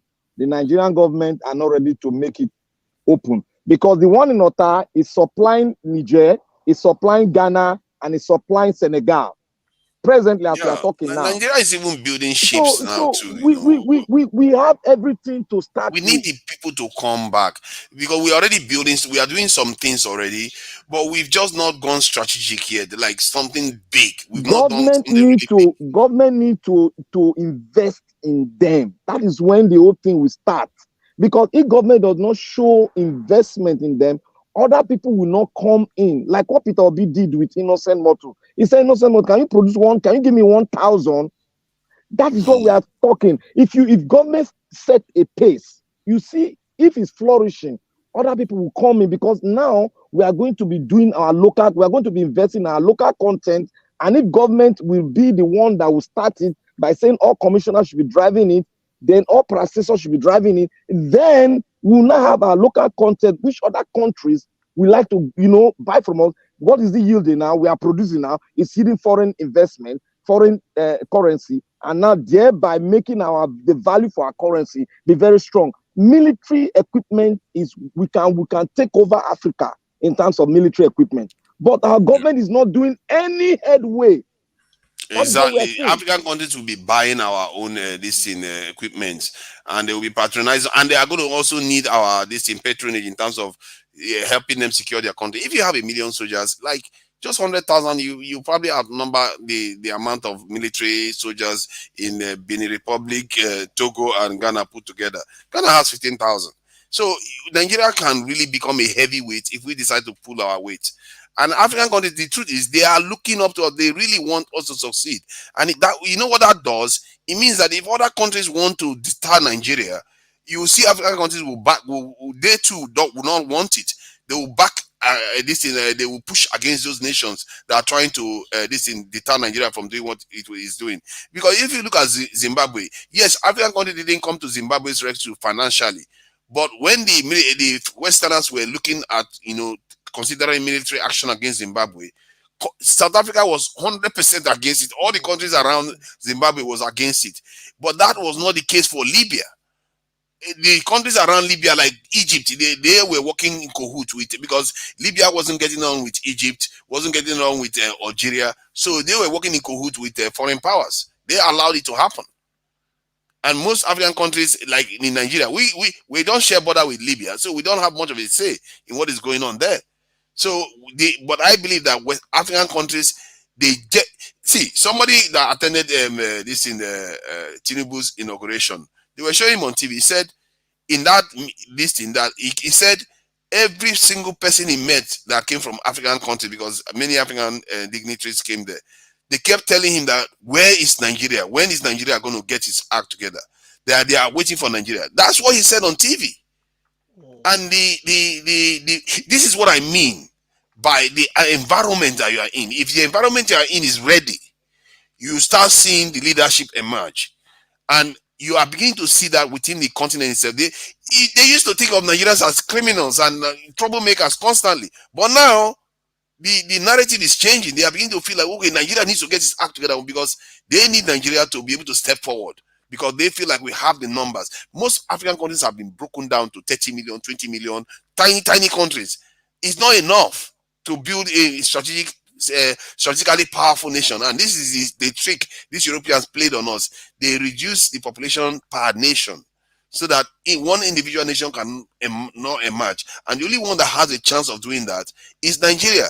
By Asian standard, Nigeria is a relatively small country. Was it Bangladesh that had 200 something million? I was shocked.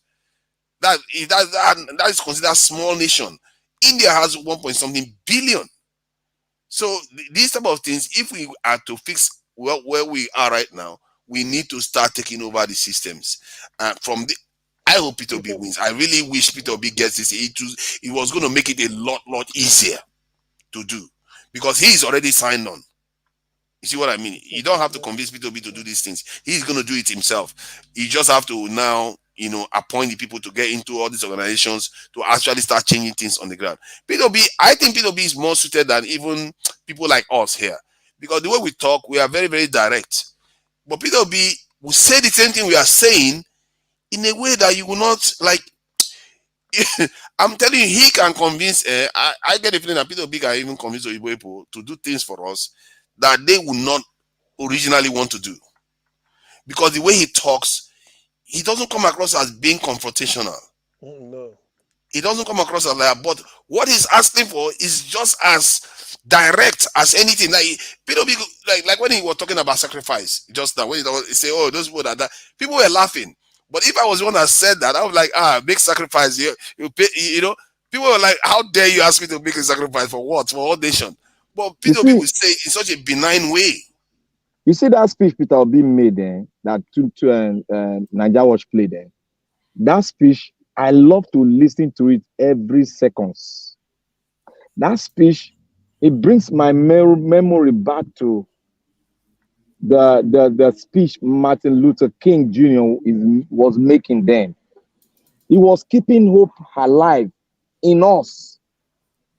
Keeping hope alive inside the people is greater than even what we ought to see around. You see, he made mention of one thing. He said, look, they said when I wanted to buy the car, they said they drive the car, we have not tested if he fail on the road and everybody die. He said, look, if it's going to fail and everybody buy, we'll continue from there.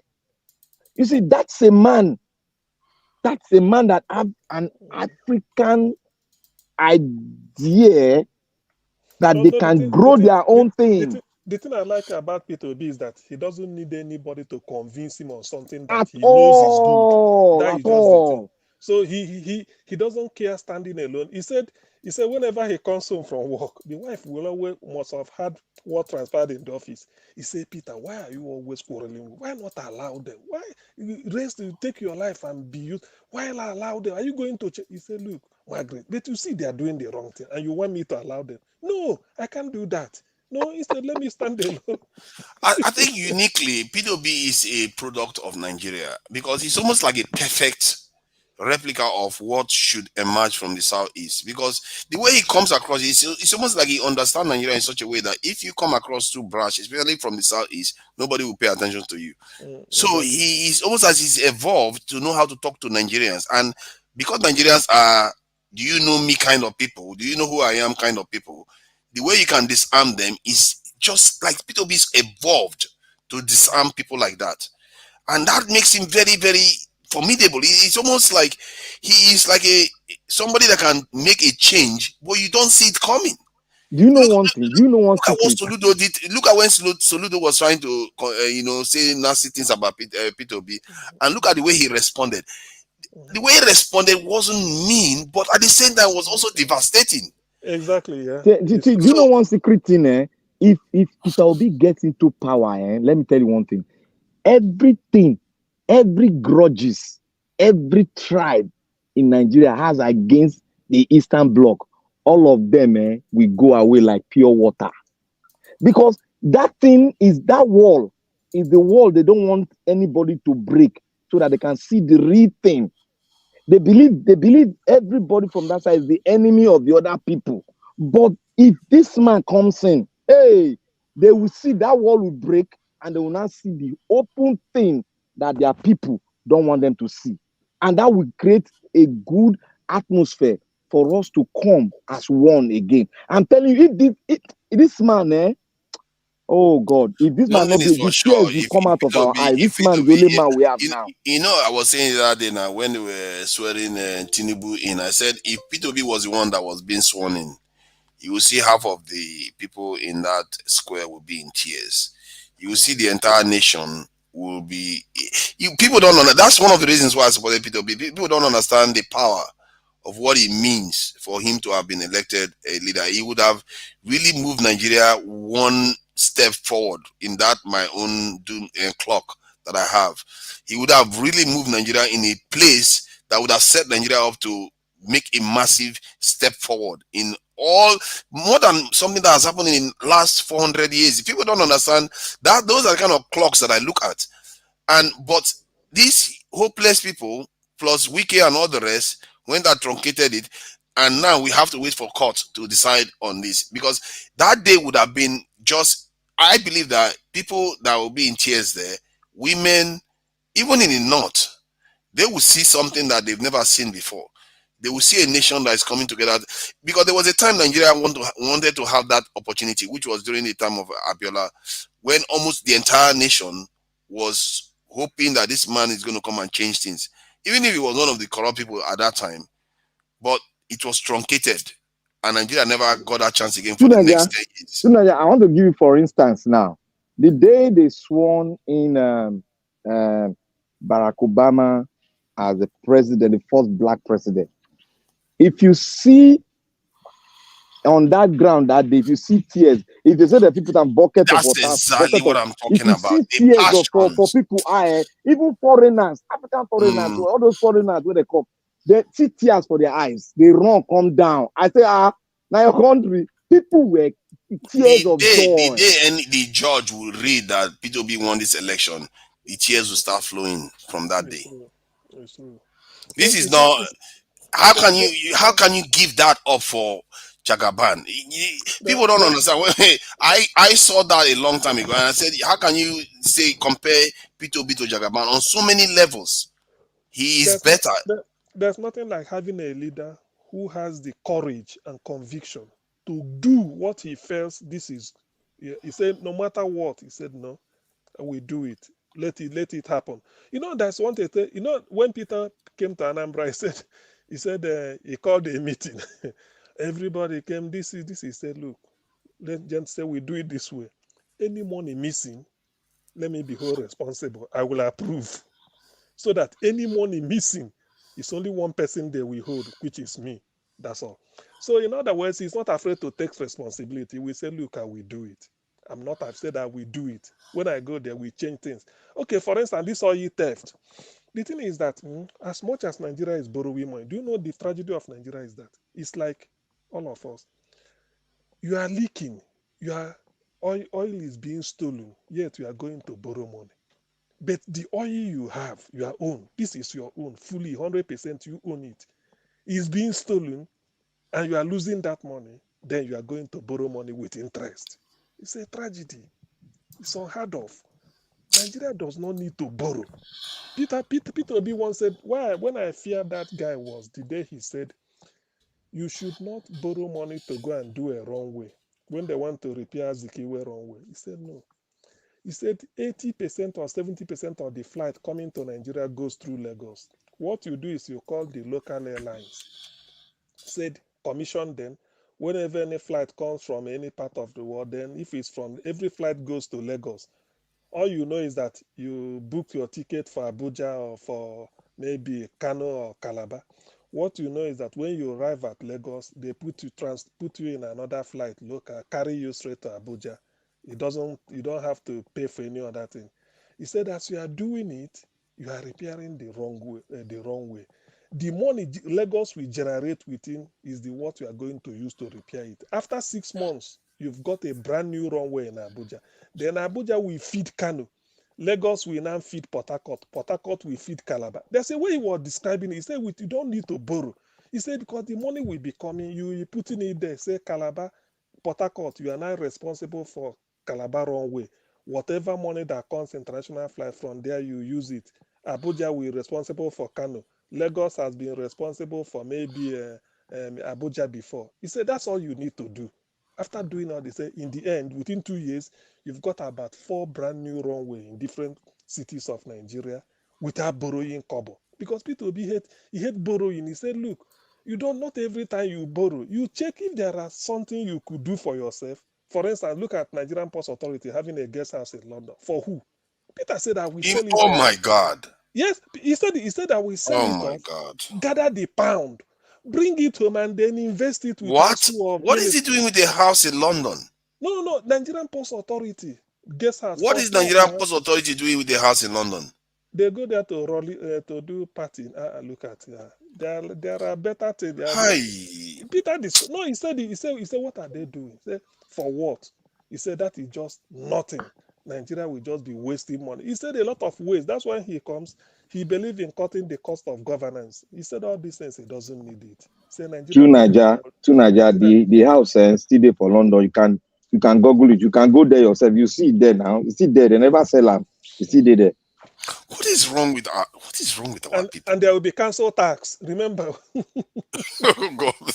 The council tax and then all the other taxes, property tax and all of them. That is, something. That is the thing that pains Peter. And Peter said, when I came to Anambra, governor has 12 guest houses, where they are committing all sorts of. Governor said, look, I live with my wife. I leave my wife. I come to work. When I finish, I go home. What is governor doing with 12 guest houses? All of them sold. Went to Abuja, bring the people back. Said there are teachers. In fact, do you know why you not know a leader? If you don't think more of yourself, if you don't have time to acquire material wealth, if you don't think towards that, you will succeed. Can you believe how Peter Obi turned the education in Anambra State was? Every school principal, secondary school principal, got a brand new Peugeot 604 from Peter Obi. Brand new take. Dash. All you want is for you, go and maintain discipline in your school. You want to see result, everything. You want to see improvement. So which school principal won't be dedicated? You see, but all those 604 used to, there are 177 towns in Anambra. Some towns have up to 4 secondary schools. Some have 2. Okay, let's just say give or take 300 secondary schools, 300 principals. Do you know that those money could have bought him so many houses in Dubai? But he didn't want it. There are things to do. If you're not interested in drinking champagne, okay. Do you know when Peter said all his friends, we phoned him, hey, Peter, since you became governor, we've not seen you. Book an appointment. I want to come and see you. Peter said, don't worry, I will come to your house in the evening. when I finish, he said, when I finish, I tell my driver, let's go. One of the billionaires want to see me. When I go there, they feed me. They even give me their champagne to take home. He said, but don't come to government house. I don't have what it takes to entertain you. Yeah, that's Exactly. yeah, The guys that is for it. the guys spoil business for all of them. No, it's true, it's true, but when you go to, you see, do you know that, okay, one man once said that the governor of Osun State was owing salary up to more than 12 months. The governor goes to Abuja for meeting with chartered flight. How can you? Charter flight running into how many thousands of, almost how many million naira?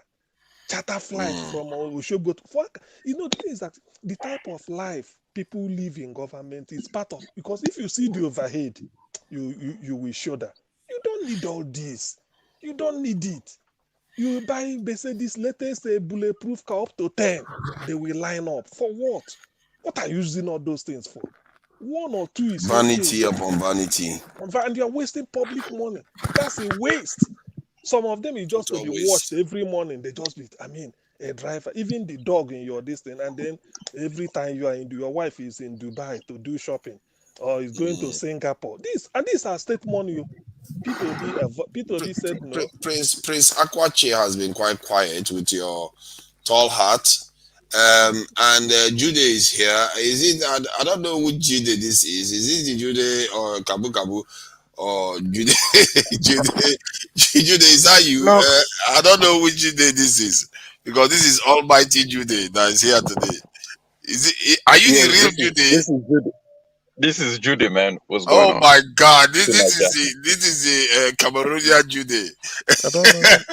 You don't know him, eh? He's a troublemaker now. Don't mind him. What do you think about what you've heard so far? Don't start with that, all the problems alone.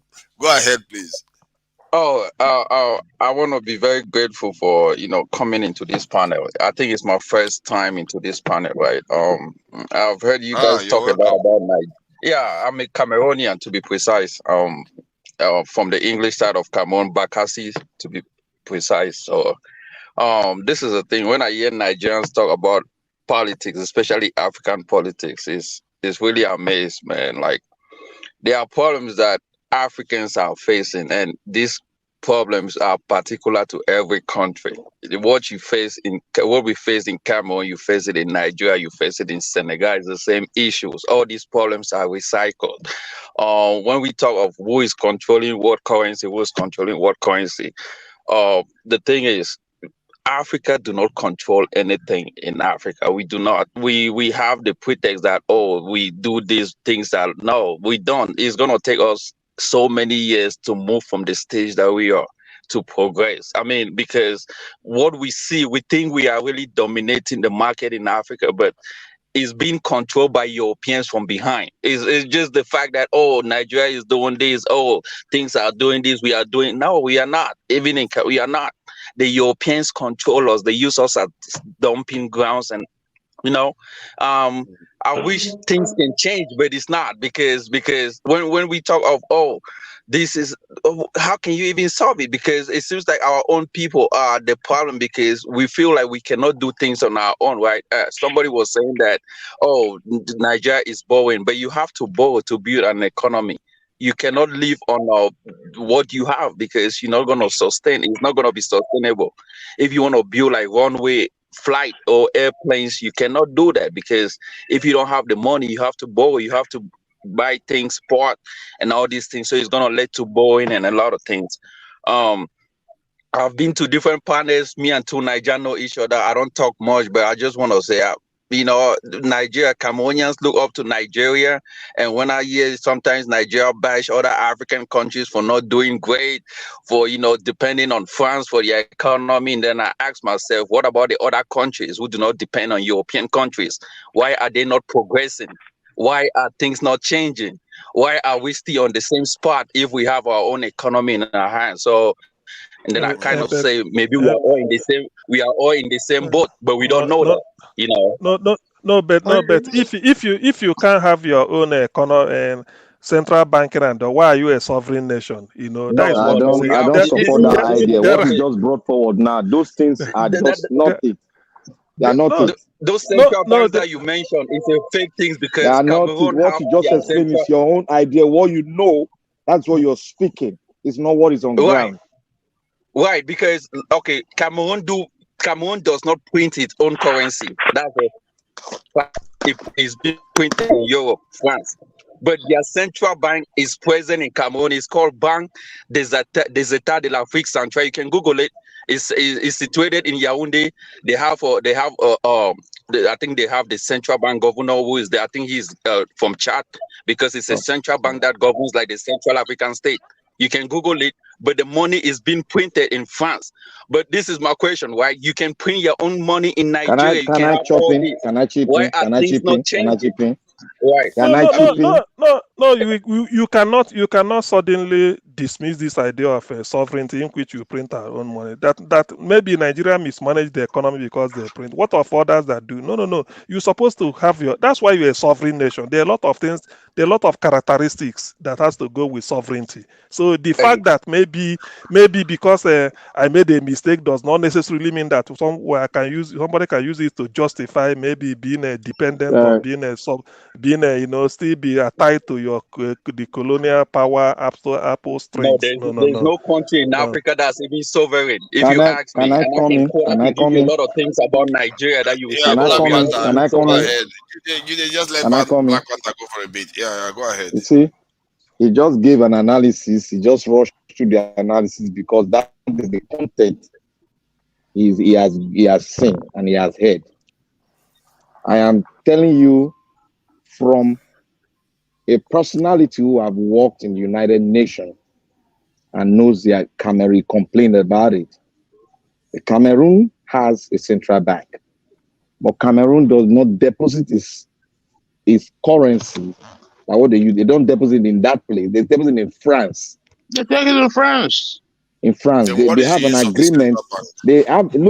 They just that one's sort of a makeshift for the people to see so that they don't go gaga.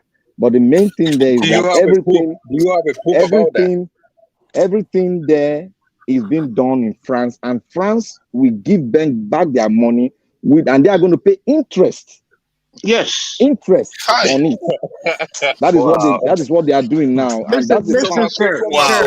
Mr. Cameroon. Why is Nigeria Interest not on your developed? own money. No, that's fake. Mr. That's Cameron, fake. Those Mr. are false Cameron, information. Those are that false is information. Those are false information. You don't have proof of it. You just hear people talk and you want to make a my point. It's brother. not No, things it's that you not. find on paper. You know. this is not a false information. This one is online. You can It's Google it. online. You Google it, my It's brother. online. You can It's Google it. online. I'm not giving from false information. No, I'm not gonna come here and argue, right? I mean, what he said, maybe that's his own opinion because I'm from, I've It's not watched my a lot of, I've opinion. been It's to not my different parliaments. opinion. Listen, This thing is can I done come by in, please, Cameroon gentlemen? woman. It's not my opinion. Please, Can I let's come let in? the elders have a say. Yeah, please go ahead. You know, the thing about governance in Africa as a country, we are independent on paper, so, Exactly. but we are not truly independent to make our own decisions. Exactly. There you go. There's something that happened in 1786, I believe, in America, well, in the world. This Jewish family called the Windsor colonized the world directly and indirectly. He had 5 sons and 4 About the daughters. Rothschilds. Yes, sir. He had 4. These are the people controlling the world and the currencies in the world, not even Nigeria controlling Naira. Whether we like it or not, Google it and find out for yourself. The Rothschilds instituted the first central bank in England because England was owing them so much money because of the French Revolution. It's something that has a long story. So I don't think we're cut out for that. But the point I'm trying to ask make. this brother a question? I want to Go ask him ahead. a question about. He said, if you are sovereign, you have to have everything sovereign, right? Why do we speak English in our countries if we had independence from a country? Why you had independence, but you kept your language, you kept your system of government, you kept all these things, and then you claim you are sovereign? It makes no sense. And then you tend to blame another country whose currency is being controlled, but you don't see your own self that, No, no, no, no, I'm no, no, speaking a sir, language that sir. are supposed to be No, independent. sir, you can't use that. No, Sir, you you can't can't No, use use I that. that. mean, There based on has what to You can't there, use that. there has to why be communication. they have, but you have a language that you I were have speaking before I the do colonial have a man came. language. I do have a language. Let me tell Why? you, we're still serving our masters. That's what I was saying. We are independent, but not entirely. Not it's in its entirety. There has to be communication, and we were taught to communicate in English as a lingua No, no. franca. China was colonized by British. A lot of countries were colonized. Malaysia was colonized. India was colonized. A lot of countries. It wasn't just Africa. But guess what? They sweep away these colonial languages and kept their languages. And Because Africa is still lacking in this domain. they had true leaders. That's what I was talking about. Nigeria. We never had a leader that is patriotic enough to risk his life to salvage the country from this grip of the south of the western hands. We have So to what? have true leaders. Well, then, when Exactly. Kwame Nkrumah tried it in Ghana, what happened? They sent him on exile. He died in exile. People that talked about uniting the African country to be one, to function as a country, the United African Union, they were really chased out of the countries and suffered. So what are we Exactly. talking about? We don't have that strength to do it, but now times have changed with a new breed of intellect, individuals with a lot to offer. That is why we are having this conversation. The way Nigeria, which is supposed to be the giant of Africa, is derailed. It has derailed. Exactly. As a Cameroonian, we look up to Nigeria, but this is the thing. When Yes, we hear Nigeria has Nigerians derailed. speak, right? Nigeria has We saw Nigeria derailed. as that country to save others, but it's Yeah, not happening.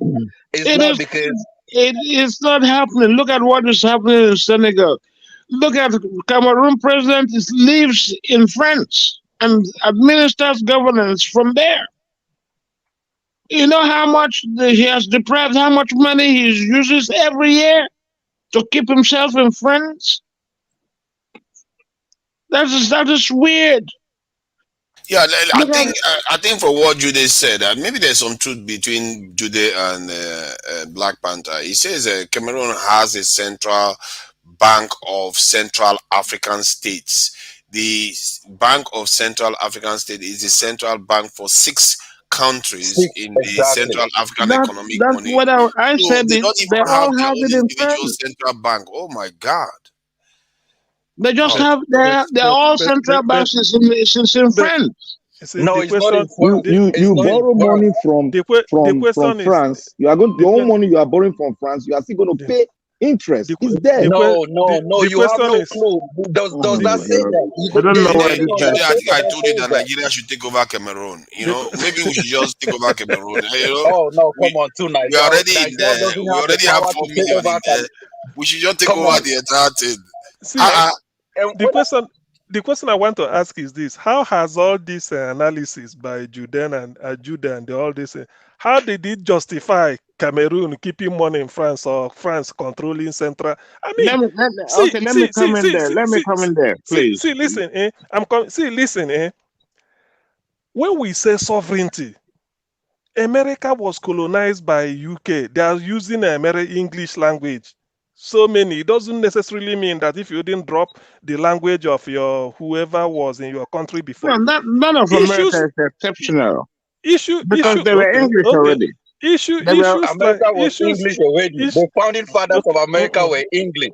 Even then, America has changed the English that America. I live in the States. I live in United States. The English that Americans speak is different from what the English UK speak. Listen, it's still English because But maybe the labor founding fathers were BOUR is English. labor You BOR. can say I'm China. Can coming. you quote that about China? See, listen, your currency is your heart. That is your No, economy. I mean, see, Your this is the thing. no, listen. Your currency is your symbol. It's your heart. This is your money. You are keeping it in another. Somebody is keeping custody of it for you, and you are telling me it doesn't count. You don't understand about central bank of Central African State. Ghana, as we speak, Ghana print his money in the UK. Does it mean Ghana currency is being controlled by the UK? My brother, you are from Cameroon. You're You are from saying it Cameroon. superficially. You're not looking in depth. Can I say something? The woman that says that spoke this issue, I think it was one of the United Nations, whatever. It came out when they were having this United Nations Are you meeting. talking about Africana? The woman came out. She was distressed. She spoke lengthily and she wrote a petition concerning this issue. She didn't just speak. She wrote a petition to United Nations on this matter. That there's a new kind of recolonization of the west of some African nation, and he specifically brought out Cameroon, and he wrote it verbatim in that petition. So I'm not speaking from my own thing, but I'm speaking for what she said, and she's Nigeria involved in does this print issue. its own money. How comes things are not changing? That is the question. How comes Nigeria is still below other countries that is being controlled by France? How comes there is no development? How come people are living out of Nigeria in numbers to other countries? See, my dear brother, listen. Nigeria is suffering a blip, particularly this since 2015 that Buhari came in. Listen, of course now. I mean, I can buttress it for you. You see, where I have to tell you before, as at Jonathan, because I believe in when you want to I mean, sort of compare countries and countries. I mean, there are indices you could use. Since Buhari came, because of we having a worst regime ever since records began in Nigeria. Even during the wartime, it was better than this. So Nigeria will rise. That's why we are saying P2B coming will rise again. At least we start moving. As at 2015, there has never been a time you can compare Nigeria and Cameroon in whatever field of human activity. There has never. Listen, of course, now we take, because if you want to say, you mentioned the indices. Is it the economy? Nigeria was the biggest economy the biggest economy in Africa after South Africa before Okonjo-Iweala came, and look at where Nigeria is. You should know Cameroon can't even measure 10th even today in Africa. A Cameroonian economy is still not better than Nigerian economy today. But that's not the point he was making. The point he was making was that we are not in control of anything. No. I agree. Nigeria has gone down. Nigeria has gone down. See what is going on here. Nigerian development, you cannot compare it to that of Cameroon. Nigeria is far ahead. But the system we are doing that is affecting us is just the leadership system. Nigeria is far, far, far ahead.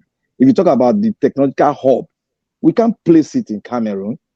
You can't place it. They don't but have their life anything there. expectancy is well higher than The problem there is that we don't have. Life expectancy is higher. So what metrics are you using just because you have hubs? See. Do you know that? Listen, Do you know that? my If not because Cameroon of brother, strong leadership. Please, Let me talk to my Cameroonian leader.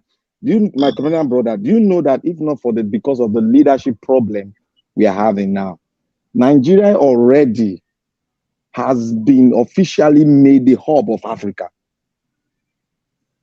But because of the bad leadership that we have, and that is why you see those things cannot crop up. They are very slow. In terms of the way Nigeria is central in Africa, the way positioned in Africa, they made it already the hub.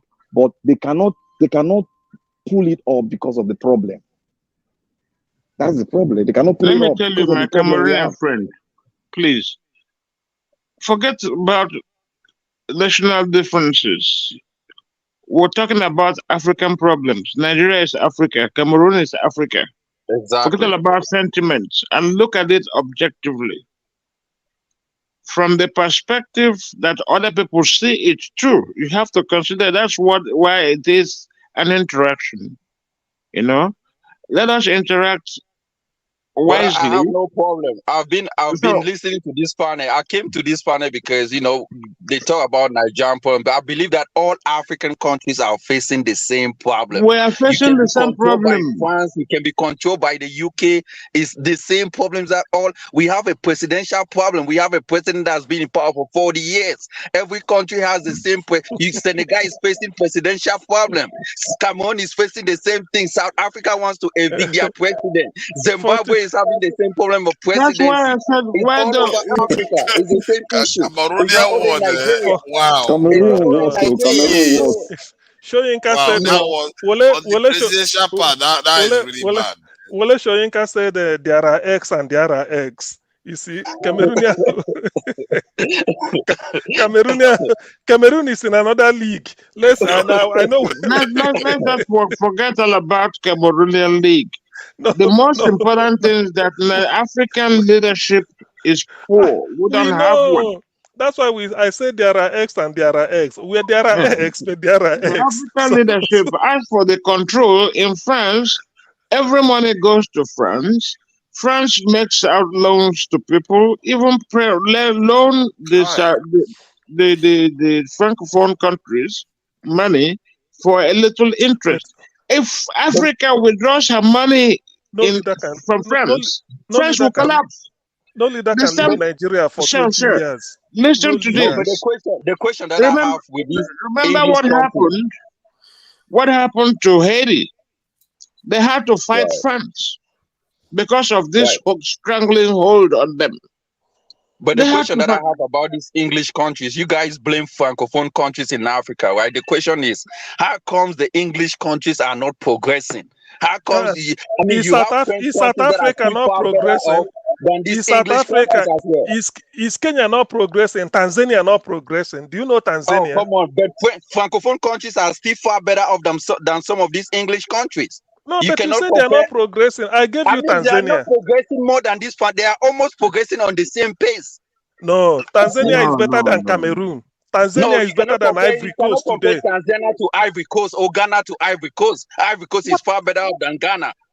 No, I'm not. I'm saying Tanzania is better than Ivory Coast. I'm giving you Tanzania as English. I have to give you now. You said, I'm also giving you an Ivory Coast country which is French. Is far better off than Ghana. You can quote any example you want. Cameroon is better off than Malawi. Malawi is an English country. You see what he's choosing. Right, you decide to choose your own countries. I'm telling you which one is better. You shouldn't have made the carpet statement before now. You should have said, okay, that's why I gave you. You shouldn't have. Now you are dodging it. You are choosing your own. It's okay, not to worry. But the thing is that one thing the thing about Cameroon is that it's like they love their leader to be ruling for 40 years. No. They don't love it. They don't love it. No, you fail to understand. Cameroonians have been on the street several times, especially the English Cameroonians. We have been killed, mobbed, do a lot of things. The same way Nigerians have been on the street and they have been chased out. That's why Peter Obi, people could not go on the street and proclaim Peter Obi as winner, because you guys are still also scared of what will happen. By the minute, it's the same thing other countries are doing. You see what is happening in Senegal. Senegal are fighting. Burkina Faso did the same thing. But the military, is the same thing.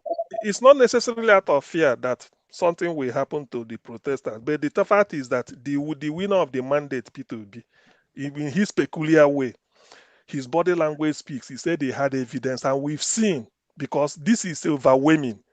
The evidence is overwhelming and everybody saw it. So the thing is progressing very. It doesn't mean that people might still not protest.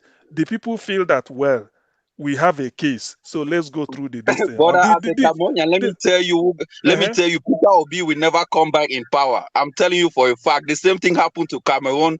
The guy that won the election, No, I'm telling you, I've experienced it in Cameroon. I've experienced it in most countries. An African president that comes in power cannot leave power. I'm telling you, an African president that comes in power cannot leave power and say, "Oh, he lose the election." Come on, man. That's not an African thing. It's not an African thing, bro. Cameroon is different from Nigeria. No, Obviously. you can be dreaming.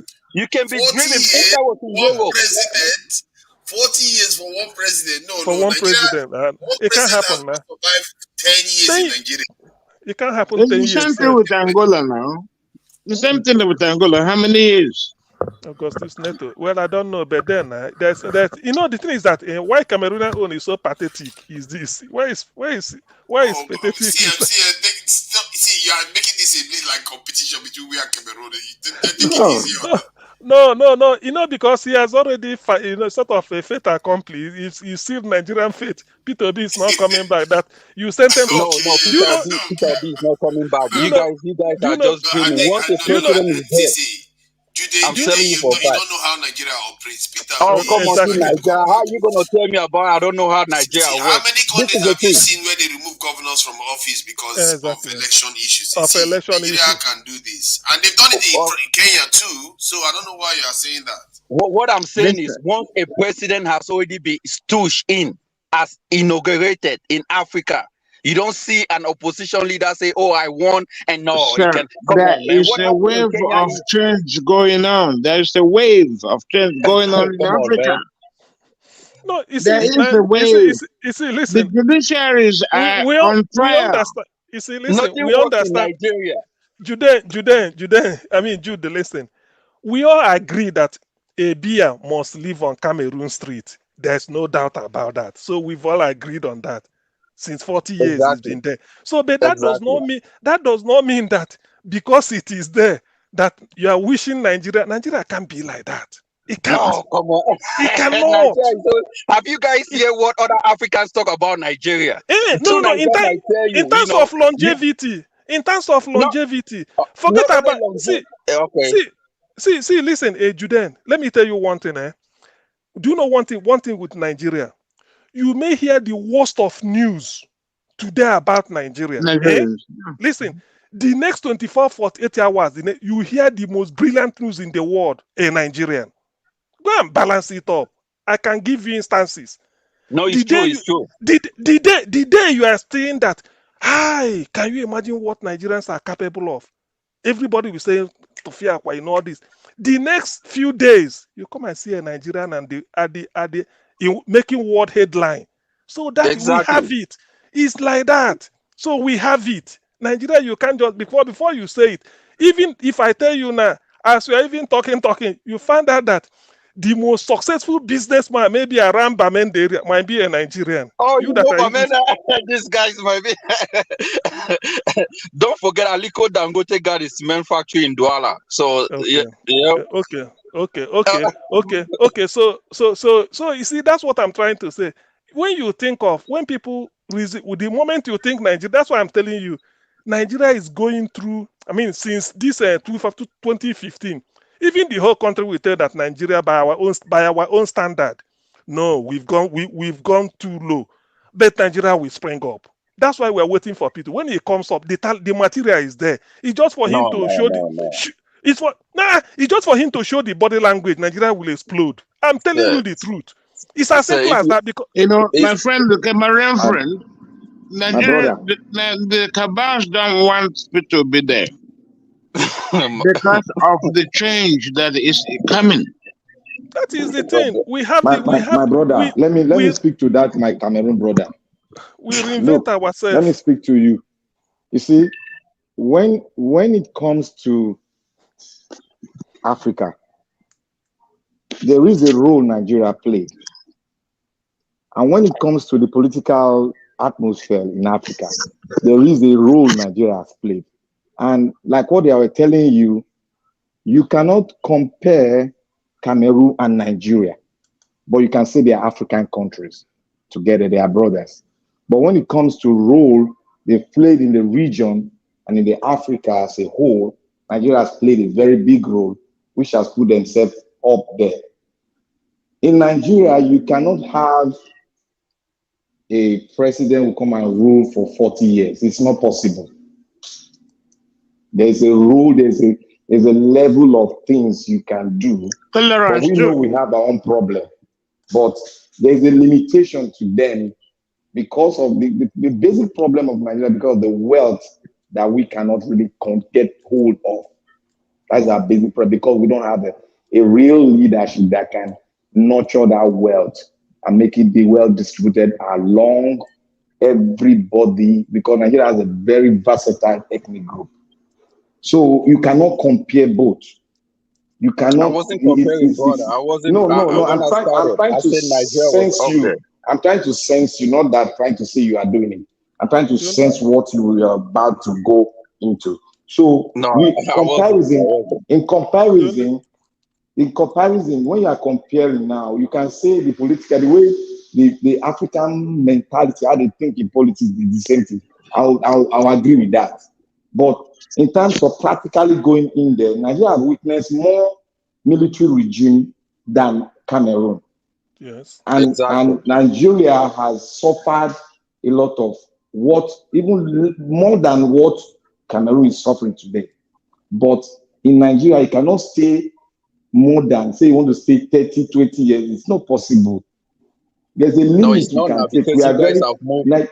Nigeria is a very peaceful country, and they can endure something. There's a level you can endure.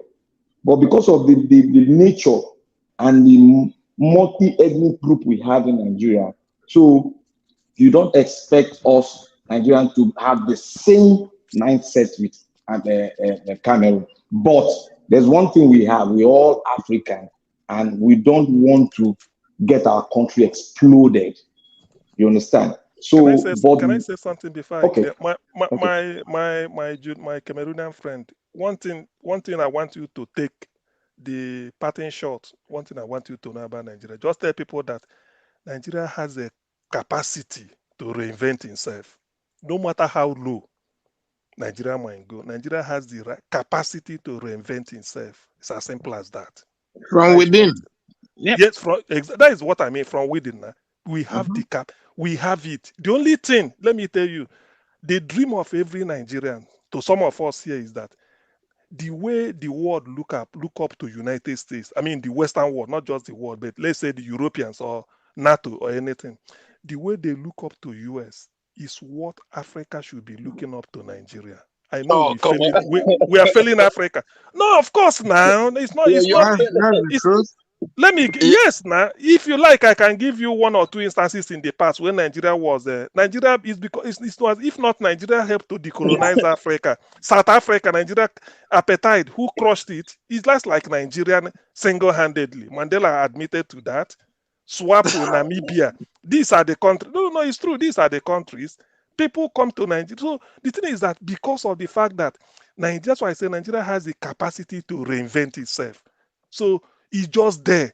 The moment you give up on Nigeria, Nigeria will surprise you and then turn around and come back. Maybe we crash again. But this time, because of a generational shift, the class of 66 to 70 that prosecuted the Civil War held Nigeria hostage politically, in terms of either they go through military and want to come back to civilian, they're or recycling the leadership. they recycle. Yeah. So by nature, we couldn't sort of get rid of them through decree or whatever, but God has taken it, age has taken it to. Some of them are dying, some are one or two left, some have died. So naturally they have to give way, and they are giving way. The moment this power passes to be, the torch is passed. We can't go back to the class of 66 again. True or false? It's true. The moment it passes to be for 4 years, we can't go back to the class of 66. Then Nigeria will have a breath of life, a breath of fresh air. And mind you, whoever fights a war will always have that bitterness, no matter what. You will either, do you know why most of them held hostage to power? They said, we fight to put this country together. We united it now, and they don't want us to, so they will use it to come in. Some will even remove and that's why today they all have oil wells. Some of yes, now some of them they share the oil booty. Some of them will even say, "Look at my back, look at sharpnel, look at my hair. I lost one of my foot. You see, I'm limping. It's because of civil war, all the sacrifices." So gradually, but all this is immaterial. Gradually, God has made it that at least even if they don't want to relinquish power, age is telling on them. Some have died, some are bedridden, some cannot be all those things. So they are giving way. And then a new vista, a new consciousness has overtaken Nigeria based on the suffering these people cost us. So it is in the interest, let me tell you, because development or whatever spreads. If Nigeria gets its bearing, one of the countries that will benefit is Cameroon. Cameroon is next to us. Definitely, Cameroon will feel the impact, whether they like it or not. They will feel the impact of development. The English speaking at least. Yeah, at least they're from there going down, they will feel it. Even Benin Republic, Niger, that is it. And it's not by, maybe it's President that made it. Nigeria is English speaking, surrounded by French speaking countries. I mean, okay, Cameroon is bilingual anyway, Togo, Chad, Niger. So it will flow in. And we have the material to do it. It's just that the class of 66 held Nigeria down. It's a course across every ethnic group. They are just in a collusion, either in the military they are eating, or Obasanjo was there, Buhari was there, Babangida, they all fought in the civil war. Abdul Salam fought, Murtala died, what is the name? Gowon, all of them.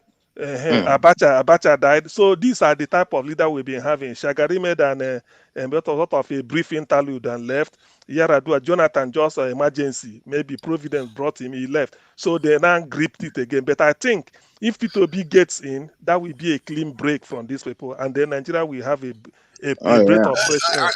I think the hard work that needs to be done will have to be done first. And we shouldn't be presumptuous, like telling African countries that, oh, yeah. Many African countries, they actually want Nigeria to do well because they believe that Nigeria is one of the greatest hopes. Yeah. But we shouldn't make it look like, oh, without us, they can't do it. And I've actually said it once that Nigeria, if we don't do it, it might take one other African country to get their act together.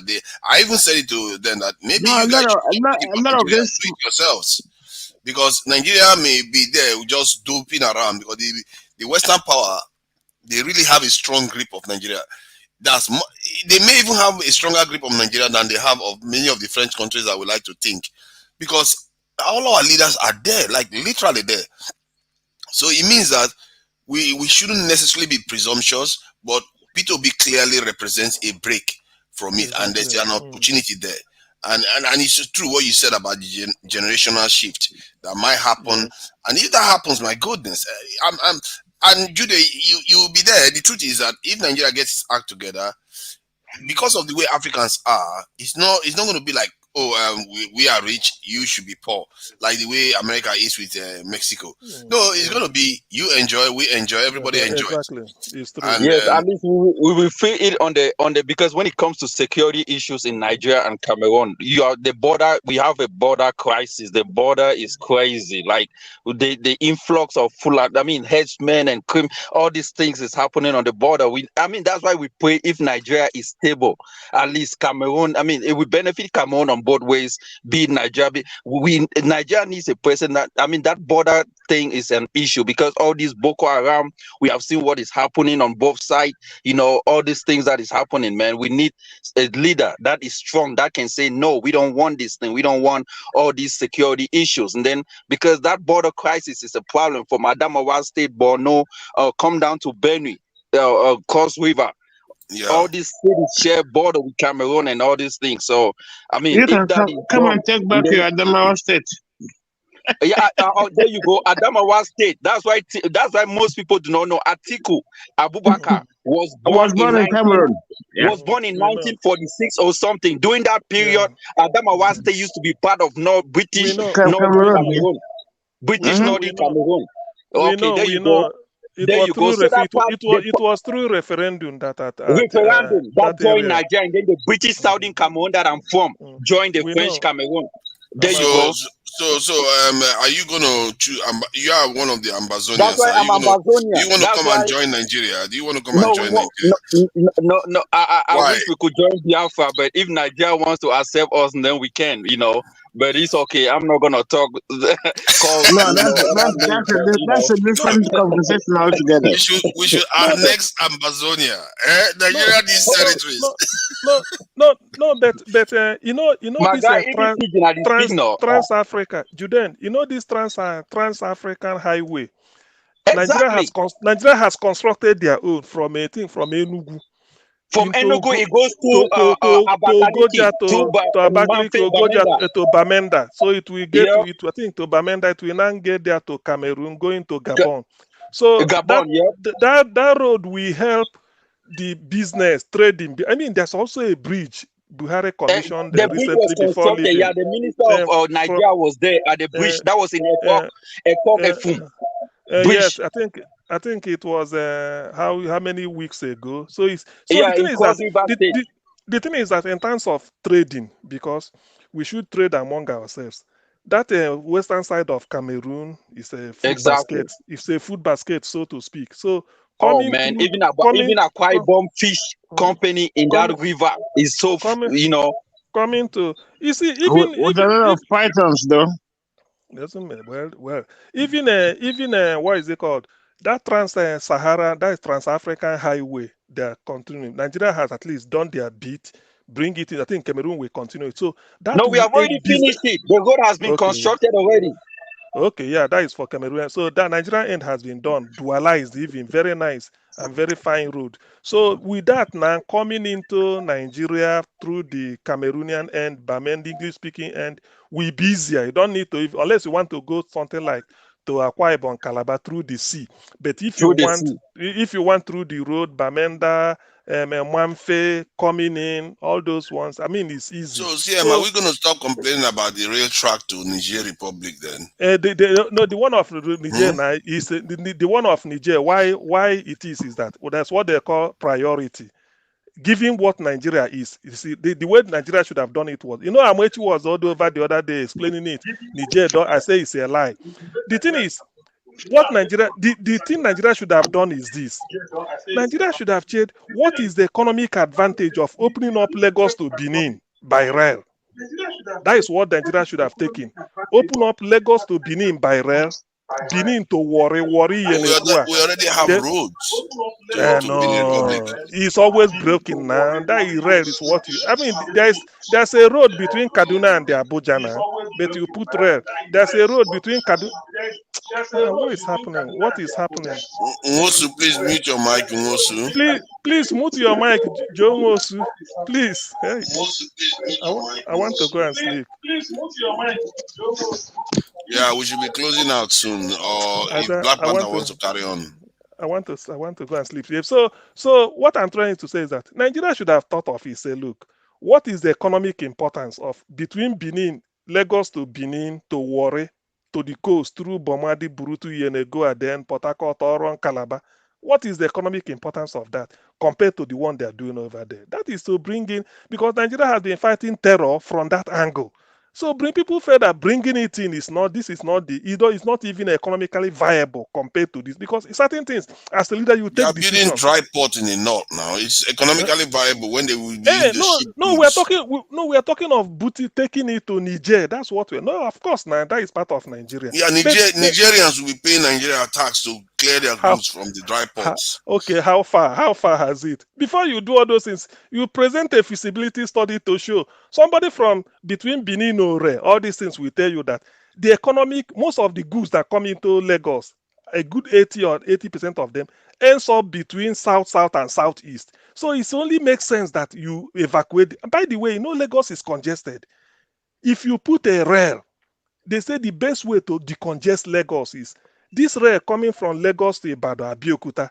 It will decongest Lagos because some people will now feel that there are a lot of stops on the way. Instead of going to rent a house in Lagos, why not live somewhere 20 miles outside Lagos when you can commute with rail? The same thing with Ibadan, and then you make the road last longer. So that was the bad economics they did. It's not that you can't tar road, you can't put a rail between Nigeria and Togo. So they should not put anyone with. They should just put only to Togo and Benin Republic, not to the north. No, what I'm trying to say is that you do the competitive advantage. That's what you check, because That one, that's what I'm saying. Nothing to the north. No, because the Niger Republic is not a country that deserves a real See, mind you, we borrow this money. Malams don't get their real track. While we get road to be the Cameroon, and the other one to be the Republic. That of Cameroon is a trans-African highway. It's not that Nigeria and Cameroon are doing it. That road is meant to end up either in Namibia or South Africa. I think Jude is still here. Because it's only that there's an African project going on that we and there's one from Algeria. There's one that will be coming from Egypt. From Egypt to Cape Town. There's one they are building from Egypt through Ethiopia to Uganda, Kenya to Cape Town. Then there's one that's coming from Algeria. You see the Gulf of Guinea, living from Senegal, Dakar, towards Nigeria, Kano, Maduguri, into Chad, into Cameroon and Chad, N'Djamena, Yes. You see the Gulf of Guinea. You know the Gulf of Guinea? Of course. That Gulf of Guinea within that Cameroon section, Nigeria and one other country. You see, but Nigeria has a chunk. Nigeria has a chunk of it. No, Gulf of Guinea is like a waterway. Yeah. You see that section. That section they've done a feasibility study. They use technology to do it. That section has one of the highest reserve of crude oil. But there is a fight on that Gulf of Guinea. That fight is coming from the west.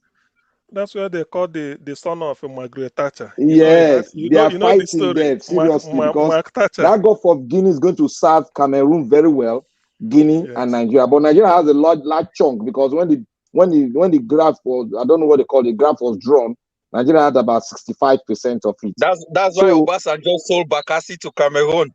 No, Bakassi was due to the war now. During the war, that was when it was done. Bakassi was a promise. The promise they have to keep. That one does not. Cameroon is our brother now. He came here. I will give birth to now, so no problem. We are brothers. But one thing there is that if those three countries harness that Gulf of Guinea, those three countries I just mentioned can have a bumper harvest of trade within those two, and that country can develop with the resources in Gulf of Guinea. That is one secret they are hiding from a lot of African countries. Do you know, like all this, the way the Scandinavian do, Denmark, Norway, Sweden, Finland, just like Nigeria, Cameroon, Gulf, and Equatorial Guinea. Because of that, they can have a treaty on how they manage that area and the resources coming from there. That is it. You see, the thing is, that's why I'm saying our leaders. There's something I like. Copy. If you want to do, say the white are doing it. If they come to you, you want to do it. I don't think if Nigeria and Cameroon come together now and say, look, with Equatorial Guinea, that this area we want to establish an ecosystem here, export processing zone, more fishing, offshore fishing, even mining, everything, all the aquatic economy there. And we sign and we be doing it. It cannot happen in Africa because we are greedy. No, I'm coming to help. Before you know it, we don't control anything. That's the problem. One superpower may like to put in, then we tell them that, look, we want to do it as brothers. We want to do it. It's our own. I mean, it's our own country. Although we are not going beyond the continental shelf, we just do it a little like that. Develop the place, the seaport, the everything there, the business there, whatever from there to the inland, to the uplands, inland coming in. We develop it. There are a lot of potentials, all these things. But the thing is that our leaders, they so much look towards the West, and it hasn't helped. Exactly. To be honest, they so much look to, and I don't like it. Do you know why? Because it's not. CM, do you know that Cameroon is so close to Calabar, right? Yes. Come on, man. My town is even next door to Ekang, all these little towns. What are you talking about? I speak the same language, the same culture with these people. This guy is saying, come on. So, African leaders, they are so much looking towards the West as if the salvation is there. The only thing you look forward to them is that. Brother, can I come in here? They are looking onto the West and at the same time siphoning all those resources that we are talking about secretly. And that is why they can always instill the discord amongst us, between us and our leaders. There will be chaotic situation, and they will be extracting our minerals. Let me tell you what happened in Malabo, Equatorial Guinea, right? Excuse me, please, one moment. To Nigeria, you still there? At the risk of being accused again, there are new people. Let's give them chance. If he is here, I'm here. at the risk, and if he is here, sorry, welcome. Joseph is here with us. How can Joseph move in two places? He has mutated. That is rigging. That is rigging. You can. They are rigging the position, Joseph. Joseph Moses is in two places. Felix came in and went out again. Please, if you want to say anything, me say sorry. If you welcome, what do you think about what you've heard so far? Let's let somebody new add something to this. Are you there? Welcome. I know Joseph wanted to say something about Equatorial Guinea. Just don't lose your thoughts. Let's know what if you are muted, if you are saying something. But this evening time. I don't think she's there. I was the one that wanted to say something about Equatorial Guinea. Did you know that a few months ago, Equatorial Guinea police officers, I think border control, caught a lot of crude oil that was stolen from Nigeria into Malabo to be sold to European powers. I mean, private crude oil. Almost how many drums? I saw that on news. It's not news. That is no one. We are aware now, and that's part of why P2B is coming. That's what ministers in Nigeria has that route, because Malabo, the island, is next door to Calabar and Cameroon. They carry their crude oil there in the night and sell it to European powers.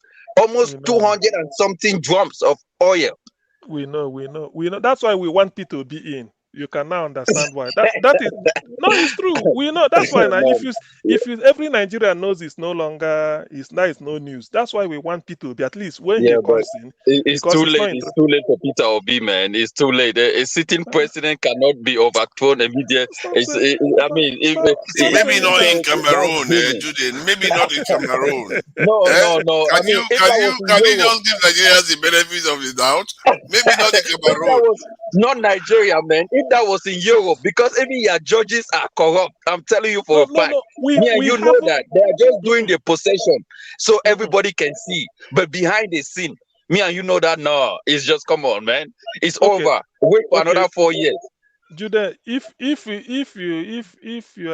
turns out that you are wrong, please come here and apologize. Can you do that? Yes, my brother. I'll come back and apologize. No problem. It's a deal, exactly. But we should pray for 4 years, not this time. No. What's wrong with you today? They are talking about you to apologize. Now they are saying we should wait for 4 years. Yeah. I agree to you all. Can I quickly just make a submission quickly? Okay. Yeah. Ginger. Is it gingerbread man? Yes, my brother. I agree to you all. You don't remove bread. Okay. The bread, there's no more fuel to be able to bake. To bake, you understand? So, but what I want to say, is kind of a deviation from what you guys are talking about right now. Earlier on today, I saw that there was some progress that was made in the courts, tribunal. And I saw some very good, joyful reaction that we might be wanting to get something that is exciting based on the heading of Nigeria Watch broadcast today. But I also want to remind people and Nigerians that you see, it was similar to the hopes and aspiration that Nigeria had that the beavers is a game changer, that our vote will count. It was glaring to us. At the end of the day, we were robbed without any form of reaction from the Nigerian people. So, in as much as these evidences has been tendered to the court, and there seemed to be an acknowledgement of 25% by INEC themselves, based on cross-examination by the PDP council. I still want to charge Nigerians to look with a keen eye that the judiciary do not avert justice or miscarriage of justice in this matter. Because to be honest with you, I do not, I am waiting for something to be done for my trust in the Nigerian system to be rekindled. For now, I would like everyone to not be carried away or swayed because of one day of testimony or evidence or exhibit that has been tendered that seems to be in our favor. But we need to continue to cry out and hold that judiciary to the highest of standard. That is what I wanted to just give my 2 cents. And you guys are doing a very good job. So I'm at the background learning from your wealth of knowledge. Continue. Thank you. God bless. It's okay. If are you there? This is American time. Americans should be awake. Now we're supposed to sleep. If are you there? He's not. If are you there? He's not. Well, gentlemen and lady, I think I will have to bow out till evening again. We've tried, so at least this is almost 4:30 in the morning, which should be around 4 p.m. Texas time. I mean, not Texas, maybe California. Yes, we are awake now. The Americans can carry on if they want to carry on. We the British, we are awake, but it all depends. It all depends because in California right now it's 8:22. Did you hear what we were talking about? I was just listening. Sorry, I left my phone upstairs and went downstairs. Okay. So you want to contribute anything that doesn't involve you know what? You know what? Did you hear that INEC is now the key witness to P2B? I heard. I was just laughing at what. Let me tell you something. Honestly, I'm tired of Nigeria as a country.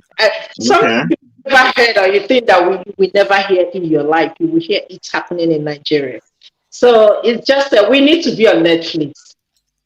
And honestly, we're going to make money out of that. So I'm not really saying anything. I'm just sitting down listening to you guys. I'm laughing to everybody's contribution. So honestly, I said that I'm not going to say anything about Nigeria because, I mean, sometimes you just wonder whether these people are actually listening to what you're saying. And, it's like it's not making any impact. So I'll just sit down and watch and listen to different channels and see where everybody's point of view is coming from. But don't you think that there is impact that has already been made? Because last year we were not here where you have, assembly members who be in court and governors, all those. We didn't have that, but now something is moving. Tell me what the outcome was, or the outcome is. The outcome is there's a court case pending today, and there is a House of Assembly members. There is taking control of the Labour Party. There is a governor, at least one governor, in this thing, winning 13 so far. The result, even the results that are out now, winning 13 territories in Nigeria. There are 13 to 12 states and Federal Capital Territory. That's significant. I heard. The thing is, INEC is accusing PDP that they did not get 25% for voters. Therefore, Atiku cannot be president. And then the PDP. I don't know why they came up with that stupid question. PDP. See, listen, now PDP chap now asked, okay, I know Atiku didn't win. The person you declared, did the person win? You see this. The person didn't win. You declared the president. Why are you stopping us now? Let me speak to my sister. My sister, if you are expecting the power to change hand because Peter Obi just came in, if you are expecting it immediately, that might not happen. And if you are expecting a change to start happening without you not participating, or everybody participate to have one mindset and pave a way for a new system, it will not happen. If you are expecting the people to hear you and make the change. While your people on ground do not participate in it, it will not happen. But there's one thing that has started. The light that was very small that we saw in the dark is beginning to come up as a pathway which we can follow and start building on. That is what we are seeing now. That we have, as presently, we have about 36 National Assembly member, which we are going to get more because more are still in court too. So we are starting a race that is not going to take us 1 year, 4 years, 3 years. It's going to be a continuous process. But on the premises we are now, we are fighting in the court, going through the right process. And we know the process is corrupt, but we know that a man without hope is gone.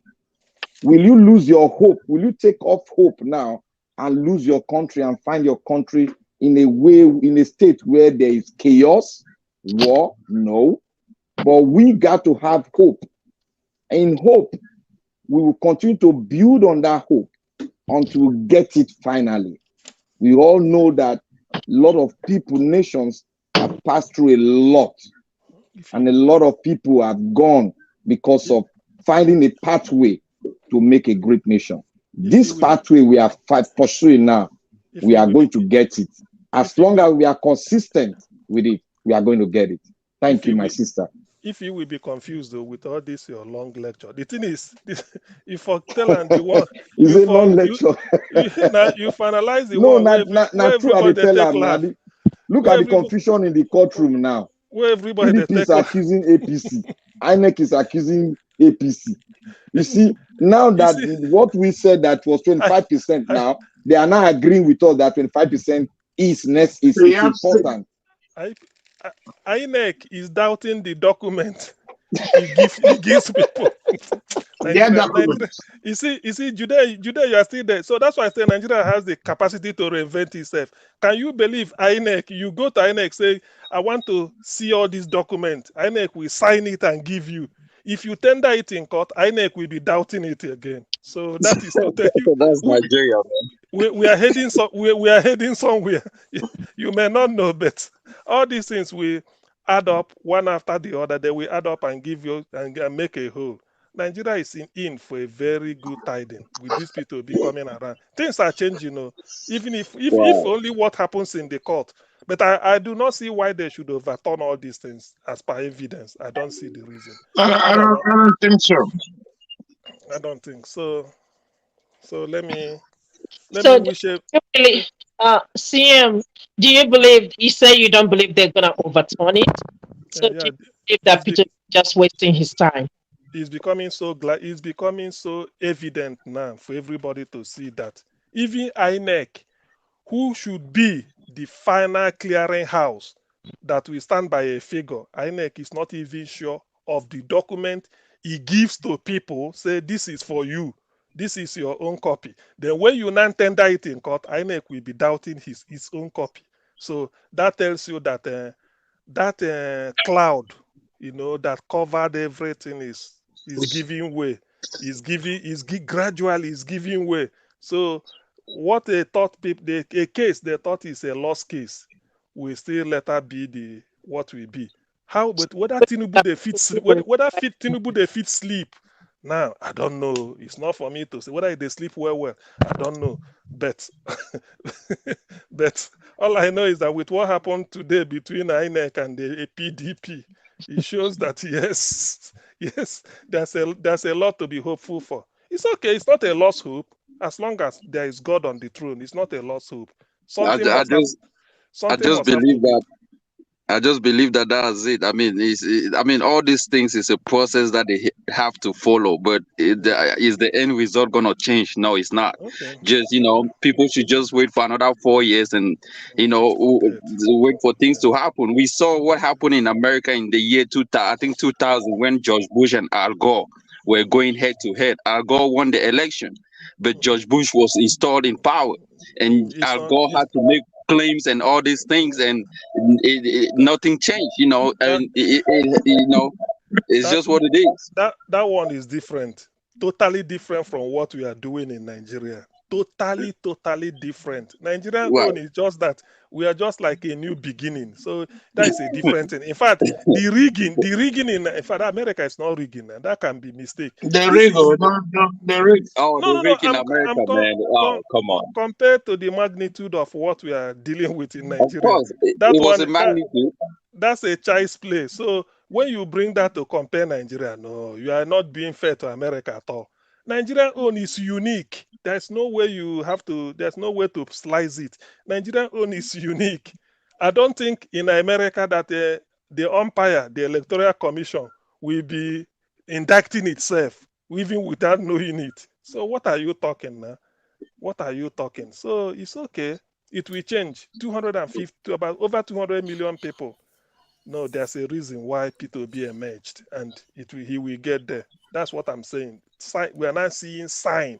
Unlike 3 weeks ago, a month ago, we are not seeing sign. No, but I want to see the light. Okay. Why am I echoing? You need to remove one of And sure, your when people talk profiles. about when people talk about want to compare America, in America is not, they don't have it like INEC. You know, each county have their own electoral body and all that stuff. Their own Mahmoud. they have their own Yakubu to do as they want. You know, Nigeria is a funny case anyway. But then let's not. My feeling is that all these revelations cannot count for nothing. They will put it together, present a better case. The judges are even looking at it. But how can they? So in the end, they will say it doesn't count, or that Tinubu won, or that 25% of Abuja is immaterial. Is that what they are going to say? No. At least INEC has proved 25%. INEC proved it by themselves today, 25%. So there's nothing anybody can do about that. And it has entered the judgment. I think it has been tendered as exhibit. I don't know the number, but I will cross-check. So no problem, ladies and gentlemen. Things may not be as bad as we had wished. It will change. Cameroon will be a beneficiary if Obi enters, because Obi believes in business. It will open up Nigeria, open up production. Then no more. But Jude, though, yeah. Jude, what's going on with your president? Is he out of coma or something? No, he's still in alive. coma. Like, no, he's not in coma, bro. He works. Like, we had a 20th May celebration. That was like 20th May. He came out. You know, that was when the two Cameroon, the French and the English united. So they have a celebration, and he was there. But we have an election that is coming in 2025. So they expect Samuel Eto'o has already proclaimed as a candidate that's gonna run for the election, and we also have the Paul Biya's son that is also coming out and say he wanna run. So it's gonna be a lot of kick and kick. So it's gonna be crazy in Cameroon in 2025. So let's see how it works. You know. Wow. So which means he came out once after how many months? He always comes out every year and show his face. I mean, he's 89, man. He only makes one speech a year, and that's like end of year speech. Oh my God! What is wrong with Africa? What have we? That's crazy, man. Wow. It is all about them. They have not ascended to that throne. Do you know and then the voluptuousness of that throne carries them away. We are complaining about Buhari not showing up. This one is president shows up once a year. He only shows up once a year when we have 20 men, then only make a speech once a year. That's end of year speech. Who did this to That's Africa, man? every This is December. bad. You know, he doesn't speak. That's crazy, man. 40 years in power. That is brutal. That's some brutal stuff. So wait, 40 years in power means 1982. Yep, 1982. We had the first president out, Amadou Ahidjo, who was there from 1960 to 1982, a Fulani guy. So he gave him power. And before that, Paul Biya was already like, he was a prime minister, he was a minister. So he has been there since at the age of 25. He was already working in the government. Goodness gracious. That is brutal. And Judean, let me ask you this question. Though you say don't take it personal or whatever. No, no problem. No, it's universal. Do you believe that when they say any a country gets the type of leader they deserve with Cameroon, do you believe that? So when I hear Nigerians complaining, I'm like, oh, they don't know what Cameroonians are facing as well. So we have a leadership problem. As if it's only Nigeria that has a leadership problem. Once a year. Oh my God. You know, once a year. So which means it's like what they do in America every January 20. The president presents the State of the Union address. So exactly. You see, everybody goes to the radio when the president want to speak in Cameroon every December. He want to address the nation. Everybody's open the radio. Oh, Paul Biya is speaking nationality. Come on, man. It's like in North Korea. Wow. That's crazy, man. That's crazy. I don't know how you see, we think ours is worse, but man, 40 years, one person in office. Nigerians will lose it. They will completely lose their mind. They will not be able to cope with that. It cannot work, man. But that's because Nigeria had a coup d'etat, so they stopped all this nonsense. So they went into a democracy. But Cameroon has never experienced one. We have only gotten 2 presidents since independence. And so we just hope that the new president that is coming in 2025, if it's Samuel Eto'o or others, Now so a bit crack joke. Why do they talk like that now? No, I just read Bible. Okay, hold on. The quotation there, Bible. Now Bible I for read them. My brother from Cameroon, Nigeria. Let me reiterate it. Nigeria deserves the kind of leaders we have. You know why? Because when Agbado was coming up to Nigeria, Cameroonian president went for a summit and he was asking them where he was. No, my brother. Are you hearing me? Hey, what is wrong with our people? Okay. How do we oh my God, it's really pathetic. He's 90-something years old, man. This is why Africa is suffering. You have leaders that are absent, they are barely there. Exactly. Are you hearing me? Yes, we hear. Yes. Okay. I hear you. When Buhari went for United Nations meeting, when they asked him a question, what did he say about Nigerian youth? Oh yeah, they are lazy. He said we are lazy. They asked him another question. He just turned to his wife, saying wife for kitchen. That is the same thing with Cameroon. We have tasted the kind of Cameroon leader in Nigeria in Buhari now. Exactly the kind of leader. Who is dementia, the warrior. They will talk kitchen, he go talk bathroom. So is that the same leader now? That's what Buhari cannot wait to leave office. Buhari cannot wait to leave office, but this one seems to be so happy. Buhari was so happy to leave office. If people are proclaiming that this Tinubu guy is even older more than Paul Biya. Because Paul Biya still, from the facial expression, I don't know. That's what they say. So it's like Nigeria keeps electing older people, right? And then come on, man. No, not that. Jonathan wasn't that old. Jonathan, but from Obasanjo, Yar'Adua wasn't that old. All these guys, come on, man. That's why I told you the class of 66. That's what these are people that fought the Civil War. So they are just. It's not that. That's why God will ease them out of power. Which war did the Bobia fight? No, and that's why we are also praying that because the ages that we have are the ages of 86. If you see our Senate leader sleeps in the sick bed. He's even older than Paul Biya. Even older than Paul Biya. He doesn't come out. The speaker. You guys only talk of Paul Biya. You guys really don't know about the same. You can Google his name. His name is Nyeji Benji. He's like 95 years old. He doesn't come out. Senate leader. You know this. Not to talk of the speaker, not to talk of the speaker of the house. who's even he's from the north. Oh my God, He's man. even older as Who well. is Come on, governing? man. Jide, you're really funny. For real. You really make my day. No, I'm telling you guys only know of Pobia. The whole administration of Are you Cameroon serious? is above 90-something years old. I'm telling you for a fact. Wow. Oh my God. So which means, Who is governing the country then? If this is what is going on, this That's is crazy, crazy. man. That's crazy. The president is in France. they said what is it like in that Cameroon now, all these things these names we are calling out and then their age. Do you know the surprising thing is that you go see Cameroonians, then go they do body like say nothing. When you I could they wonder. I don't know. I think only Paul Biya I know. Now I didn't know that there are people older than Paul Biya. No, there are people older than Paul Biya. You Google the Senate leader of Cameroon.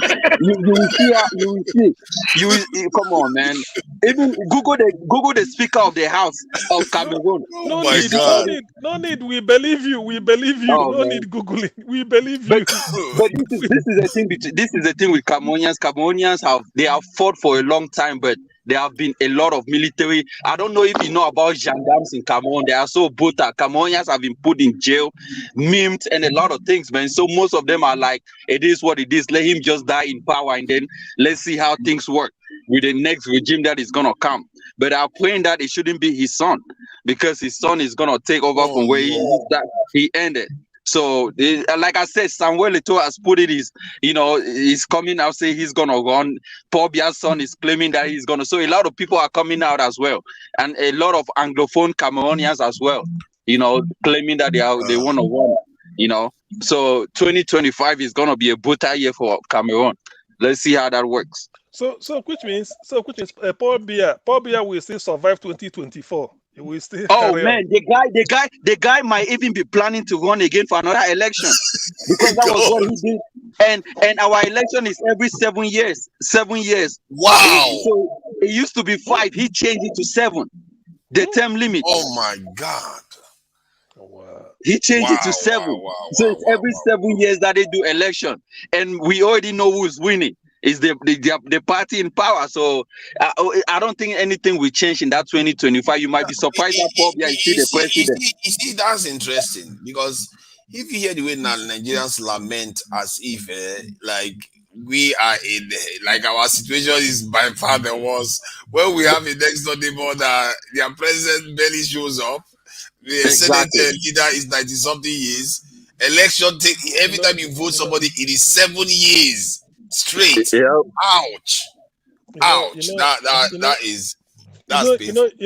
Nigeria's own is that Nigeria is we are forward looking, particularly from the southern part. So we're always looking towards the west. Say this is the way they do things. We can't afford to have this. That. So it can't work in Nigeria. To be honest, there's no way. The Cameroonians, that's not how French works. The French they change their leaders all the time. But no. French. This is the thing. French government in France is unlimited. As long as they keep electing you, you have the right to stay. That's why Jacques Chirac. I think Jacques Chirac was one of the longest serving. They don't have a term limit in France. France. That's how the UK is too. You're correct.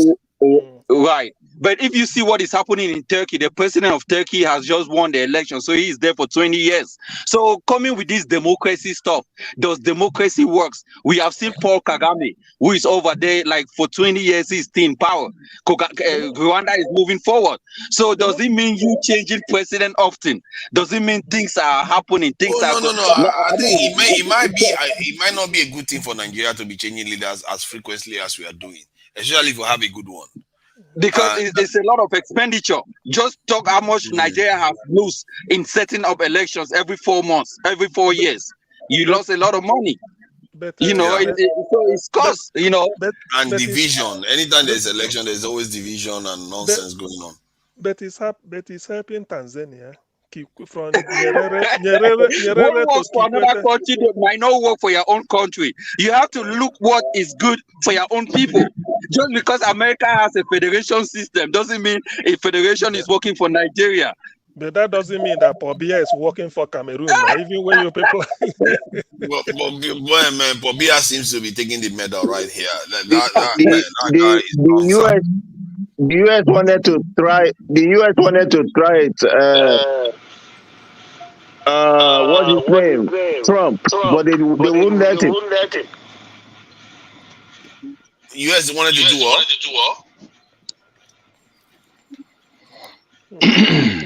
He said the UN wanted to try Trump. Okay, yeah, they wanted to try Trump.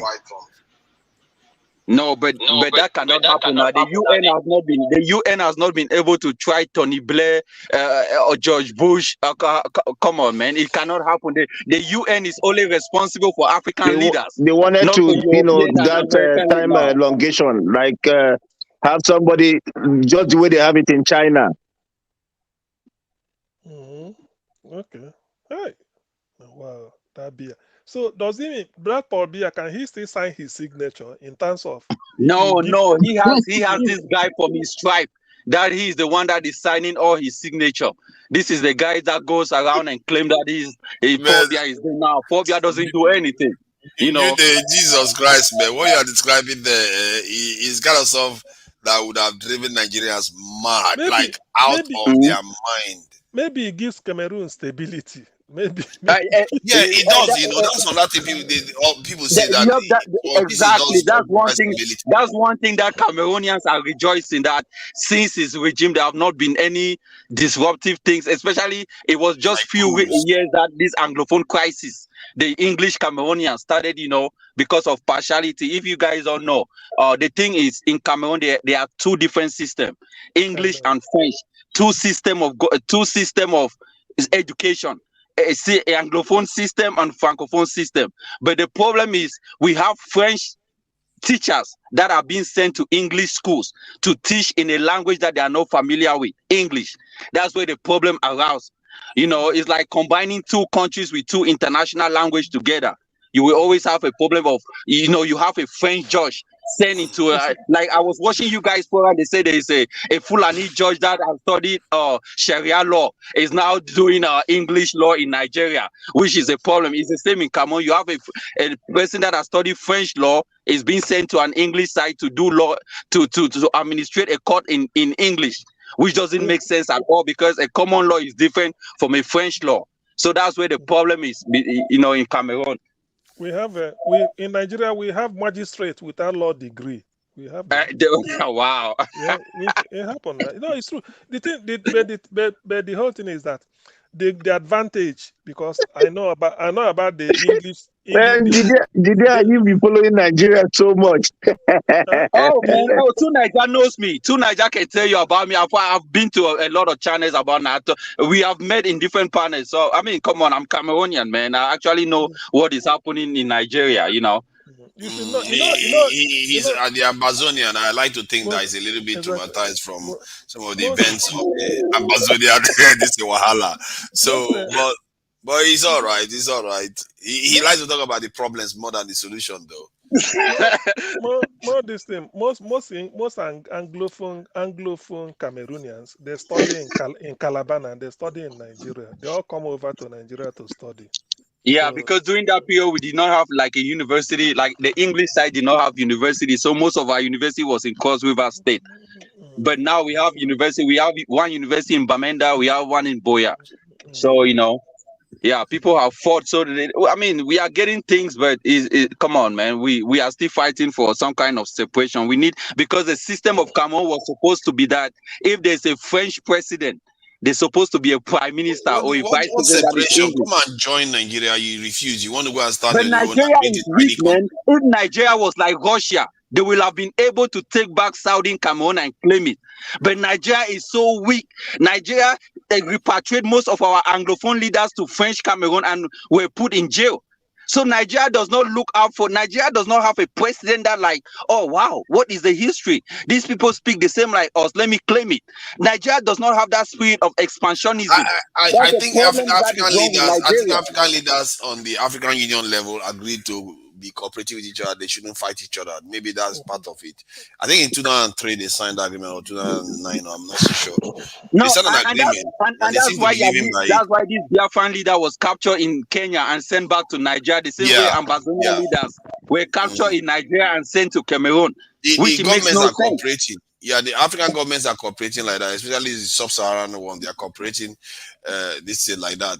And the next phase is to silence the guns. And that one they've not managed to do. The one where they will silence the guns inside nations. I don't even know how they plan to do that, but it's going to be tricky.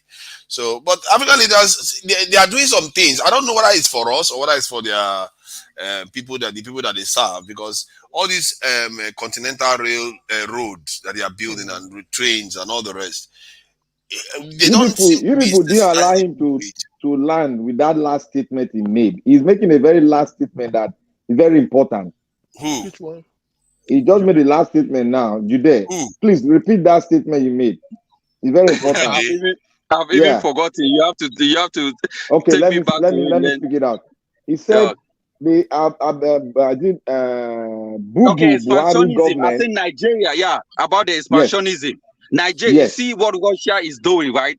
You see the population of Nigeria is increasing. Nigeria is not the biggest country in Africa when it comes to land mass.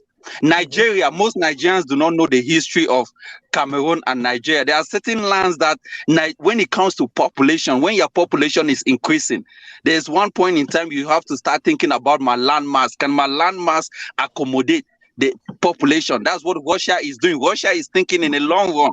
Nigeria is not taking the weakness of other countries around it to take advantage of it. If Anglophones were even thinking that Nigeria can come to their rescue and maybe claim it, and that's a system of expansion. America did the same thing to Mexico. America took part of Mexico and claimed it. Nigeria is not doing it. Nigeria does not have that vision. But you no. people wanted to live through referendum and you left, isn't it? But that's not the matter. The matter is getting strong and taking what belongs to you. Just because people live does not mean that you don't have to claim it. There's no leader in Nigeria that can stand his You know ground what and say, happened? Jude. You know what happened? Let me tell you one thing. When you talk about military might, Nigeria has sacrificed for African nations. And we have lost a lot of soldiers, thousands. Okay, for instance, now, you know that Liberia and South Africa and Nigeria funded the activist Mandela. They funded it in the billions. And in Liberia, Nigeria funded it in billions of dollars. And Sierra Leone. In Syria alone, Nigeria funded it in billions. In Ivory Coast, Nigeria funded it in billions. In Gambia, Nigeria also funded that place in billions. Even Mali, Nigeria went to Mali. Thank you, Mali.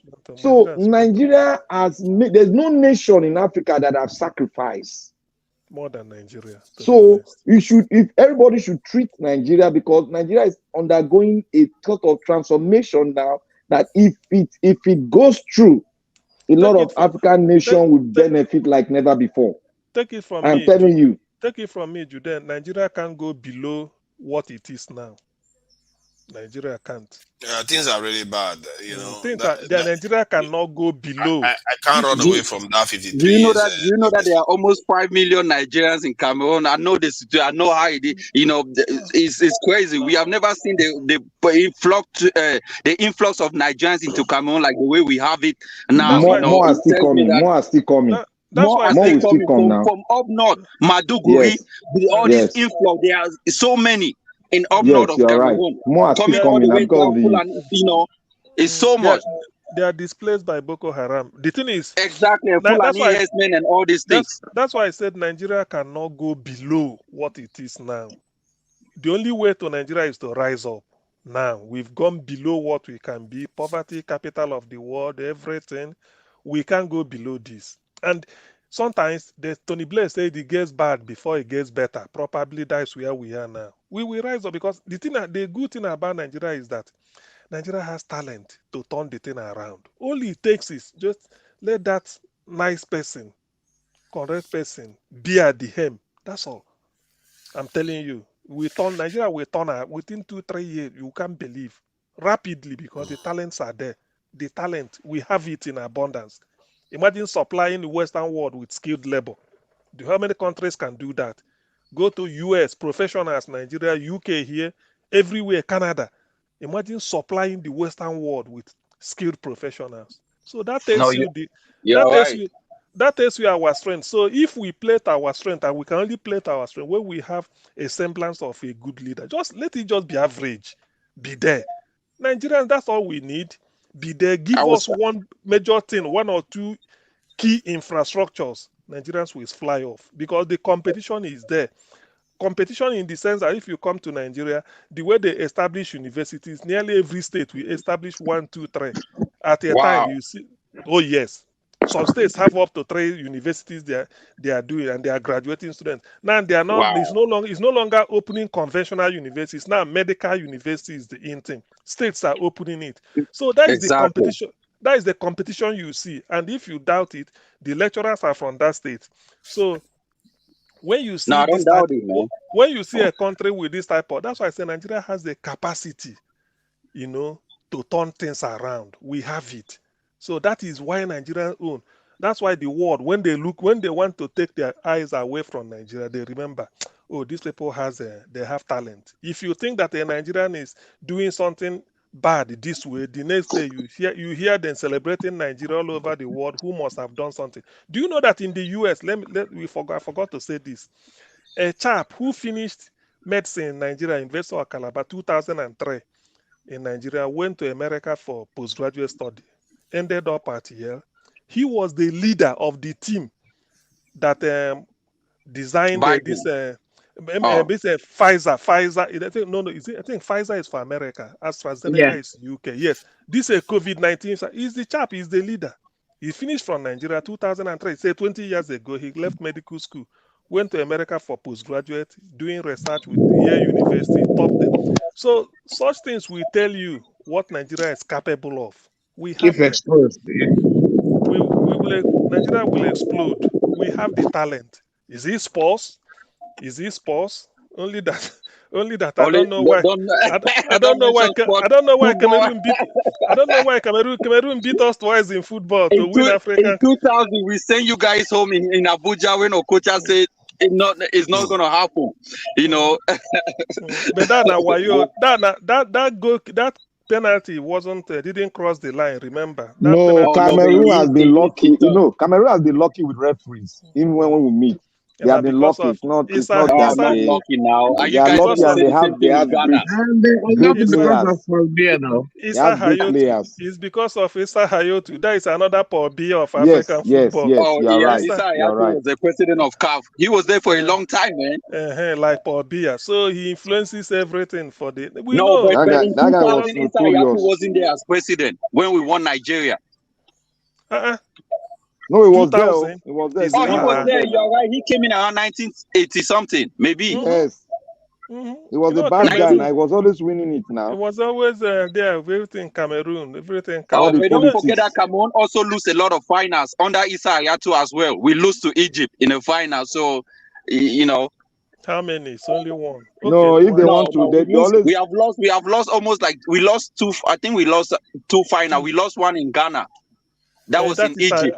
Against Egypt, and then you lost again in 1986 against Egypt too. Right, maybe twice, 1986 and 2000. But you guys also won under Issa Hayatou, so he wasn't making. Everybody was winning. There's no way you will have your culture finidi. Amoka Chiamunike Uche Chukwu Adepoju Olise. There's no way you can win. Don't forget about Cameroon.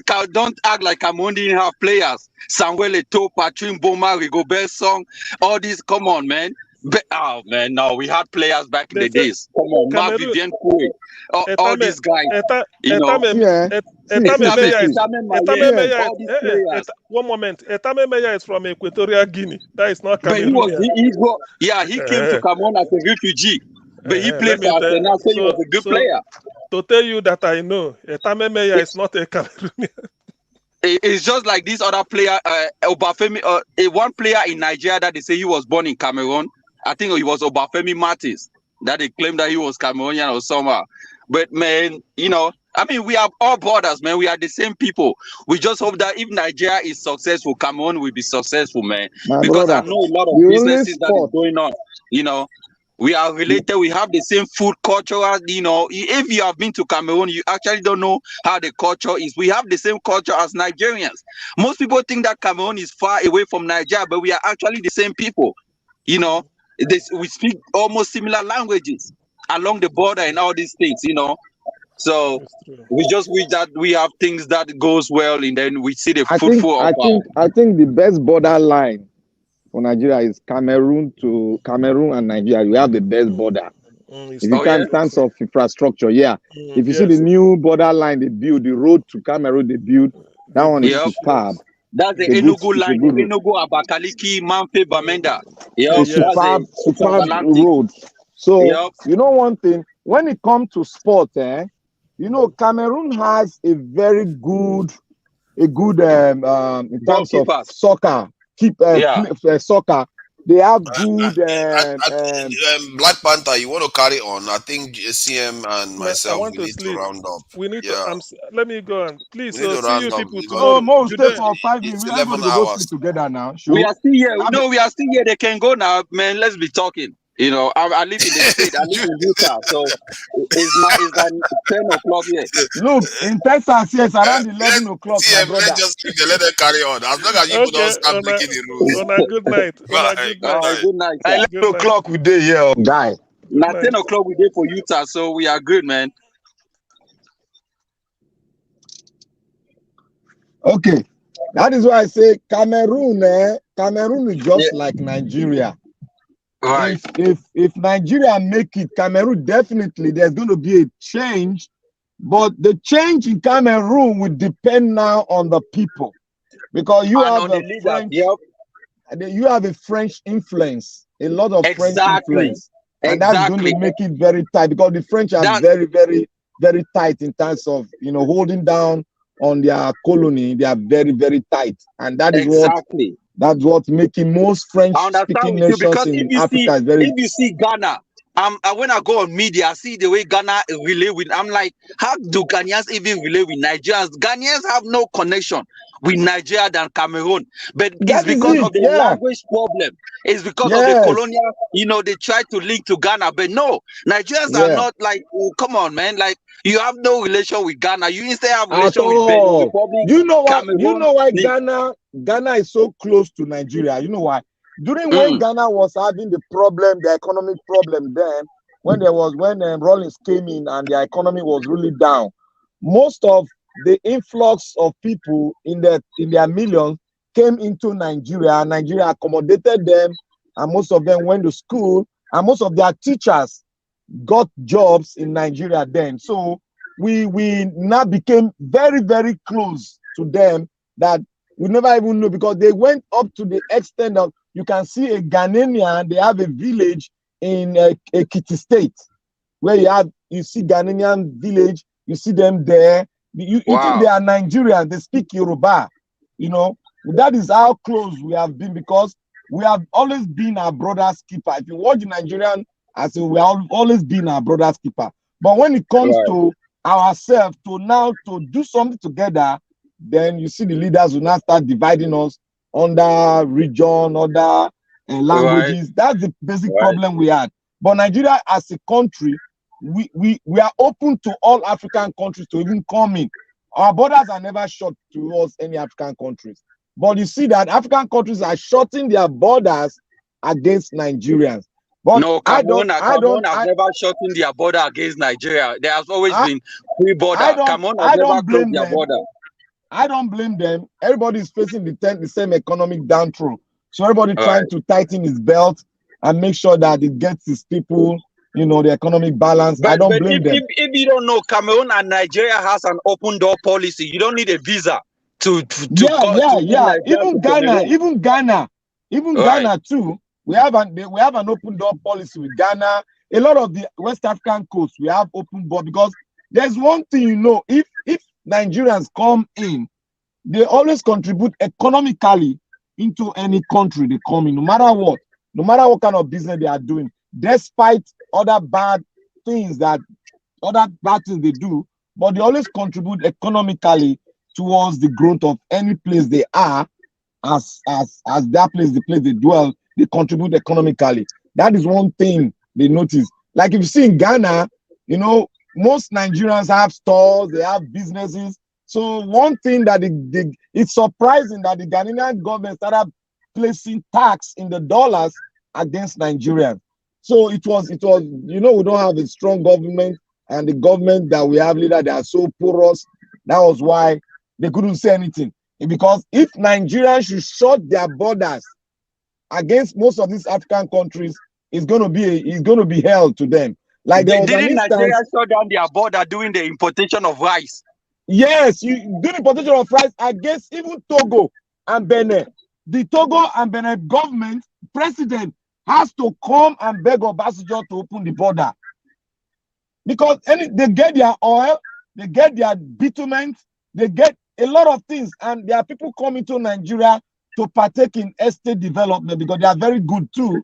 They have they like the tradesmen from all those West African states. They are good in, you know, in building houses, and they all have this. They come in here a lot. They make a lot of money in Nigeria. They go back. But you know, there's a sort of we Africans, we need to learn one thing, that we all are one. Immediately we start having that ideology within African states, we are going to go a long way. Like Nigeria is like an asset to the other African nation. The reason why I'm saying is that if you come into Nigeria as a Cameroonian and you want to really exploit the economy, you want to really exploit the educational sector, you want to exploit the businesses you have in Nigeria, you will go on fine. You will go on fine. But I know because a lot of Cameroonians doing business with Nigerians. Nigerians don't discriminate that. There's one thing about Nigerian, they don't discriminate whether you are from Cameroon, whether you are from Ghana. As long as you are flowing with businesses, we are making money within ourselves, man, there goes. That's one mentality in Nigeria. We are accommodative. Right.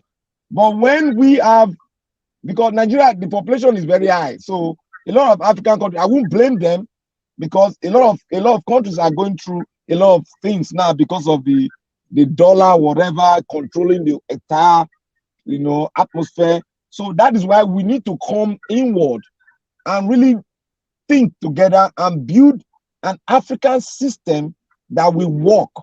We need to fight that fight, because we are not be fighting that fight. That is why you are seeing a lot of Africans, they are putting so many laws in their borders, because it does not benefit any one of us if we cannot trade within ourselves and make a lot of money and develop our states. Because the more we free our borders, the better for African states, so that we can develop our system ourselves, because we have a lot to give to the world. We have a lot to give to the world. But until we realize it by having a good leadership, that we harness the resources in African nations and put a real African charter to pave the way for a new African regime, then that is when we start having a way forward. But now we all need to fight to have a good leadership in various African nations, because if Nigeria should set a pace now, other African countries will go on. Exactly. Other African countries will make it. I'm just being very strict. Not that because I'm from Nigeria. Other African countries we just go ablaze and do what Nigeria has done, because they are waiting. They are waiting for Nigeria to just break that calabash, so that they can see and copy exactly what it is. And if we have Peter Obi now, Peter Obi will definitely influence a lot of things that happen in African nation. Because go ahead. This is what I was about to say. This is the thing. Nigeria was supposed to be that mouthpiece of Africa, where if there's an African country that is having problem, like what is happening in Senegal, Nigeria president will have been calling this out. If you have a president that was strong enough because it's like America calling out things that are happening in other countries. Nigeria will have been that mouthpiece in Africa, you know, because there's a democratic system in Nigeria where they come in, their mandate is gone, they leave. So you have to call it out when other presidents are maltreating other Africans in other countries. But Like you know, what happened in Gambia? Like what happened in Gambia? Nigeria purposely removed the guy and made him in such a way that they don't maim him. They put a pathway. You know, he uses the jet of one Nigerian private businessman, Game, to fly out. If not, they would have taken him out. So they have to make it. Equatorial Guinea. Yeah, because Nigerian government came in there and told him he has to leave. If he doesn't leave, there will be a sort of war, which is not good for African states. So they got to persuade him. And Nigeria did that to make him move. So Nigeria, in Liberia, Nigeria had to go in and change the government. So Nigeria sacrificed a lot, and we cannot run back on this anymore. We have to get it right so that we can make sure that African nations get it right. That is why we need to start to fix good leaders that believe in Africa as a whole, not borrowing. We need to believe that we have something to give to the world, and that's something that will give to the world will change the world. Because African nations, they made us to believe that we are poor, but we are not poor. There's a lot of resources that have been taken. Do you know that the red sand in Nigeria, Chinese comes in here to take that red sand, take it to their country. Up till now, the Nigerian people don't know what they are doing with that red sand. Wow. There's something in Africa that is the Russian has gold in it. The Russian has gold. Wow. Feeding the rest of the world. So China. we have in Nigeria, we also have in Cameroon. Yep. Why you see they don't want to leave Cameroon, the French don't want to leave Cameroon, because they are gaining some resources which you might not know. Did you know that some few years ago, Chinese took over a part in Eastern Cameroon? They were supposed to construct a school, but they find out that there was a lot of mineral resources in that stuff. Guess what happened? They started transporting these things in covens. So when they take it to the seaport, they say one of their Chinese member is dead. So that's why he's in the coven. Before Cameroon realized it was all mineral resources that they were using covens to transport it to China. That is it. It's crazy, man. That is why Africa need to stop depending and stop taking loans. We have a lot of money a lot of resources that they need, until we have the right leadership that think Africanism before we can go ahead. If not, if you look at the Bible days, when they were farming in the land all over Europe, all over Asia, it was Africa. Africa, they came to get food to feed their nations. It was Africa. The map is there. It was Africa they came. They came through the Sahara, the North Africa, they came down. They got food. Because the name that was there in there, if you go to your Bible, it is right there. It's right there. But a lot of, if you make the research very well, it's right there. All this Bible that we have has been changed by Europeans. So we are now reading a fake Bible from them. The map is still there. The name that some countries were bearing then after was not the present name. So if you look at it biblically, Africa is a place that resources in life form is there. That is why you see this Western world, they are ready to do anything to put the wrong leadership there so that they can harness the resources we have.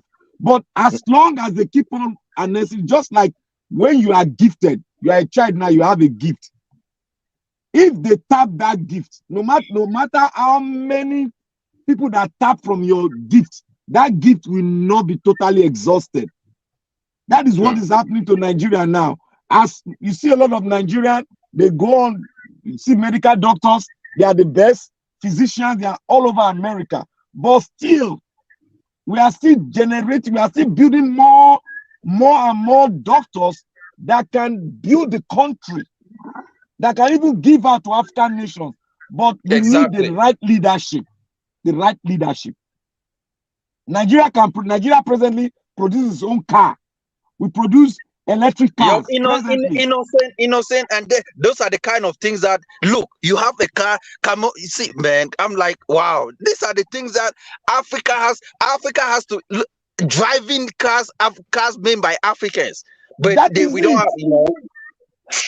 Right leadership that would drive home and believe in the system that they are trying to create. We need to bring a system that is not adulterated, but a system that Africa, it might not be democracy as a whole, because we need to fashion that, because Africa has a lot of cultures. We have a lot of tongues. We need to, because in our diversity there is strength.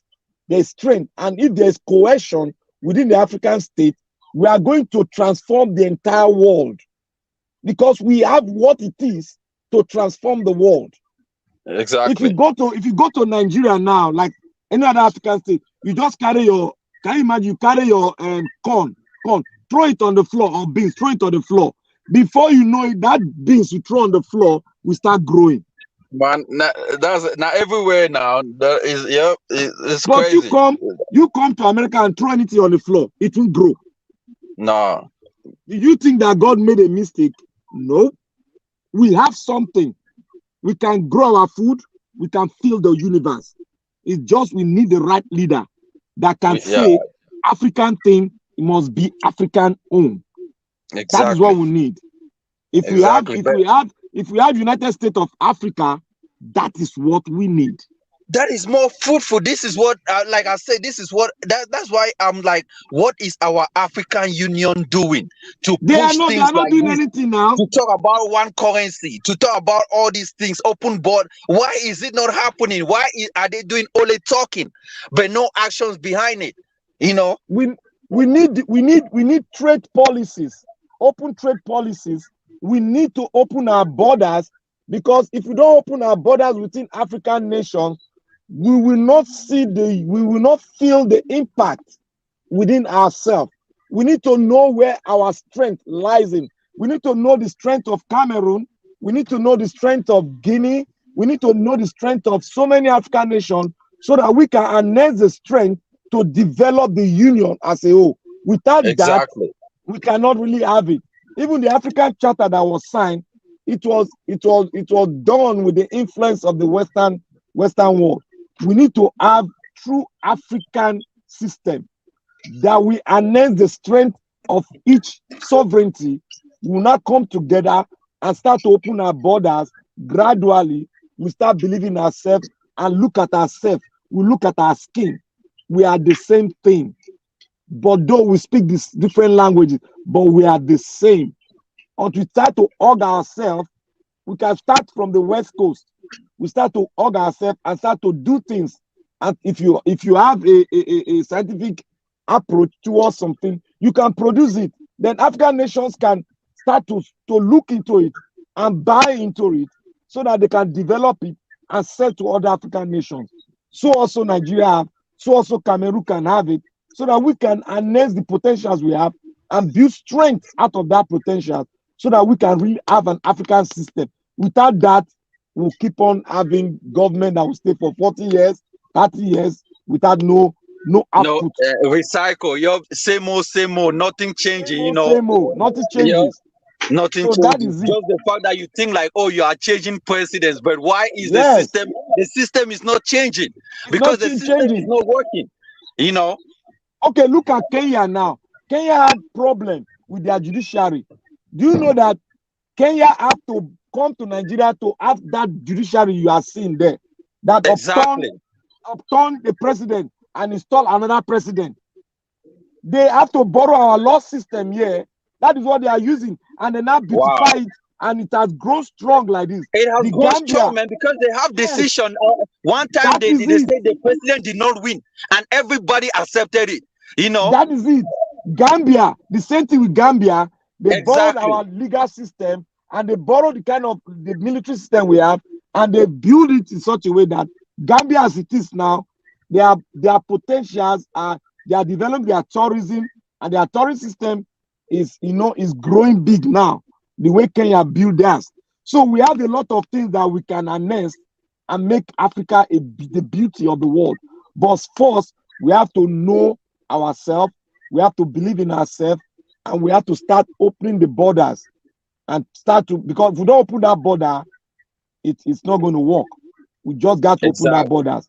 Yeah, No matter open what, border because yes, open take border, for have joint security system open border. that we But can take for believe in. instance, take for instance in Europe, there is no country that is not important. Even a country like Luxembourg, a small Yes. country, is Look at important to Finland. Germany. Just look Even at Finland. Switzerland, all these countries are important. You know, open Look at border is Finland. something that is, The yeah, population Finland. of Finland is come on. not even up to 40 million. Exactly. And they are controlling. You see, the pipeline from Finland goes to more than 10 European countries, because There you go. they are pumping gas, selling gas. They don't need There to you transport it. They have a There you pipeline go. in the ocean there that goes to England, to Belgium, to so many European countries, which is very easy, and that is what African nation can do too. Exactly. What if there was a railway that is even linking Nigeria, Cameroon, all the way to South Africa? People will not be flying over to go to South Africa to stay. You wake up one morning, go and do your business in South Africa, and you are coming back the next morning on a train. Like America, That you is know, what, come on, man. That is what we should be looking at. We need to connect the African nations with any system that will work, that will make it easy, so that we can begin to build men with brain, build men that have idea. It's idea that makes an economy run well. Without an idea, your economy is just down there. We have people that have ideas, people that have that Africanism in them, that can speak to the world.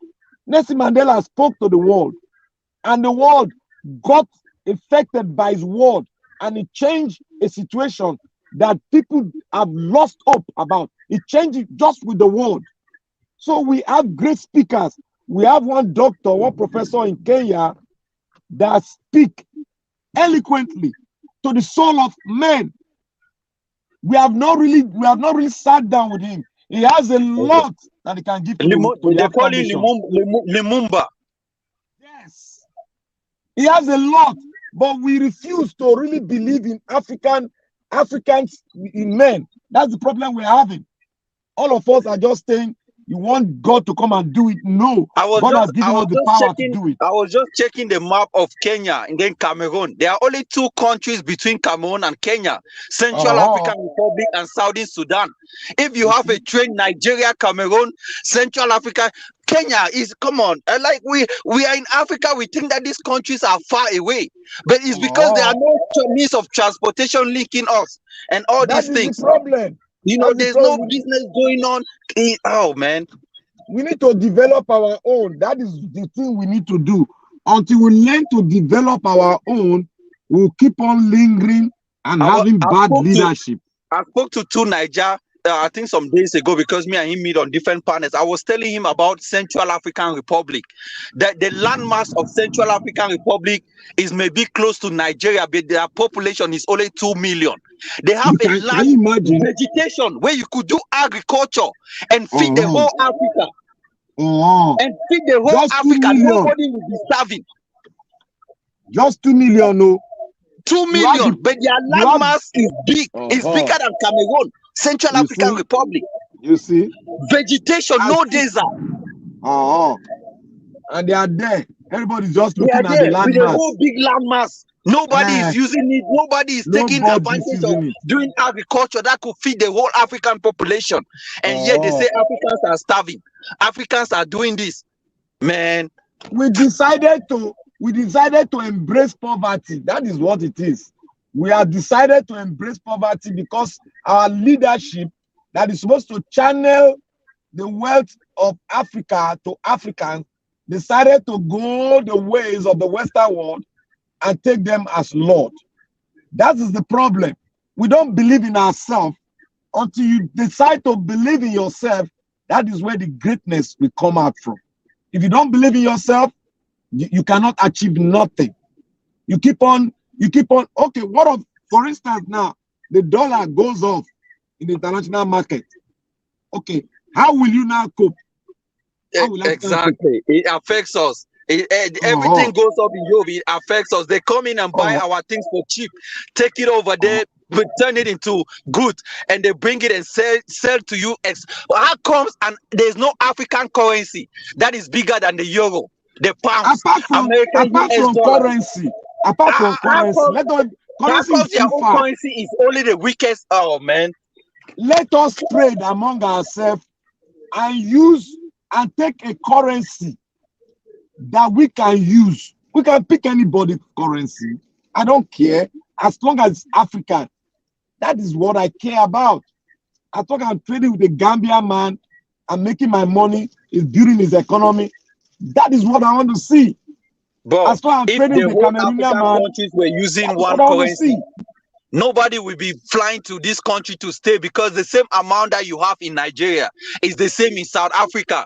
Maybe South Africa might be expensive because you are going there to rent a house, but you have a house in Nigeria already. So it's the same. It's like America. You move to a state that is cheaper because another one is expensive. No.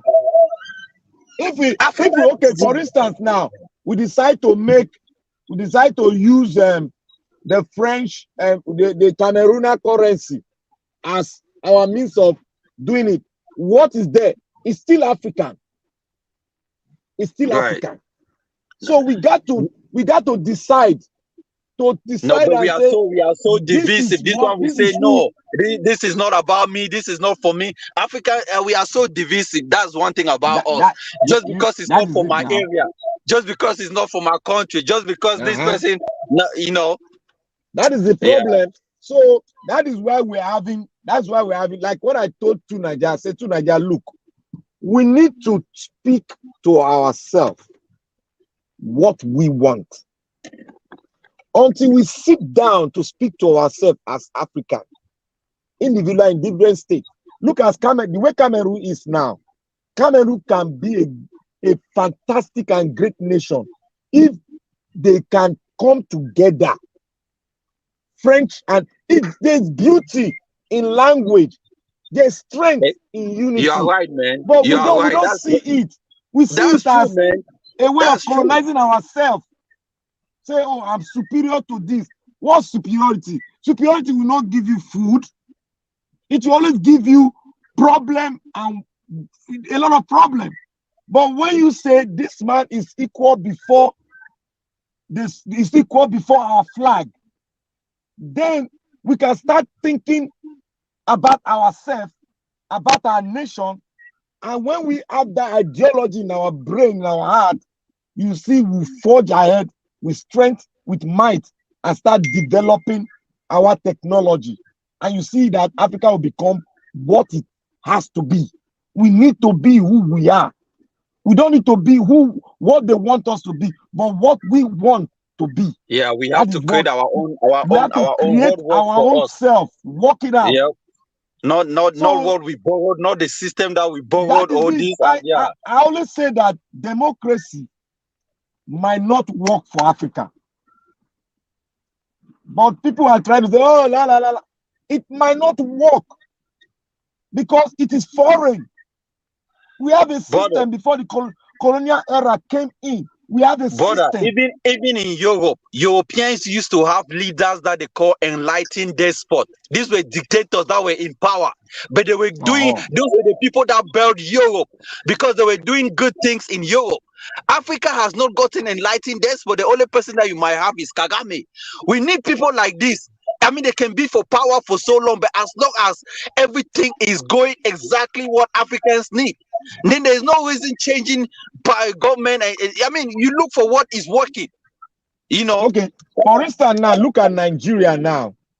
Nigeria should be a topic to the entire African nation. Exactly. Look at Nigeria now. Exactly. Nigeria should be a study. They should come and study Nigeria. If Nigeria get it right, Nigeria will be a study, case study to other African nations. It has been a long road. It has been a long road, and many has died.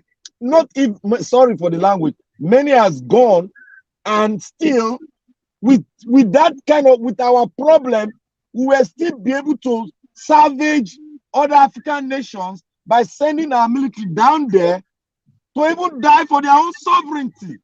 Exactly. So there's Exactly. something in Africa. If that thing in us was what made us to go there and fight for our brothers. But if we get it right here, if we get it right in Nigeria, I bet you it will take nothing. Within 30 years, the rip-off will start coming up in other African countries. Like that. Before you know it, you see the African taste will drive through. It will be like a tsunami that goes round. Yep. Like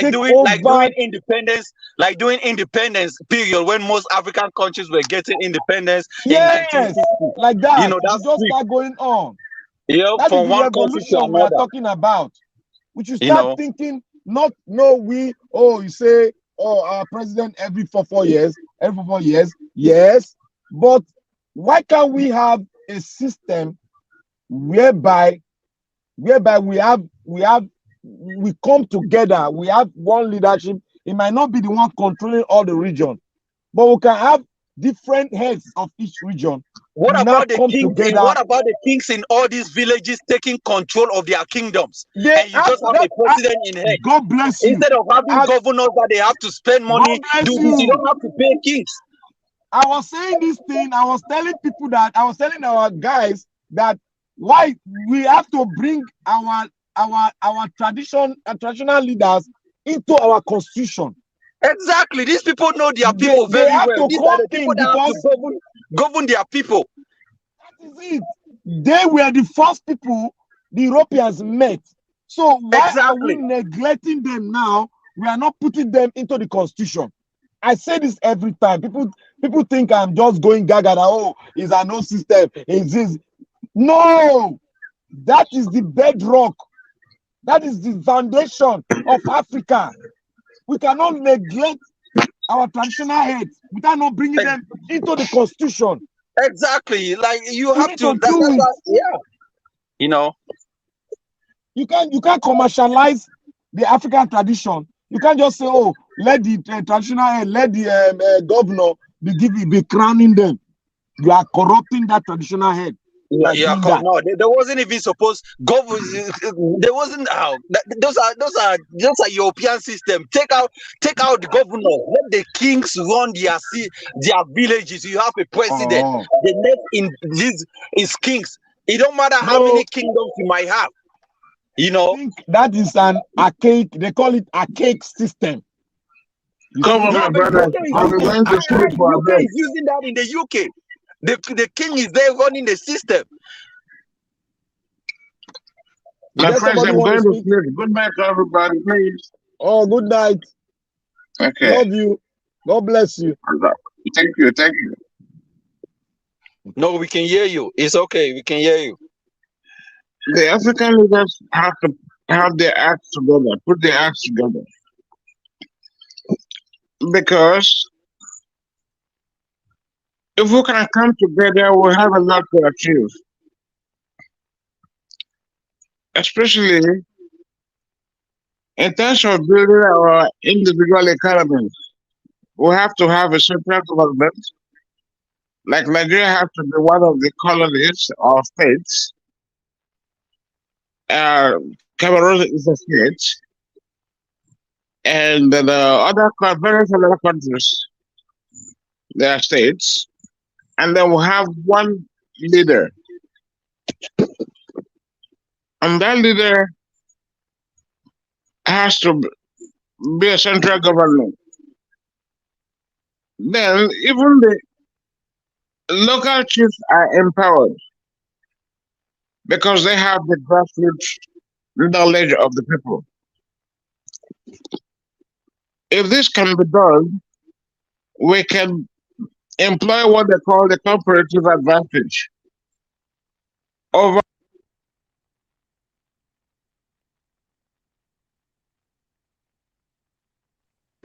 I think we listen. Okay. Yeah. But can somebody else just make a round up? It is what it is. I'm gonna be rounding up and probably going to bed. But this is the thing, right? I just wish that one day Africa things can really work for Africa, because there's no reason where a country can be better. Like see what is happening in South Africa. Even though South Africa is better, but the countries next door to South Africa, like Zimbabwe, are facing a lot of problems. So you also have that influx of South Africa having a lot of problems. And this is the thing, it makes no reason for one country in Africa to be better. Why their neighbors or the whole Africa is not better? So I wish one day this simultaneously, like Africa really like make things that work for them, and everybody is experiencing the same growth in such a way where people don't have to move around or scattered from one place to another in search of a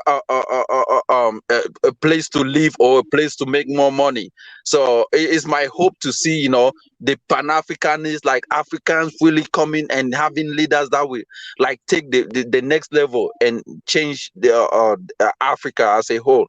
And I'm glad that I came on the panel and met some of you guys, and it was a pleasure for me coming in. And thank you, brother, especially to our Black Panther. It was nice talking to you, man.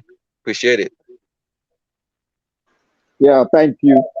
I enjoyed having a really good time with your contribution. And I want to make this my last statement before I go off. I want to really thank everybody for doing a nice job, and I also thank the convener, Niger Watch, for giving us this platform to really deliberate on Nigerian issues. And we also diverted into the political situation in so many African countries, especially we make reference to Cameroon and some other, like the Gambias and some other countries, Senegal, is having a rip-off of so many problems now. They are trying to change their system, and there's a electoral problem too, just like the way we have in Nigeria. But I want to say this, until we think inward and, have a system that will originate from us as an African in different countries, that will produce a leadership that is a nationalist and somebody who loves the African as a whole and wants to see the best part of Africa. Then from that we start seeing African countries developing. And one other thing, we need to open our borders so that we can trade among ourselves and develop each countries in Africa. Thank you all for a time with you all, and God bless every one of us. And one day we are going to wake up and be proud of where we come from. Thank you very much. All right, thank you very much, my brother. I appreciate every one of you for your time. So please join us later on by 6 p.m. Or rather, we might be out randomly. Thank you.